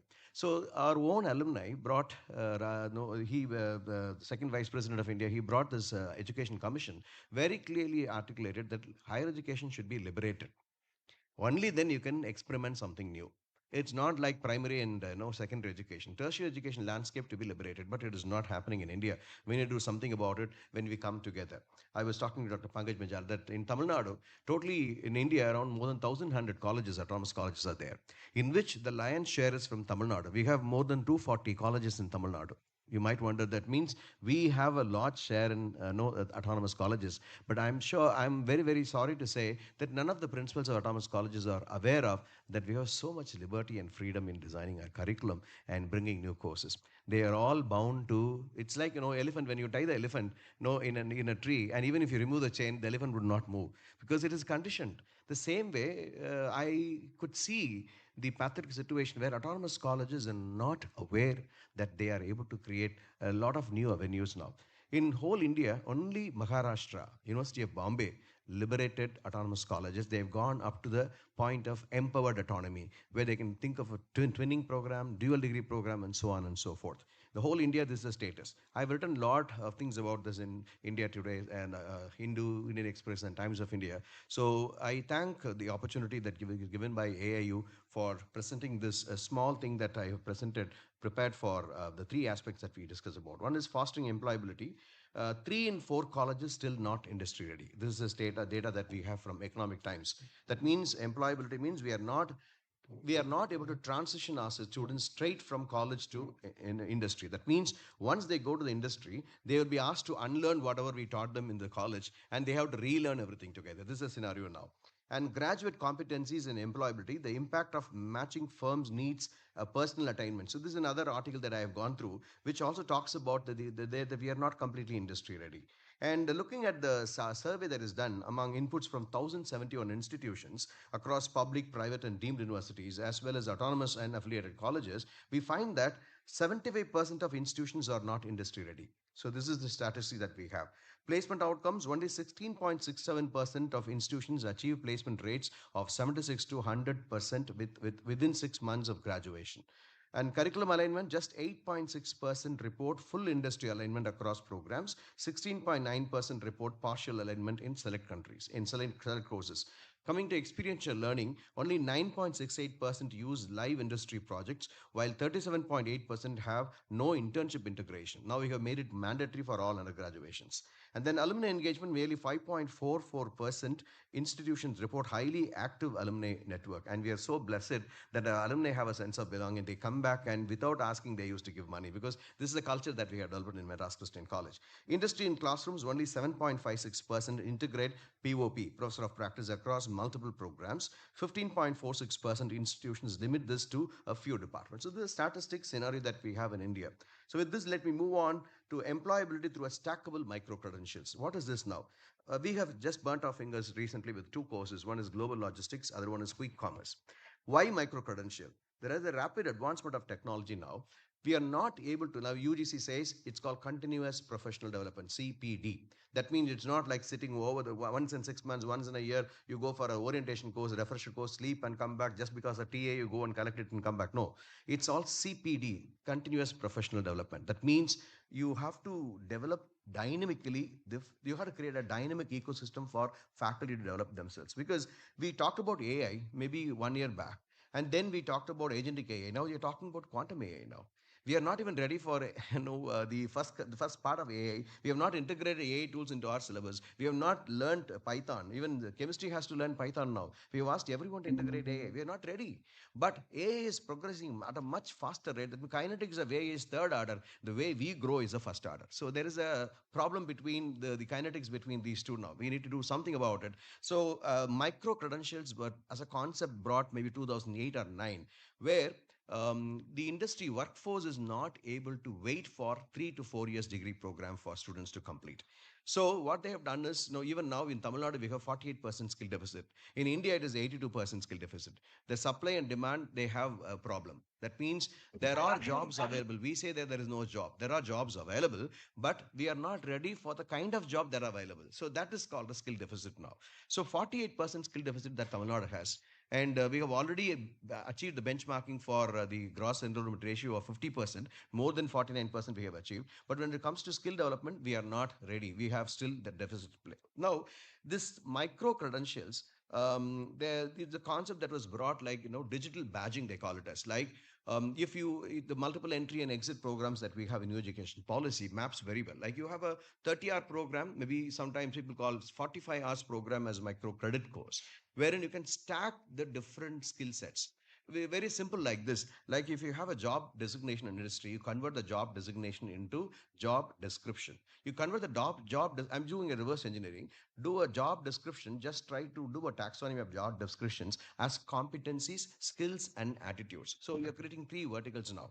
Now, knowledge base, theoretical framework that you create as a module, and skill base, you have to create practicals and project work, and attitude, you have to create social immersions. So if you follow this, the reverse engineering process, you'll be able to create real practices of industry. It's called National Skill Qualification Framework, NSQF, where you can benchmark the occupational standards of the industry practices and convert them into theoretical frameworks and practical components. So this is the authentic way you try to create micro credentials, and you try to benchmark it with different levels now. Level 4.5 for the first year, level 5 for the second year, level 5.5 is third year. So you can try to create various variants in skill qualification framework.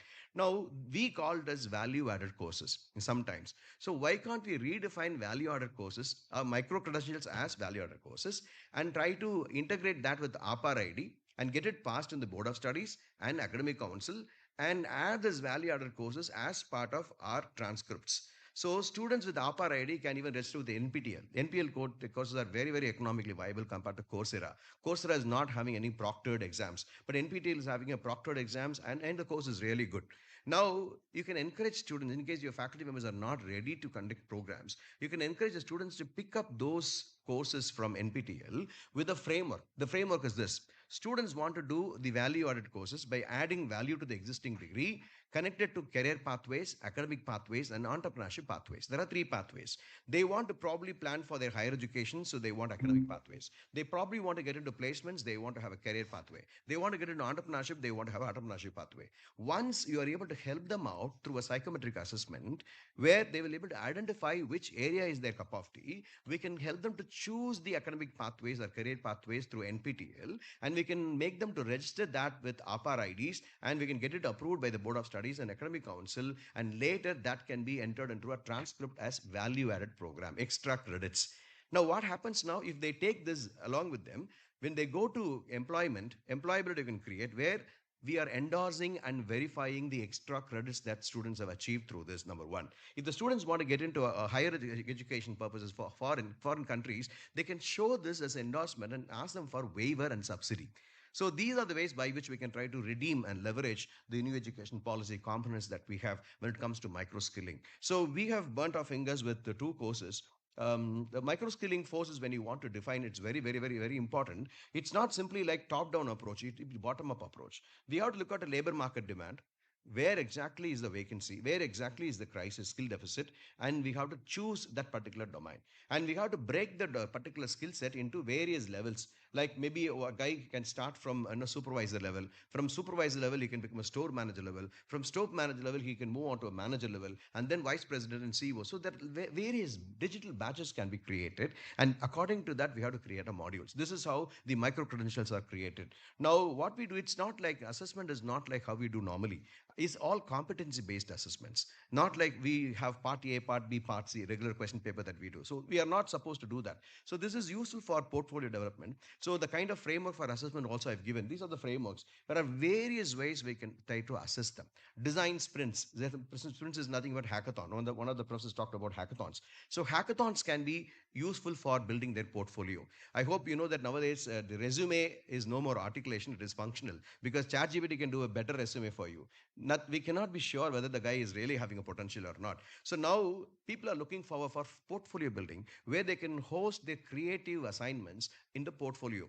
That means Behance is for designers. Anyone who is a developer, software developer, they can go for GitHub and so on and so forth. So now completely things are changed now. So here we can help people to build their portfolio for placement and for academic progression. So this is the one that we tried with the TT Skills. They offered the real industry practices. They converted that into a module. They offered 45 hours of class for us now. So now those students were given internship. Now the conversion of internship into pre-placement to placement is going on now. So it is authentically taught by industry practitioners. In otherwise, you can call them as POP, Professor of Practice. So this is a very good investment in India now. About 39% Blinkit now, 37% FinShots and Zepto. But we are not preparing workforce for this specific workforce. It's not ready now. We teach commerce, but even statistics students can learn this quick commerce easily now. But this is not integrated into our subject now. So that we need to be aware of. So this we try. Next is GCC. I'm not very sure whether they are looking for arts and science colleges, but I've heard that many institutions now, India is known for GCCs now. It's like an ecosystem. As per the UGC regulation, we need to have 4 academic councils per year. But we try try a level best to connect at least 2. It's very difficult. We have benchmarked now of 3. We achieved 3 last year. This year we are benchmarking for 4. The reason is that if you don't really update your curriculum, automatically you become redundant, and that leads to insolvency for the institution.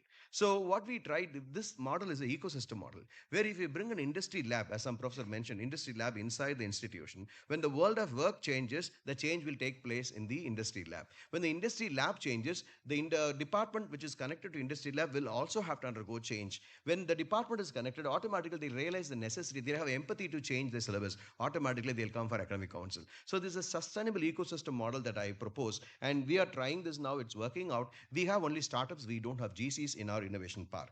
So this is an article that I wrote on Hindu. So why do we require corporate and campus model? Very simple. Real-time problem solving by students for placements need a support center and industry engagement. People are looking only for real-time problem solving now. They are not interested in top-down approach where you can try to have some kind of a problem statement and do research. It's not useful for creating any value. Next is 100% internship, sending students out. It's not possible. Next is colleges to have differentiator.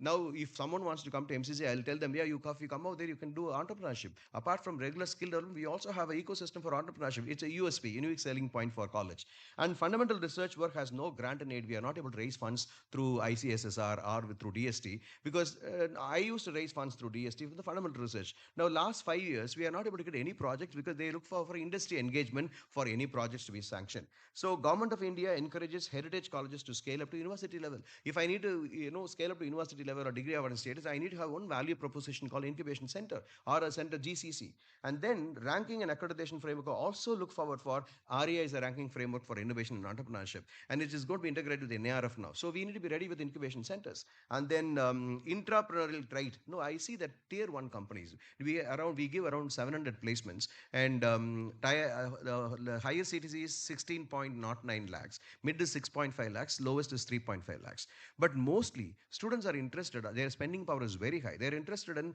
more than 20 lakhs per annum. This is from geography, Chennai geography, from MCC cohort, they expect. Other colleges probably they might expect 12 lakhs per annum. We find it very difficult. Each student, they get 3 to 4 placements, but they don't join any placement. That's a problem that we go through in our college. So now what they are looking for is tier 1 companies, McKinsey, Goldman Sachs. If you want to join, you need to have extra trait as an intrapreneurial trait. That means if you can get a spin-off from a company, within the company, if you can do a spin-off, I think you are wanted by the companies. So tier 1 placements, if you want to get, I think this incubation center concept, GCC concept would definitely help. So this is employability model. Low stake continuous assessment, functional assessment. Now what we have done is, we have brought this innovation park. So for past 4 years, we have been trying to bring this culture. Lot of failures, some success stories that we have, but we are still pursuing. We have a grit to pursue, because in arts and science, it's very difficult to establish innovation and incubation. In engineering, it's very easy, but in arts and science, creating a value is very difficult, because making, first of all, faculty to understand what is innovation and entrepreneurship is a challenge. Next is bringing students. In an institution like MCC, where you give 700 placements, at the same time, those guys who are doing very well in placement also do very well in innovation and entrepreneurship. So what they do, they get the certificate from the hackathons, they build their portfolio, and they get good companies and get placed and go off. So that innovation is not getting converted into entrepreneurship. That's a challenge that we have. For autonomous college, it's a freedom. So we are now working on a different model. I'll show you the model where we want to make groups and then make them a functional model, sustainable model, so that the dropouts can be minimized. Now, coming to the portfolio building, this is how the CVs are now made. CVs are no more articulative, but CVs are now functional, where you have to host your creative ideas onto the platforms. This is how we can increase the employability. That means employability is now liberated from time and space. Recruiters are not there in your campus, they are there online. So they go through your website, they go through your portfolio building, they ask for access, they do a verification, they do endorsement, and finally, if they find you suitable, then they try to hire you. This is how the placements have moved now. Talent acquisition platform. I used to talk to a CEO. The CEOs, they say, sir, we don't want any skill now. So far, we have understood that talent acquisition platform is talking about skill. But they say we have moved from skill to attitude. They say because of job hopping nature of Gen Zs, we don't want any skilled people. Skill can be imparted anytime, but attitude cannot be imparted. So they're asking us to create a value in students that they will not have a job hopping kind. So we need to use our social immersion programs as part of the Part 5 in CBCS programs, where we can try to help the students to create attitude. And definitely we have a service learning program, which is very wonderful, where students come back with a lot of success stories, a lot of storylines where they say, I've got empathy and my character has changed now. I'm going to work in this particular area. I found out my career planning and so on and so forth. So this is how we can try to make use of the existing curriculum framework in doing so. Coming to innovation, people think that it's invention. Innovation is not invention. Maybe the first one is innovation. The rest of them are not incremental innovations now. So innovation is different from research. So what is innovation? For existing problems, you try to find existing solutions which are in a fragmented manner. You try to assemble all of them together and find solution for that. This is like a fast food, where quickly you can try to create value out of the scientific knowledge that is available. So what we have tried is we have created an ecosystem to nurture innovation. There are 4 phases: support innovation, promote innovation, achieve innovation, and cultivate innovation. This is how we are trying to work on. How to inspire creativity? So what we tried is there are 2 assessments that we have. One is formative assessment, other one is summative assessment. Formative assessment is for learning and summative assessment is off learning. But unfortunately, we tried to conduct both of them for off learning. So formative assessment is off learning, so for learning, where we can give opportunities for students through a low stakes assessment, where they can try to fail. We can give a space for them to fail. It is not that the outcome of the project that is important. It's the process that is important. So now what we can do, we tried is, we have internal continuous assessment. There are 3 assessments in which best 2 will be taken into consideration for the internal marks. So what we have done is, first and 3, it's a conventional assessment. The second assessment we have renamed as an innovative assessment, where students need not write answers for the part A, part B questions and score marks. Rather, they can try to ideate and score marks. So what we do is we try to give them empathy to find some problem statements, pain points. They take the pain points and come over there for an open house. In the open house, we'll invite the industry adjudicators to come and assess the students. Their idea, they'll prepare their pitch deck, they present before the adjudicators. And finally, if you find that that idea is monetizable and scalable, we'll ask them to file a patent and it goes to the startup. If it is not monetizable and scalable, we'll ask them to publish a paper. So we have 2 benefits from this. 1 tree, 2 mangoes you can try to take up. So this is how we try to create culture of innovation and research, which still we are making efforts to give a structure to it. So you know the resistance from faculty, right? Faculty will normally resist, and that resistance is also there. We are going through that. And we suggest that one ICA, internal continuous assessment, should be with a control of examination, wherein everyone should be given an opportunity. A department can take up students who are not able to innovate. They can go back to the department, they can do some kind of a term paper and finish it off.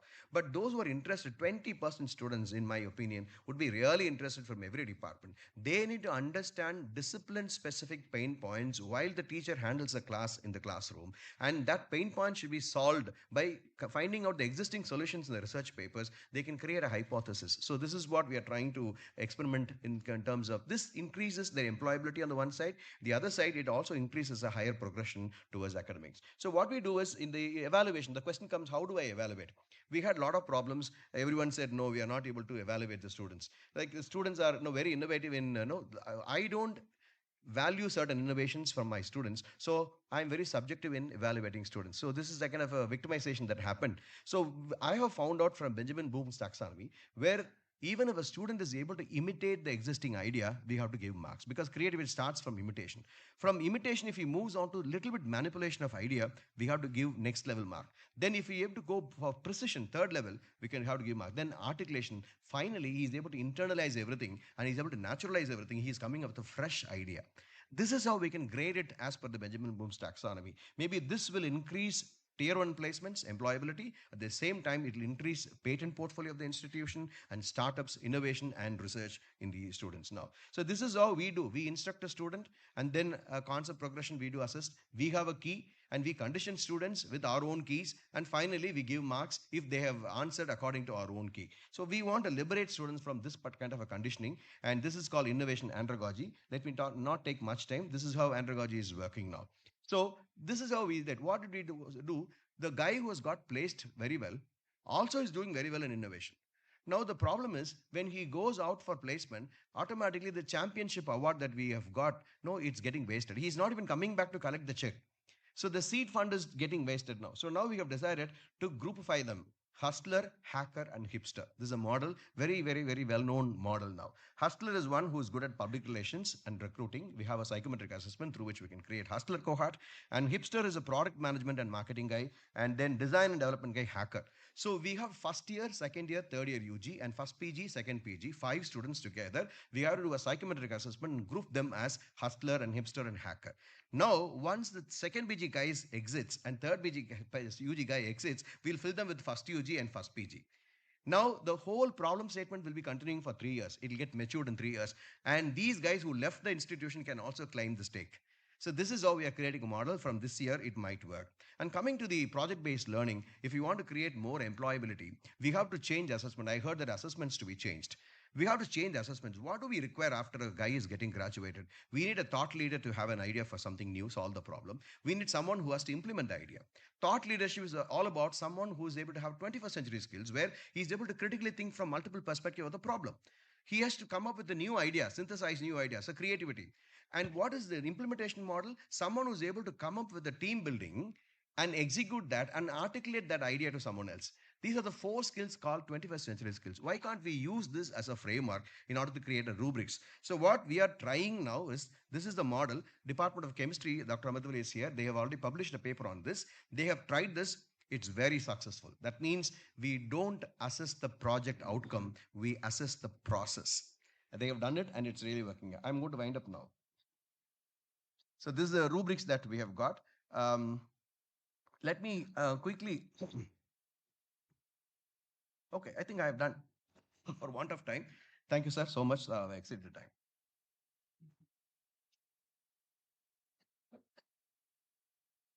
Thank you, sir. Excellent presentation, and at the same time, you maintained Vande Bharat speed. That's a great. I think. Yeah, that's what. Yeah. So the next speaker, Professor E.P. Ambiji Koya, Principal, Sophie Institute of Advanced Studies, Kerala. Yeah. So 10 minutes, sir.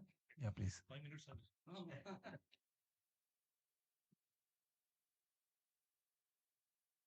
Very good evening, all of you. The respected chair of this session, Professor Kumar Ulgaram, and my fellow panelists, Secretary General Pankaj Mithal, Vice Chancellors and principals of the different colleges. I will take only few minutes because I am also very hurry. I have to catch the train. I have to leave from here at 4:45. So you have to bear only 10 or 15 minutes, or within 10 minutes I will close. The 3 important topic or a subject, that is research, then employability and entrepreneurship. These are the 3 pillars of a higher education institution. A student is coming to our college or a parent is admitting his ward is for the 3 important purposes: research or employability or entrepreneurship. Whatever may be the programs offered in a college, the students can do the research. The research does not mean that it is a PhD research or a MPhil research. Even at the graduation level or post-graduation level, a student can do the research. Through research, he can create new knowledge. And that knowledge is to be spread to the public. Many of the researchers, or even the PhD researchers, done by the scholars or by the different institutions, are not coming to the light. They are actually kept in the universities, or they are kept either with the scholar or the guide only. Very few are actually published, and that published itself is not coming to the actual customer. If a person is doing a research in agriculture, definitely that should reach to the farmer or to the planter or an agriculturist. If it is only for the education purpose, it will be okay. But most of the studies done in the agricultural sector or the environment sector, whatever may be, that is not open to those people to whom it is beneficial.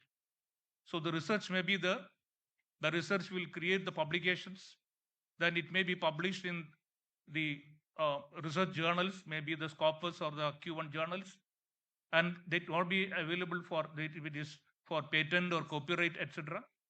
But it is not enough as far as an institution is concerned. The institution must open it, or the publication should be open to the general public, or who are the actual customers of the research. So at the graduation level itself, we can promote the research. The students must have such a mindset of doing the research in their area, and this area can be identified by the research guide with the support or with the help of the other colleagues or maybe the students. And the student has to do the work, and the actual result is to be published, whether it is Q1 journal or whether it is in the Scopus or the above science, it is immaterial. But this is actually for the societal purpose, that there should be open to that. The second is the employability. Whatever may be the program, all the programs are creating the employable people. But how we have set the mind of the student or the public, it depends. If you are offering the English literature, if you are offering the commerce, if you are offering the computer science, all there is employability opportunity. But we are not creating the students with employability skills. We are teaching the classroom. The students, they may sit in the classroom, the 100% attendance they may be scoring, but because of that, we cannot create the employability. Employability is entirely different from what we teach in the classroom. The employability depends upon many other things. It is mainly based on the skills. The skills we have to provide. Skills, not only the hard skill which are concerned with the domain knowledge, but along with that, we have to provide the communication skill, the soft skill, leadership skill, and many other things along with that. Otherwise, no industry will catch this particular student, or the student have to remain there without getting any employment. Then thirdly, it is entrepreneurship. That is, a student is coming to the college not only for the placement purpose or employability purpose, not only for the research purpose, but a student is also coming to the college maybe for entrepreneurship also.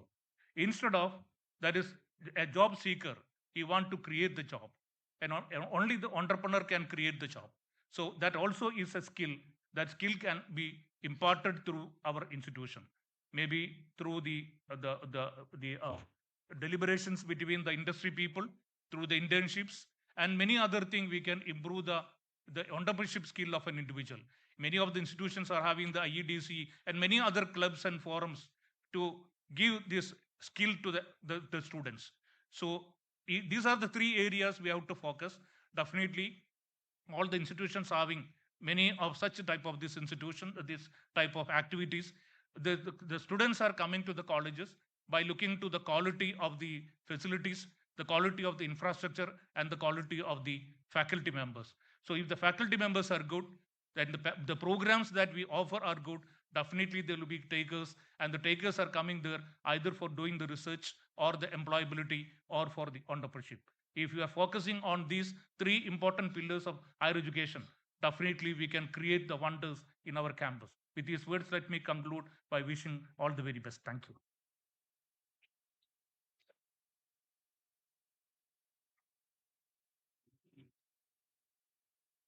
Thank you, sir. You completed in 7 minutes. Thank you so much. Now I invite the third speaker. Yeah. Yeah. Professor E.P. Ambichukoya, Principal, Safi Institute of Advanced Studies. Oh, sorry, sir. You're from Kerala? No, I'm from Mumbai. Mumbai, no, sorry. Yeah. Maushami Datta. Yeah. So, Nagindas Kandwala College, Mumbai. Please, madam.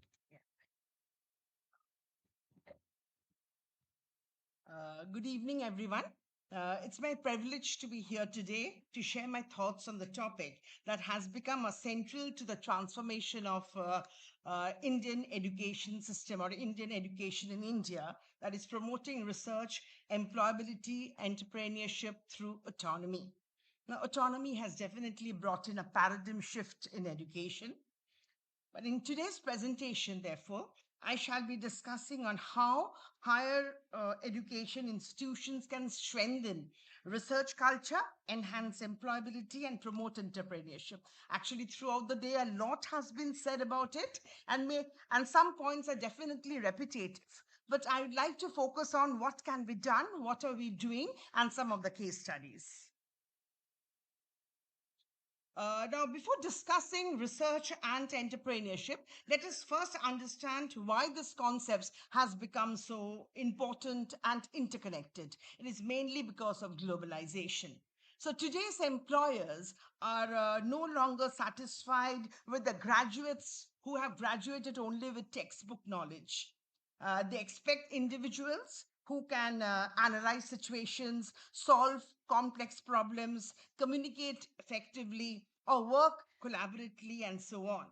They also expect that along with knowledge, they should have the practical skills, the value creativity, and solve complex problems. So the objective is not merely to prepare the students for the first job, but also to equip them with competencies that will enable them to succeed throughout their careers despite rapid technological changes.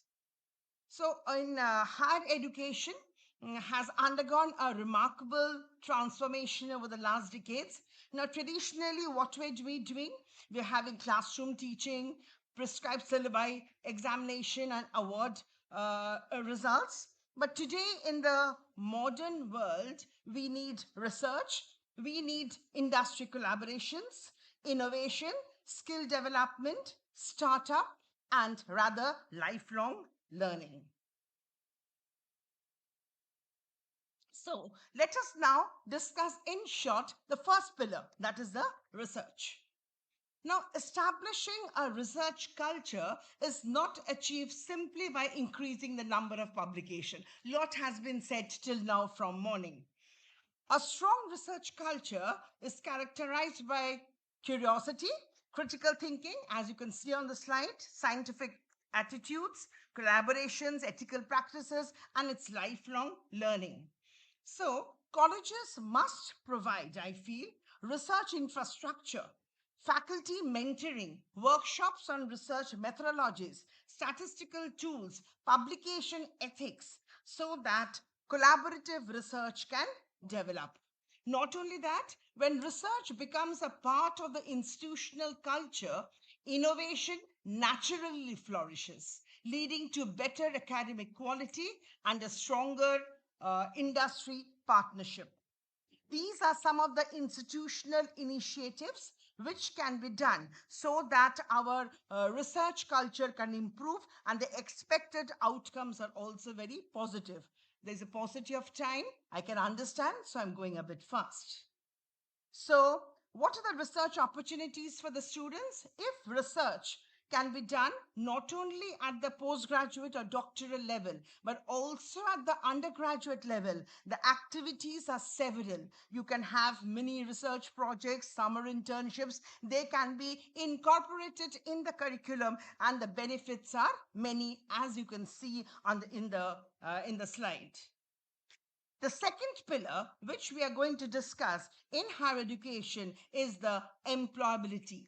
While research helps students to generate knowledge and develop analytical abilities, employability ensures that this knowledge can be effectively applied in the modern world. Now, what are the essential employability skills which is needed in today's world? Technical skills, soft skills, as well as the professional skill. The combination of these three skills can definitely increase and improve the employability skills and the percentage. Bridging the skill gap is very, very important because despite increasing education opportunities, industries frequently report that many graduates have not fully prepared for the workplace. So this mismatch between the academic learning and industry expectations is commonly referred to as a skill gap, which needs to be bridged, which needs to be narrowed definitely. There are various solutions for that, which has already been discussed throughout the day today and hence not repeating. The third pillar in today's discussion is entrepreneurship. Traditionally, education focuses primarily on preparing students for employment. But in today's world, think that the system not only prepares students to be, but they have to be job creators, not only job seekers. Entrepreneurship is not limited to starting a large business. Does not mean that. 5 minutes, sir, I will take. It can involve launching a small enterprise as well, or developing a social innovation, or commercializing the research as it was discussed earlier. Why entrepreneurship? Several entrepreneurship qualities which I have chalked down. This is the entrepreneurship ecosystem of the higher education, not going into detail much. Thus, we find that there is a need for integrating research with entrepreneurship. One of the most significant development in modern higher education is the linkages and the integration between research and entrepreneurship. The researchers should be translated into practical applications. For example, biotechnology research can lead to new medicines and so on. Case studies I have selected from Nagindas Khanwala College. Nagindas Khanwala College, we are empowered autonomous college in Maharashtra, Mumbai. Recently, we have got iGaze rating with academic quality and governance of gold rating. So, and the academics and the curriculum is well known in Maharashtra. So here what we have done is that I'm just giving an example. For example, in the BCom courses, like commerce is very well known in Mumbai, we have also brought in some of the industry and entrepreneurship courses like financial accounting, GST, income tax, cost accounting, and so on. We just wanted to make it multidisciplinary, which will improve the employability and increase the entrepreneurship as well. These are some of the experiential learning in curriculum. Need not to be mentioned that experiential learning in separate, it cannot be a subject. So in every curriculum which we teach, we have a component of experiential learning. Entrepreneurship in our curriculum also the same thing. In every curriculum we have some a fold maybe where entrepreneurship is imbibed among the students. Definitely challenges are there. There are several research challenge, employability challenge, as well as entrepreneurship challenges. These are some of the best practices. My chairman is not is really we have to be very, very short, but our recommendation is that one important priority in promoting interdisciplinary research that combines with multiple discipline is the need of the day. So they are all these three pillars are interconnected in the interconnected dimensions of the modern higher education system. Research generates new knowledge and innovative ideas. These innovations definitely can strengthen employability by equipping the students with analytical thinking, problem solving abilities, and technical competencies. Entrepreneurship then transfers knowledge and innovation into products and services, startups, and employment opportunities. Thank you very much for your kind attention and patient listening. I sincerely hope that this presentation has highlighted the importance of integrating research, employability, and entrepreneurship. Thank you. I was really fast.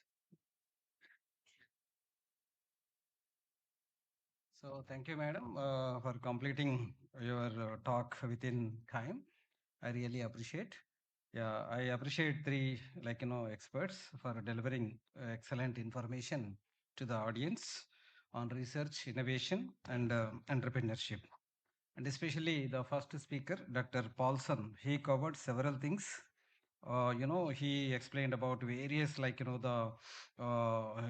various schemes implemented at Madras Christian University, especially 30 crores MRF for this launch and the new business schools and 10 crores re-establishing of laboratories and the history of various courses started and its importance.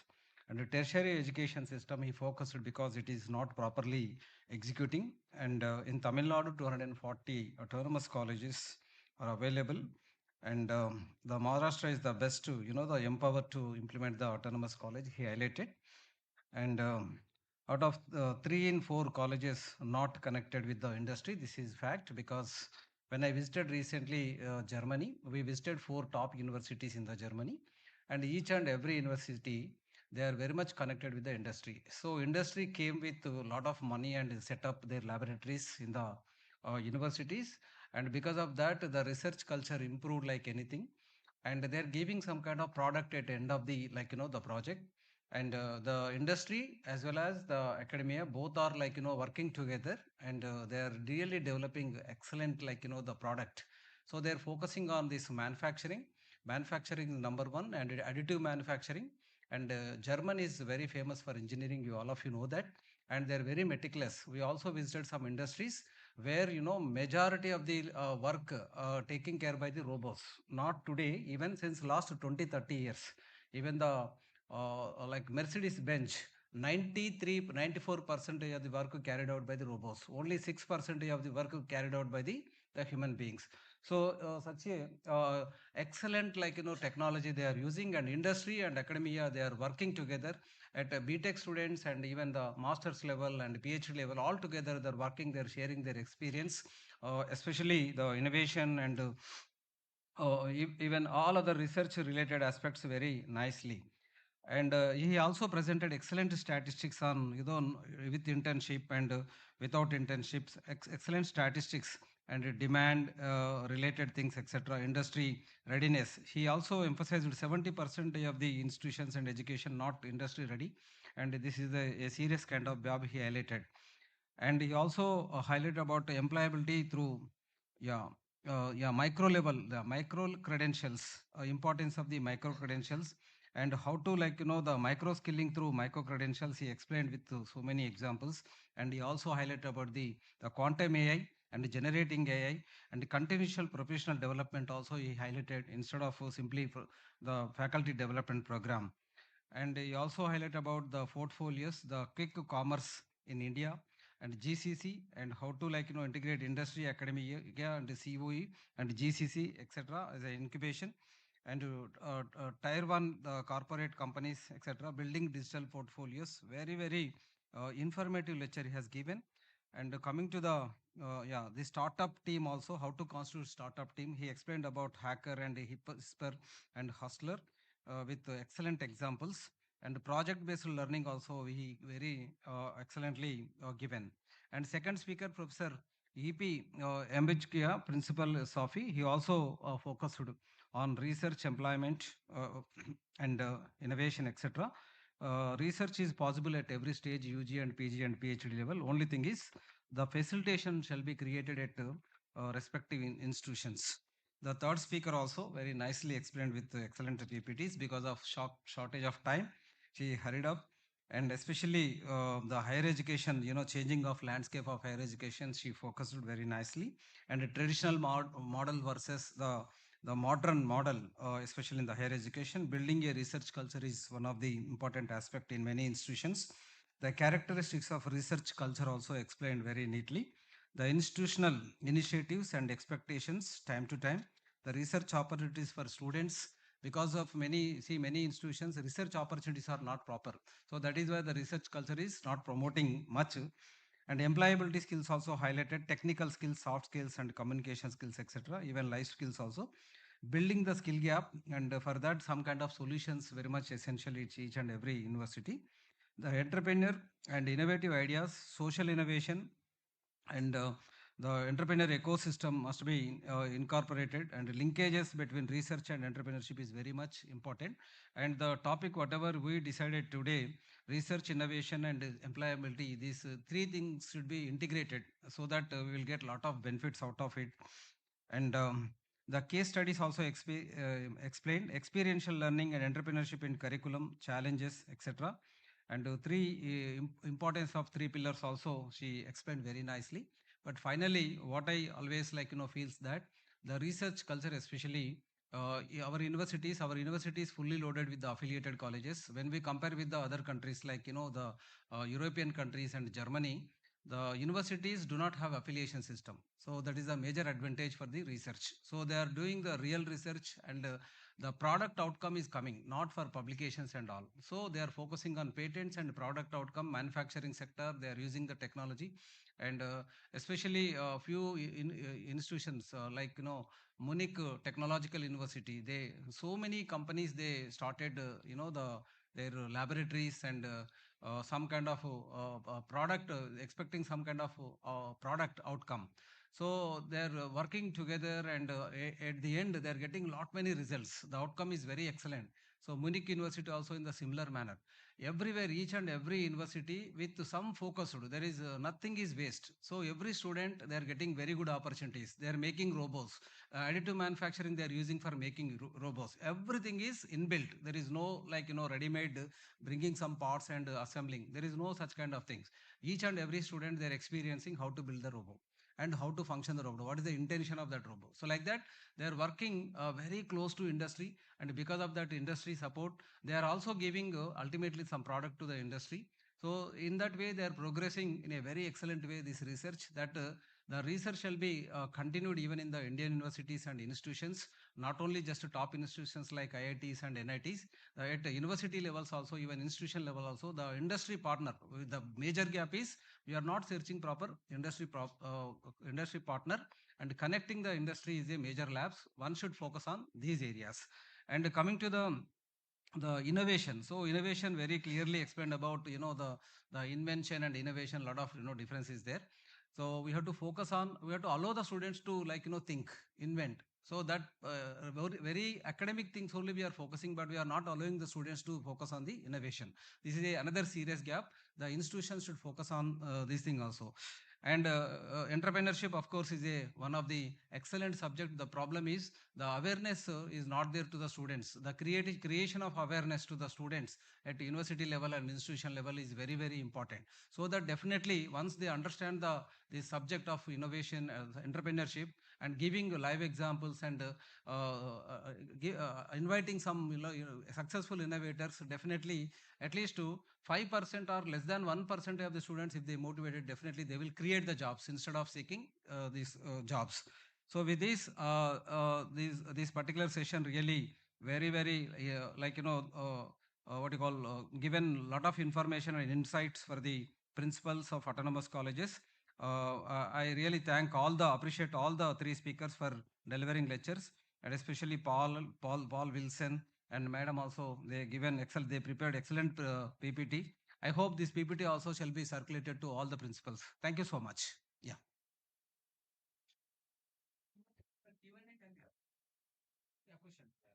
Yeah, and the Wilsons are also available online. If any questions are there, you please ask.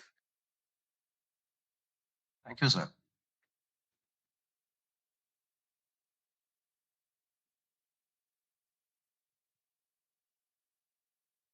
My question is to Wilson, sir. I have heard about you have an excellent alumni contribution. So can you give us some tips? Yeah. Coming to alumni contribution, ma'am, this is a legacy. I used to think about this: why other institutions are suffering for alumni engagement.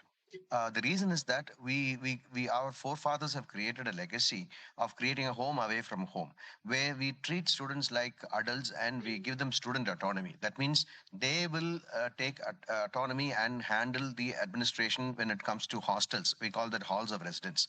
At the same time, our union, College and Society, also is working like that. And campus vibrate. The campus is so vibrant with a lot of activities. So automatically, the co-curricular and extracurricular activities are so vibrant that we create a lot of memories for them. So these memories bring them back to the institution and own the institution, sense of belonging, and then give back to the institution.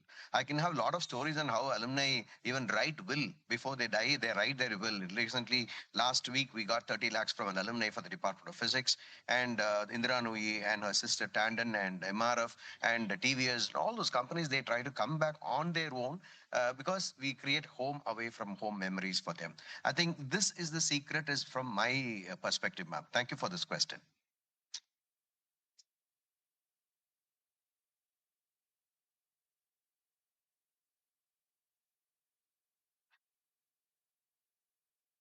Have I answered, ma'am? Yeah. Thank you, sir. Thank you. Yeah. Thank you. Any questions?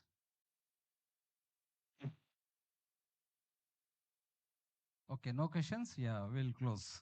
So thank you one and all for participating in this session. Thank you. Thank you very much, sir. Your thoughtful summary has beautifully synthesized the key ideas discussed during this session and underscored the transformative role of research, innovation, entrepreneurship, and employability in higher education. On behalf of the Association of Indian Universities and Rajagiri School of Engineering and Technology, I extend our heartfelt gratitude to our respected chairperson, distinguished speakers, and all the delegates for making the technical session intellectually stimulating and truly memorable. I request Professor Vinay Kumar Pathak, President AIU, to present a token of appreciation to our chairman, Professor Kumar Molugaram, and speaker, Professor Maushmi Datta, as a gesture of gratitude for their valuable contributions.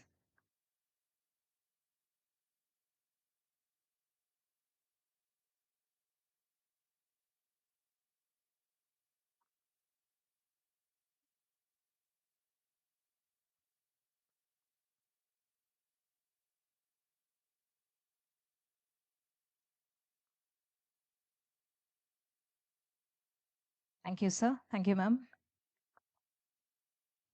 As we conclude the technical deliberations of the day, we move towards the valedictory session, where we shall reflect upon the significant outcomes of this conference and celebrate our shared commitment to advancing higher education in India.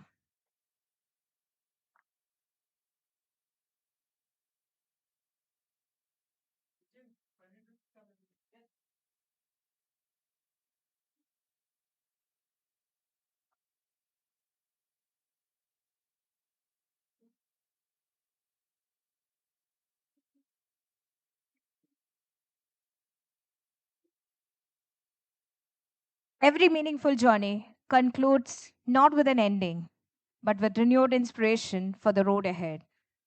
A very warm good evening to one and all. It gives me immense pleasure to welcome you all to the valedictory session of this prestigious AIU conference. Throughout the day, we have witnessed thought-provoking discussions on leadership, governance, institutional autonomy, research, innovation, employability, and entrepreneurship. The exchange of ideas and best practices has truly reflected our collective commitment to strengthening higher education in India. As we conclude this enriching conference, let us celebrate not only the successful completion of today's deliberations, but also the collaborations and partnerships that will continue to shape the future of our institution.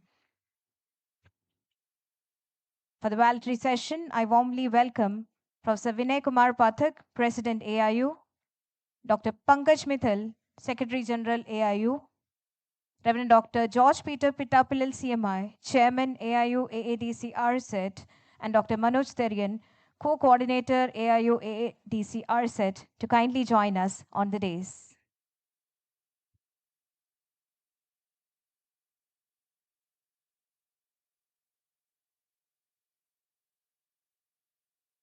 To formally commence this distinguished gathering, it's my privilege to invite Reverend Dr. George Peter Pitapilil CMI, Chairman AIU AADC RSET, to deliver the welcome address.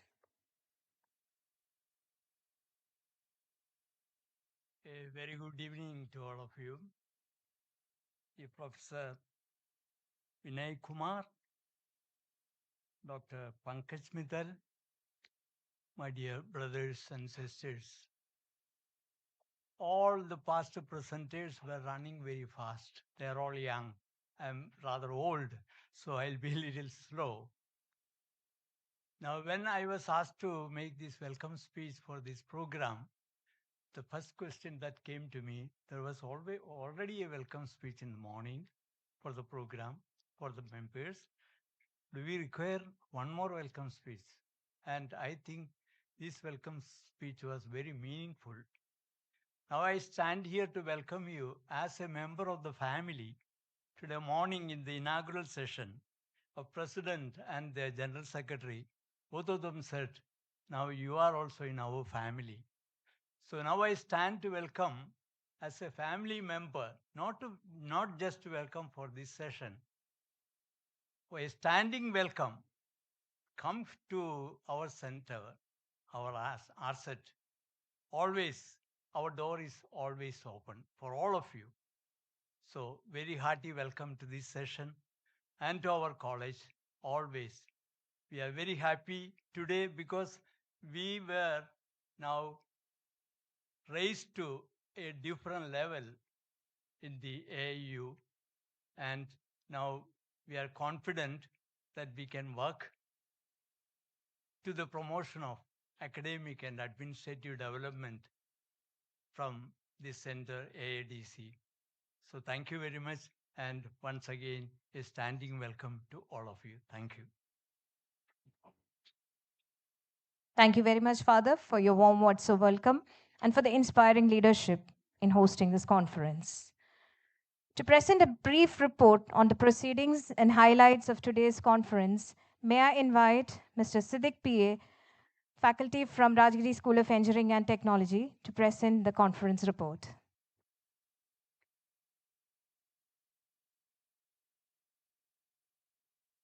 Respected President and Secretary General of the AIU, distinguished Vice Chancellors, Principals of Autonomous Colleges from across the nation, dear delegates, ladies and gentlemen.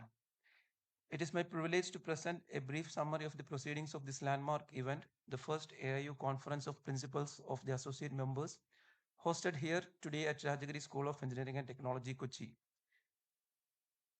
Over the course of the day, we have engaged in intensive deliberations on a theme of paramount contemporary relevance, the emerging role of autonomous colleges in implementing NEP 2020. The conference commenced this morning with the registration and welcome tea, setting a collaborative tone for the day. The inaugural session opened solemnly with the national anthem, followed by the traditional lighting of the lamp and prayer.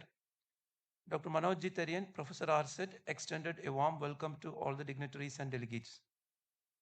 We were privileged to hear insightful opening perspectives from a galaxy of academic leaders. Addresses were delivered by Reverend Dr. Father Joel George Pulolil CMI, Assistant Director RSET, Professor Kumar Molugram, Vice Chancellor, Osmania University, Dr. Mrs. Pankaj Mittal, Secretary General of AIU, Professor Vinay Kumar Pathak, President of AIU and Vice Chancellor of CSJM University, and Dr. V. Bharati Harishankar, Vice Chancellor, Avinash Lingam Institute. A major milestone of the session was the formal inauguration of the AIU AADC Center here at RSET. The inaugural session concluded with a vote of thanks by Dr. Danya PM, the national anthem, a memorable group photograph, and a networking tea. Technical session 1 focused on leadership, governance, and excellence, chaired by Professor Dr. M. Junaid Bushri. The session featured invaluable insights from 3 distinguished principals, Dr. Vivek S. Sunpar, Dr. Charles Lewis, and Dr. Jagjeevan. They highlighted the shifting paradigms of institutional leadership required to drive excellence in autonomous setups, followed by an engaging house discussion. Technical session 2 deliberated on autonomy to promote quality, innovation, and global competitiveness under the chairpersonship of Dr. V. Bharati Harishankar. Expert perspectives were presented by Dr. Pooja Ramchandani and Dr. Manjunatha. The presenters emphasized how autonomy acts as a catalyst for educational innovation and global benchmarking, stimulating a vibrant discussion among the participants. Technical session 3 explored the critical domain of prompting research, employability, and entrepreneurship, chaired by Professor Kumar Molugram. The panel consisted of Dr. P. Wilson, Professor Dr. Moshmi Datta, and Professor E.P. Imbichikoya. The speakers provided actionable frameworks on aligning institutional research with industry needs and fostering an entrepreneurial mindset among students to fulfill the core mandates of NEP 2020. In summary, today's conference has successfully provided a national platform to map out the implementation roadmap of NEP 2020 with autonomous colleges. It has underscored that institutional autonomy comes with the profound responsibility of driving quality, fostering indigenous research, and grooming globally competitive yet socially responsible citizens. On behalf of the organizing committee, I extend our heartfelt gratitude to the Association of Indian Universities for trusting RSET with this maiden conference, and to all the delegates whose active participation has made this day exceptionally rewarding. Thank you all. Thank you, sir, for presenting a comprehensive summary of the day's proceedings. It's my privilege to invite Dr. Pankaj Mittal, Secretary General AIU, to address this distinguished gathering.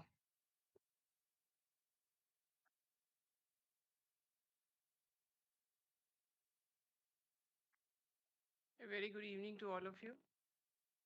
First of all, I think I should thank both the compeers. They have been doing an excellent job since morning. Very, very, very nicely being steered.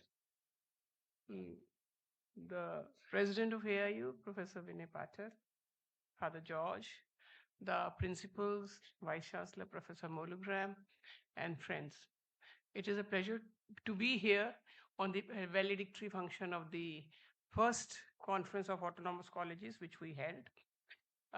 There were many takeaways, but before I come to the takeaways, let me thank the Rajagiri College of Engineering for making excellent arrangements, whether it was accommodation, whether it was food, whether it was local transport, whether it was sightseeing, or even the handling of the IT and the way the online speakers were there, presentations, everything was excellent. So attention has been given to details, and everybody was working with a passion.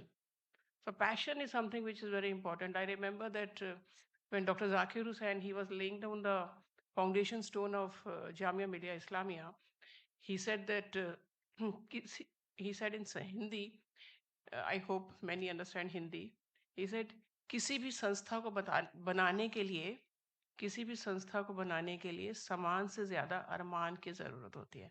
Saman means, of course, you need the buildings, infrastructure, everything. Arman is a passion of the leader, passion of the teachers, passion of the students. So that is what I saw in Rajagiri College. And since the passion is there, this institution is bound to go ahead. So congratulations to the management for having an excellent staff, and congratulations to the staff for being in such a good college.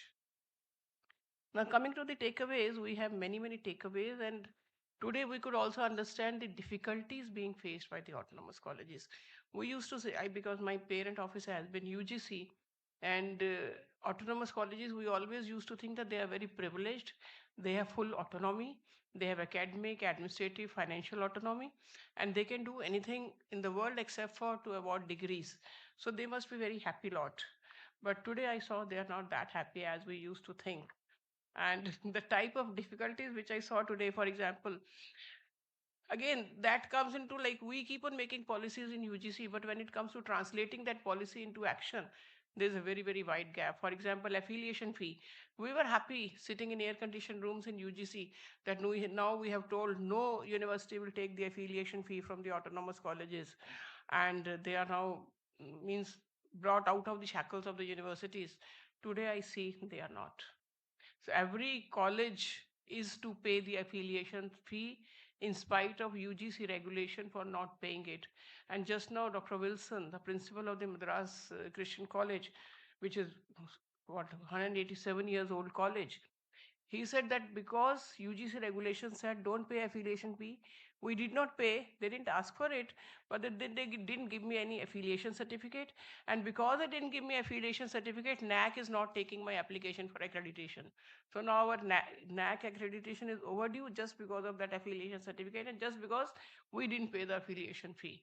So these type of things are happening. And then one college principal from Karnataka, he told that in spite of having full academic autonomy, the autonomous colleges are not permitted to change the curriculum from more than 20%. Again, that is something which is very, very, I mean, that came as a shock to us. We thought they have full autonomy. So there were many more issues like new programs if you want to start. So there's a lot of approvals required from the concerned university. Then only you can start, even if those programs are already running in the university, then also.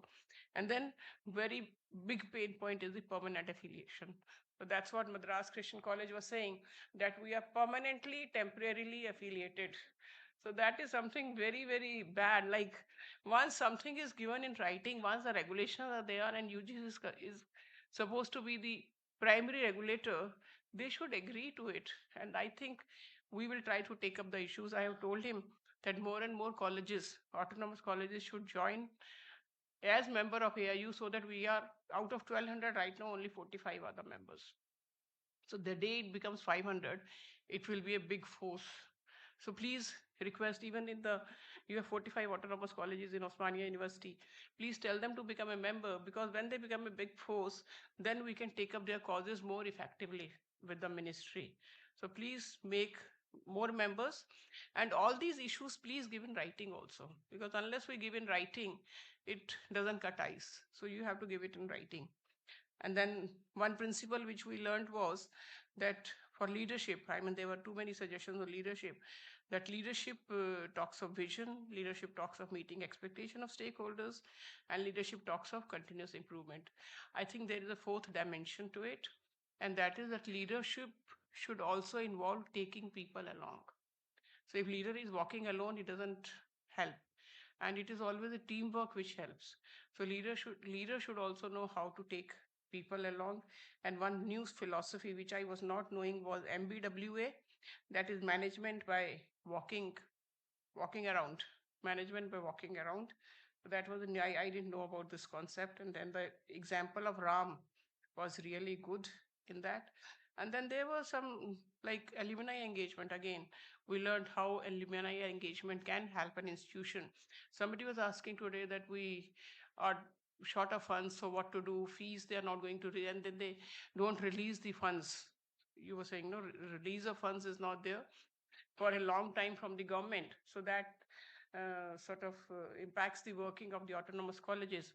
But the only solution is either keep on pressing the government or start generating your own funds. So there are many ways you can generate your own funds. So I think we will have a conference on this specific issue, how to explore various government fundings and how to explore or generate your own funds in the academic, in autonomous colleges, because you have a bit of autonomy. So on that, we will have one conference. Internships like employment. When you talk of employability, internship is a very big thing, and the National Education Policy has said that after every semester, in every program, there should be an opportunity for the internship for the students.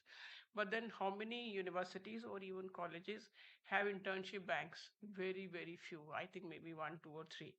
So internship banks are very important. So if autonomous colleges are able to establish internship banks to provide internships to the students, that will be a very good, big step forward.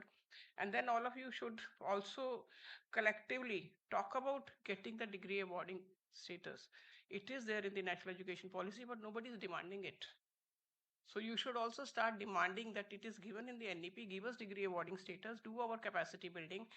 we are moving towards the capacity building of autonomous colleges, but you should also start demanding that, yes, we need the degree awarding status and we want to work towards that. And once that is done, many of your problems relating to the university will be solved, whether it is affiliation fee, whether it is permanent affiliation, whether it is new programs, whether it is curriculum changes. So many of the problems will be solved. So you should demand degree awarding status. And then one more thing which I think many autonomous colleges should do is, I mean, curriculum revision, of course, there's तो क्या नाम है उसका AI वाला हमारा बंदा संजीव नहीं Srijan Pal. There is one Dr. Srijan Pal. He works in the APJ Kalam Center. He is the director of that center. He says there is a half-life of knowledge. Half-life of knowledge means the time in which half of the knowledge becomes redundant. So 3-4 years back, it was around 2 years. Then it became 1 year. And today it is 5 months. So in 5 months, half of the knowledge which you are teaching to the student becomes redundant. So what should be the frequency of the curriculum revision? 3 years, 1 year, or 5 months? So that is very important. By the time the students come out, the knowledge they have learned is obsolete. So we have to ensure that the student is employable by frequent curriculum changing, and not only curriculum changes, also the way we teach. I mean, in India, we say that we are using the normal lecture method.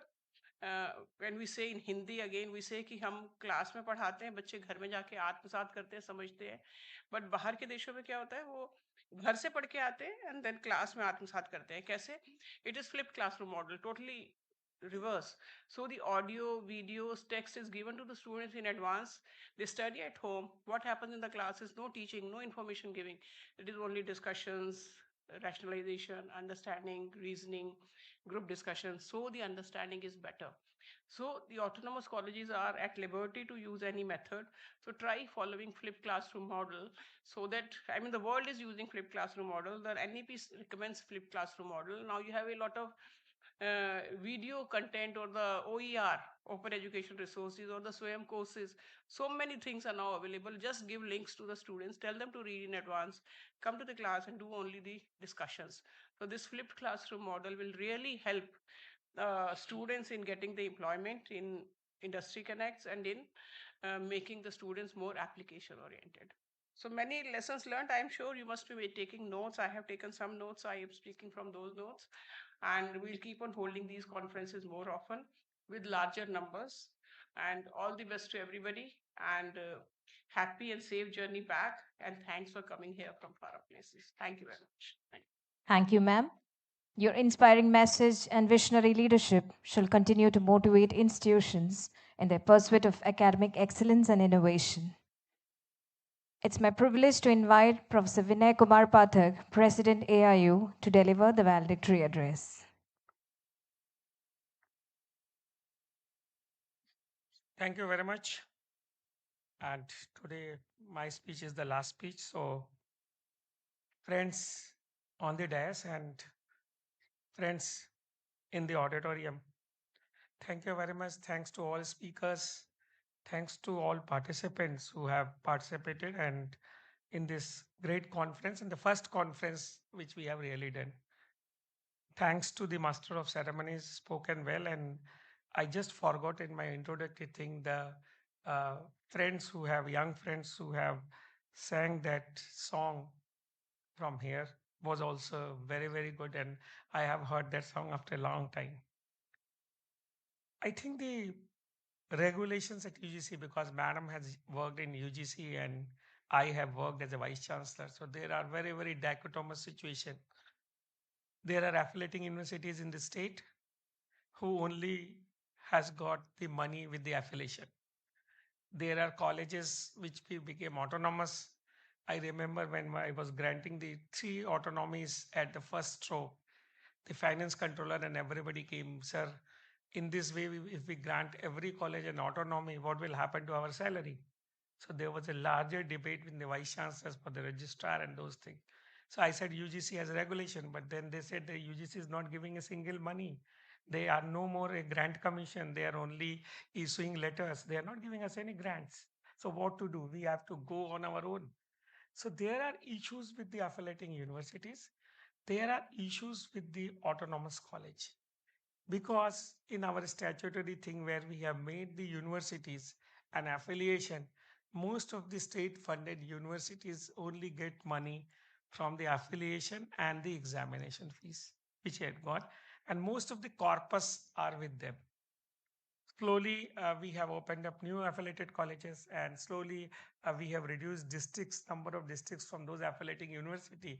So they are becoming thinner and thin in size. So this is a egg and chicken kind of a problem, which madam also posed, and I also. So actually the mindset of a university, because I have been in a state funded university for last 18 years, when they leave, when they grant autonomy, then the university is also not very matured how to treat a person with an autonomy. It looks like when our kid becomes and he wants to stay in another home, parents are not ready. They say how you will come, if you will go, then where your income will come, and where we are. So we are not very trained. And in each of the universities, what symbiotic relationship between the university and the autonomous college we have not defined, and it cannot be defined by regulations sitting at Delhi or some sitting at Trivandrum or sitting at some kind of a place. It has to be trained. So the vice chancellor, the registrar, the finance controller, the controller of exams, the deans have to do, because still a degree, which is a uh, very important degree for an autonomous college to do, say, is the doctoral degree, which has actually not given to the college as, because the admissions and everything is done by the universities. So how they will get the, and the doctoral program is very important for an autonomous college, because that brings laurel to the autonomous college and they really want to pitch in that. So how to award degree, how to get a PhD program in an autonomous college. So those relationship has to be defined, and we have not thought for a long kind of a time on those kind of things. So our country is also developing, is becoming more and more. When the new autonomous colleges will come, they will have also a new consortium. And I think AIU will be remembered for that, making a consortium of autonomous college under the aegis of Association of Indian Universities. I think it's a humble beginning, but it's a very, very important beginning to just see jointly and collaboratively to have similar kind of issues for the autonomous colleges.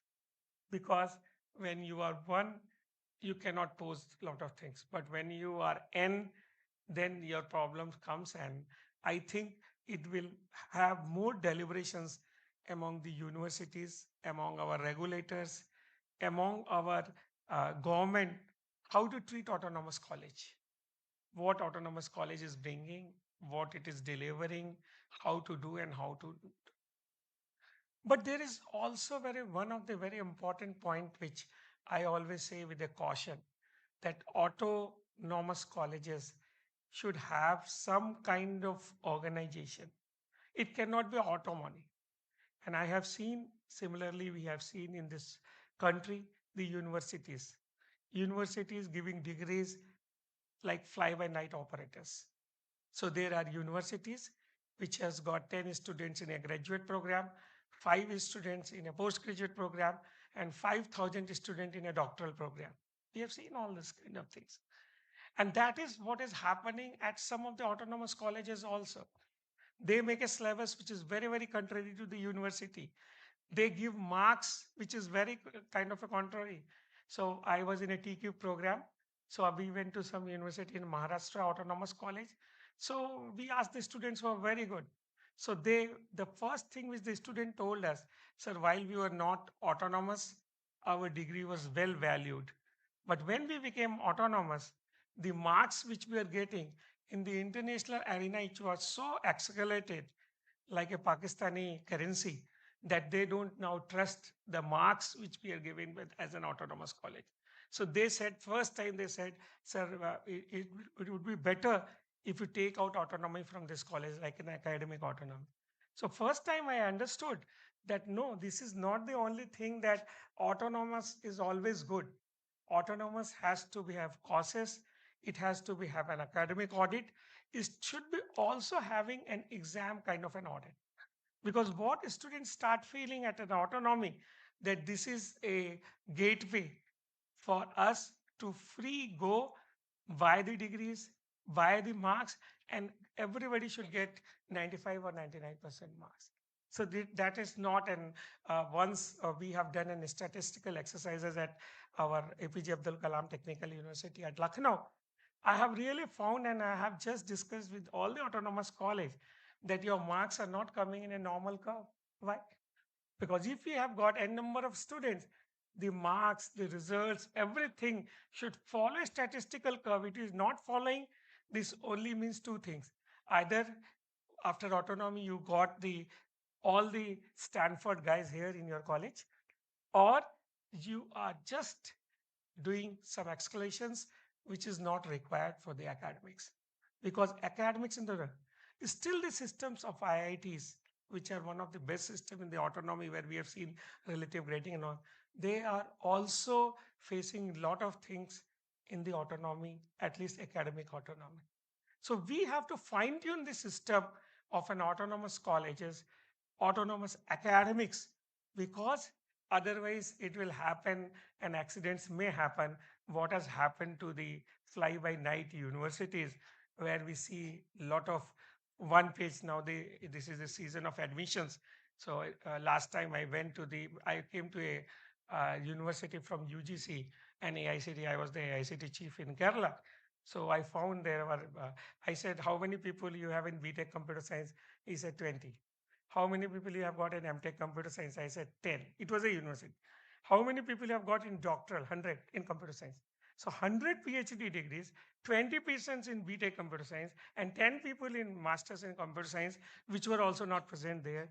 These kind of things has happened with our university. And at this time, we have to take a pause. We have to think that autonomy, university system, even we remove the affiliations, then also it is not guaranteed that we will have a world-class university. Although in every country like US also, they have also got world-class and third-class universities. But if we want to improve our education, we have to be very cautious, and we have to think whatever we have preached or whatever we have said, that has to be actually inculcated in the things. So I met the principal in the afternoon, although he didn't came, but he was a nice guy and he told me a lot of things. And I also said, he said, what you emphasize in the education. I said, what we speak on the dais, we do contrary when we go to the ground. This is what I felt always. So this conference, we have deliberated nicely. Everybody has given us an algorithm formula. I will request Vijayan to note it down, make a detailed kind of a thing, and also try to get the problems and the solutions for the autonomous colleges. We will request another conference which will happen in another 2-3 months, where most probably we will have 100 autonomous colleges on our board. As Vijayendra has told me that we are going to get 100 autonomous colleges. So we will go with that 100 autonomous colleges. We will take care of the problems, we will take the solutions, and we will talk to the regulators, maybe AICT, maybe UGC, and may God, if help, then it will become Heki. I don't know. It is not coming in the monsoon session. Let it come on the kind of a winter session.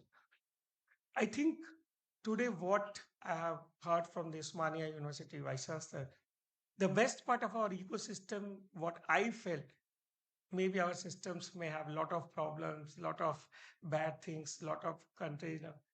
But the best part in the country is that we have got young and best bright students. We may not have an infrastructure like Germany or Japan, but we have got better students than any other part of the world in this country. I think this is the time when we should give powers to our young students. I felt, and I am from a very humble tier 2, tier 3 cities, we don't have ecosystems like the Hyderabad or like Bangalore, but our students have made a lot of autonomous robots in just 4 months, lot of AI solutions, and we have to look for the local AI solutions.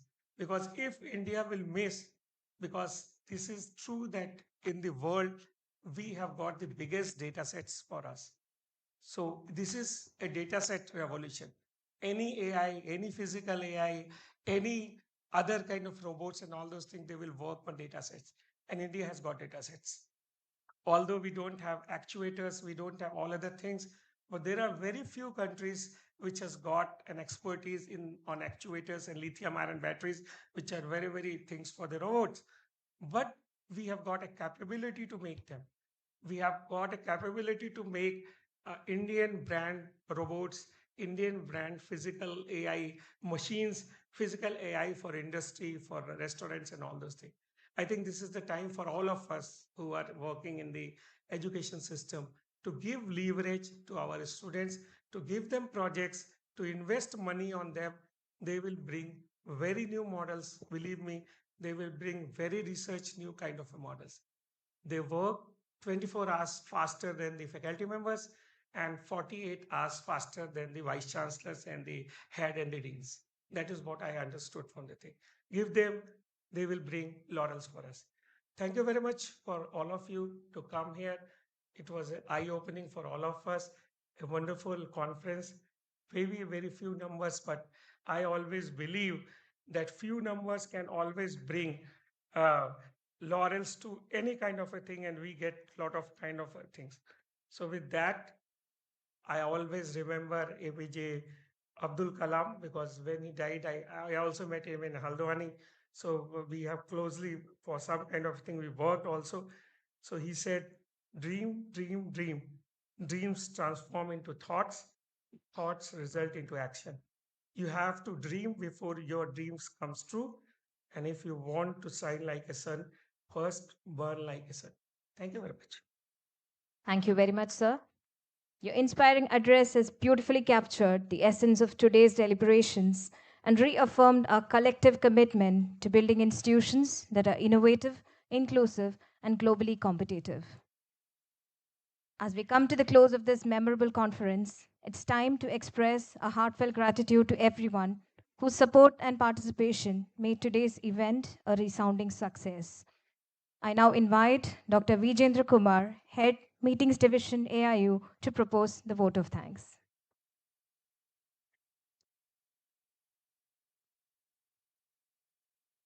Esteemed dignitaries on the dais, our own President Professor Binay Kumar Pathak sir, respected Secretary General Ma'am Dr. Mrs. Pankaj Mittal Ma'am, distinguished Vice Chancellors from AIU member university, all the principals, academic leader, esteemed delegates, ladies and gentlemen. Very good evening to you all.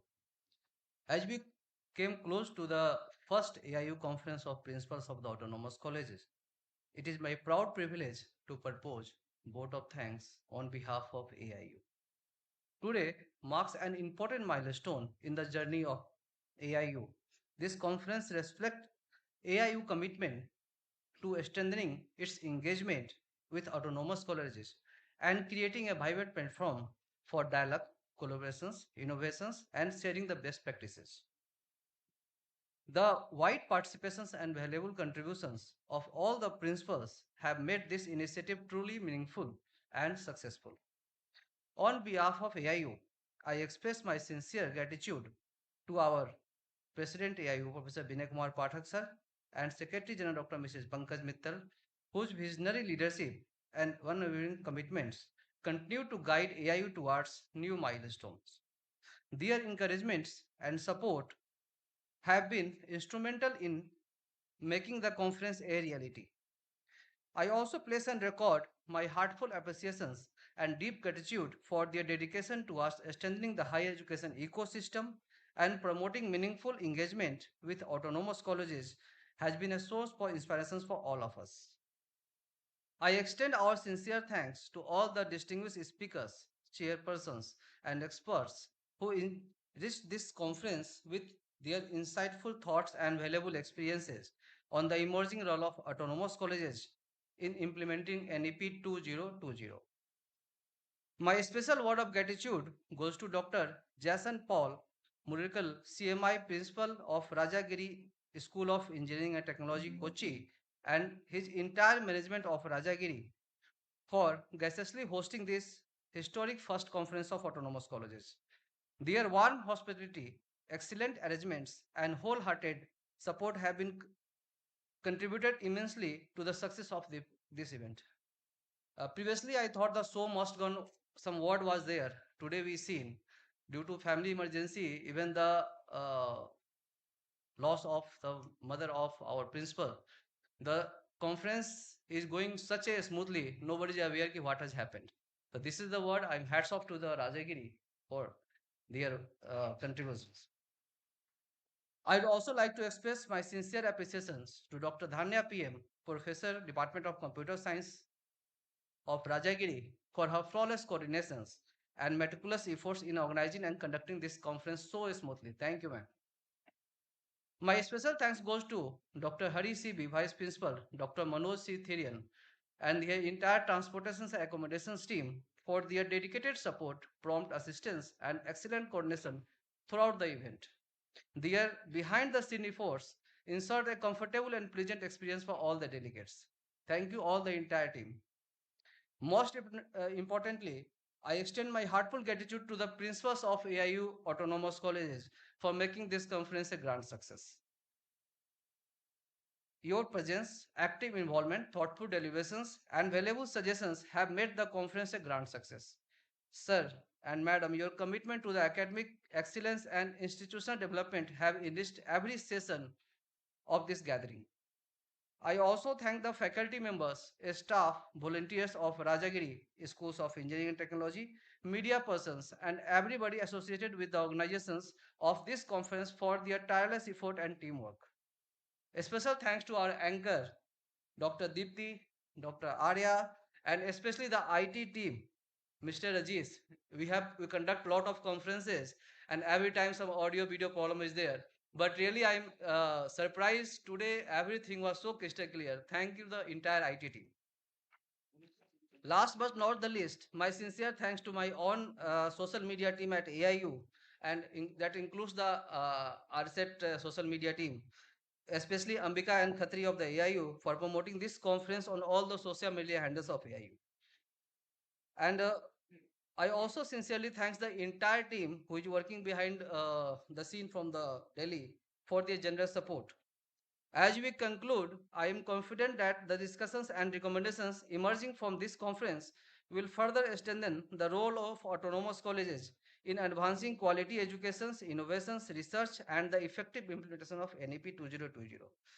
Thank you all once again for your kind participation, support, and cooperations. I wish you all very best and happy journey back home, and look forward to meeting you once again in our future conferences.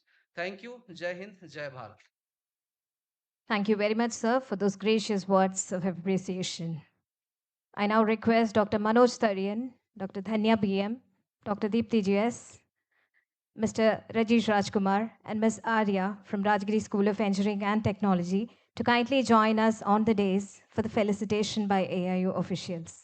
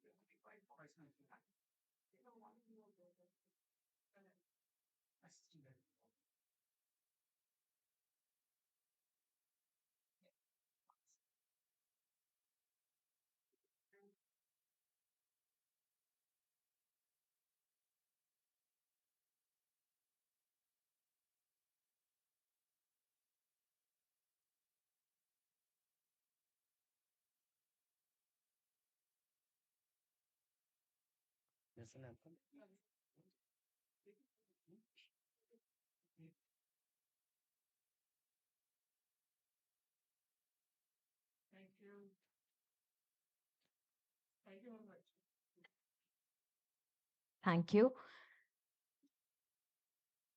As we conclude this conference, I request everyone to rise for the national anthem.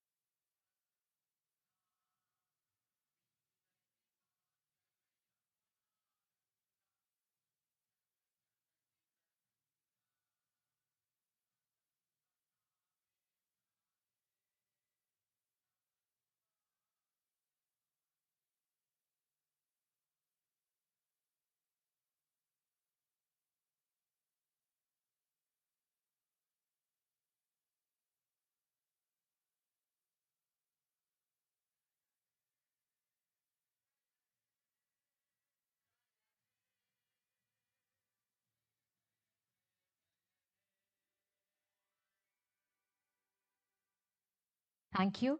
On behalf of AIU and RSIT, we extend our heartfelt gratitude to each one of you for making this conference a memorable success. May the ideas shared today inspire stronger collaborations, innovative practices, and continued excellence in higher education. We wish you a safe journey home and look forward to welcome you again at future AIU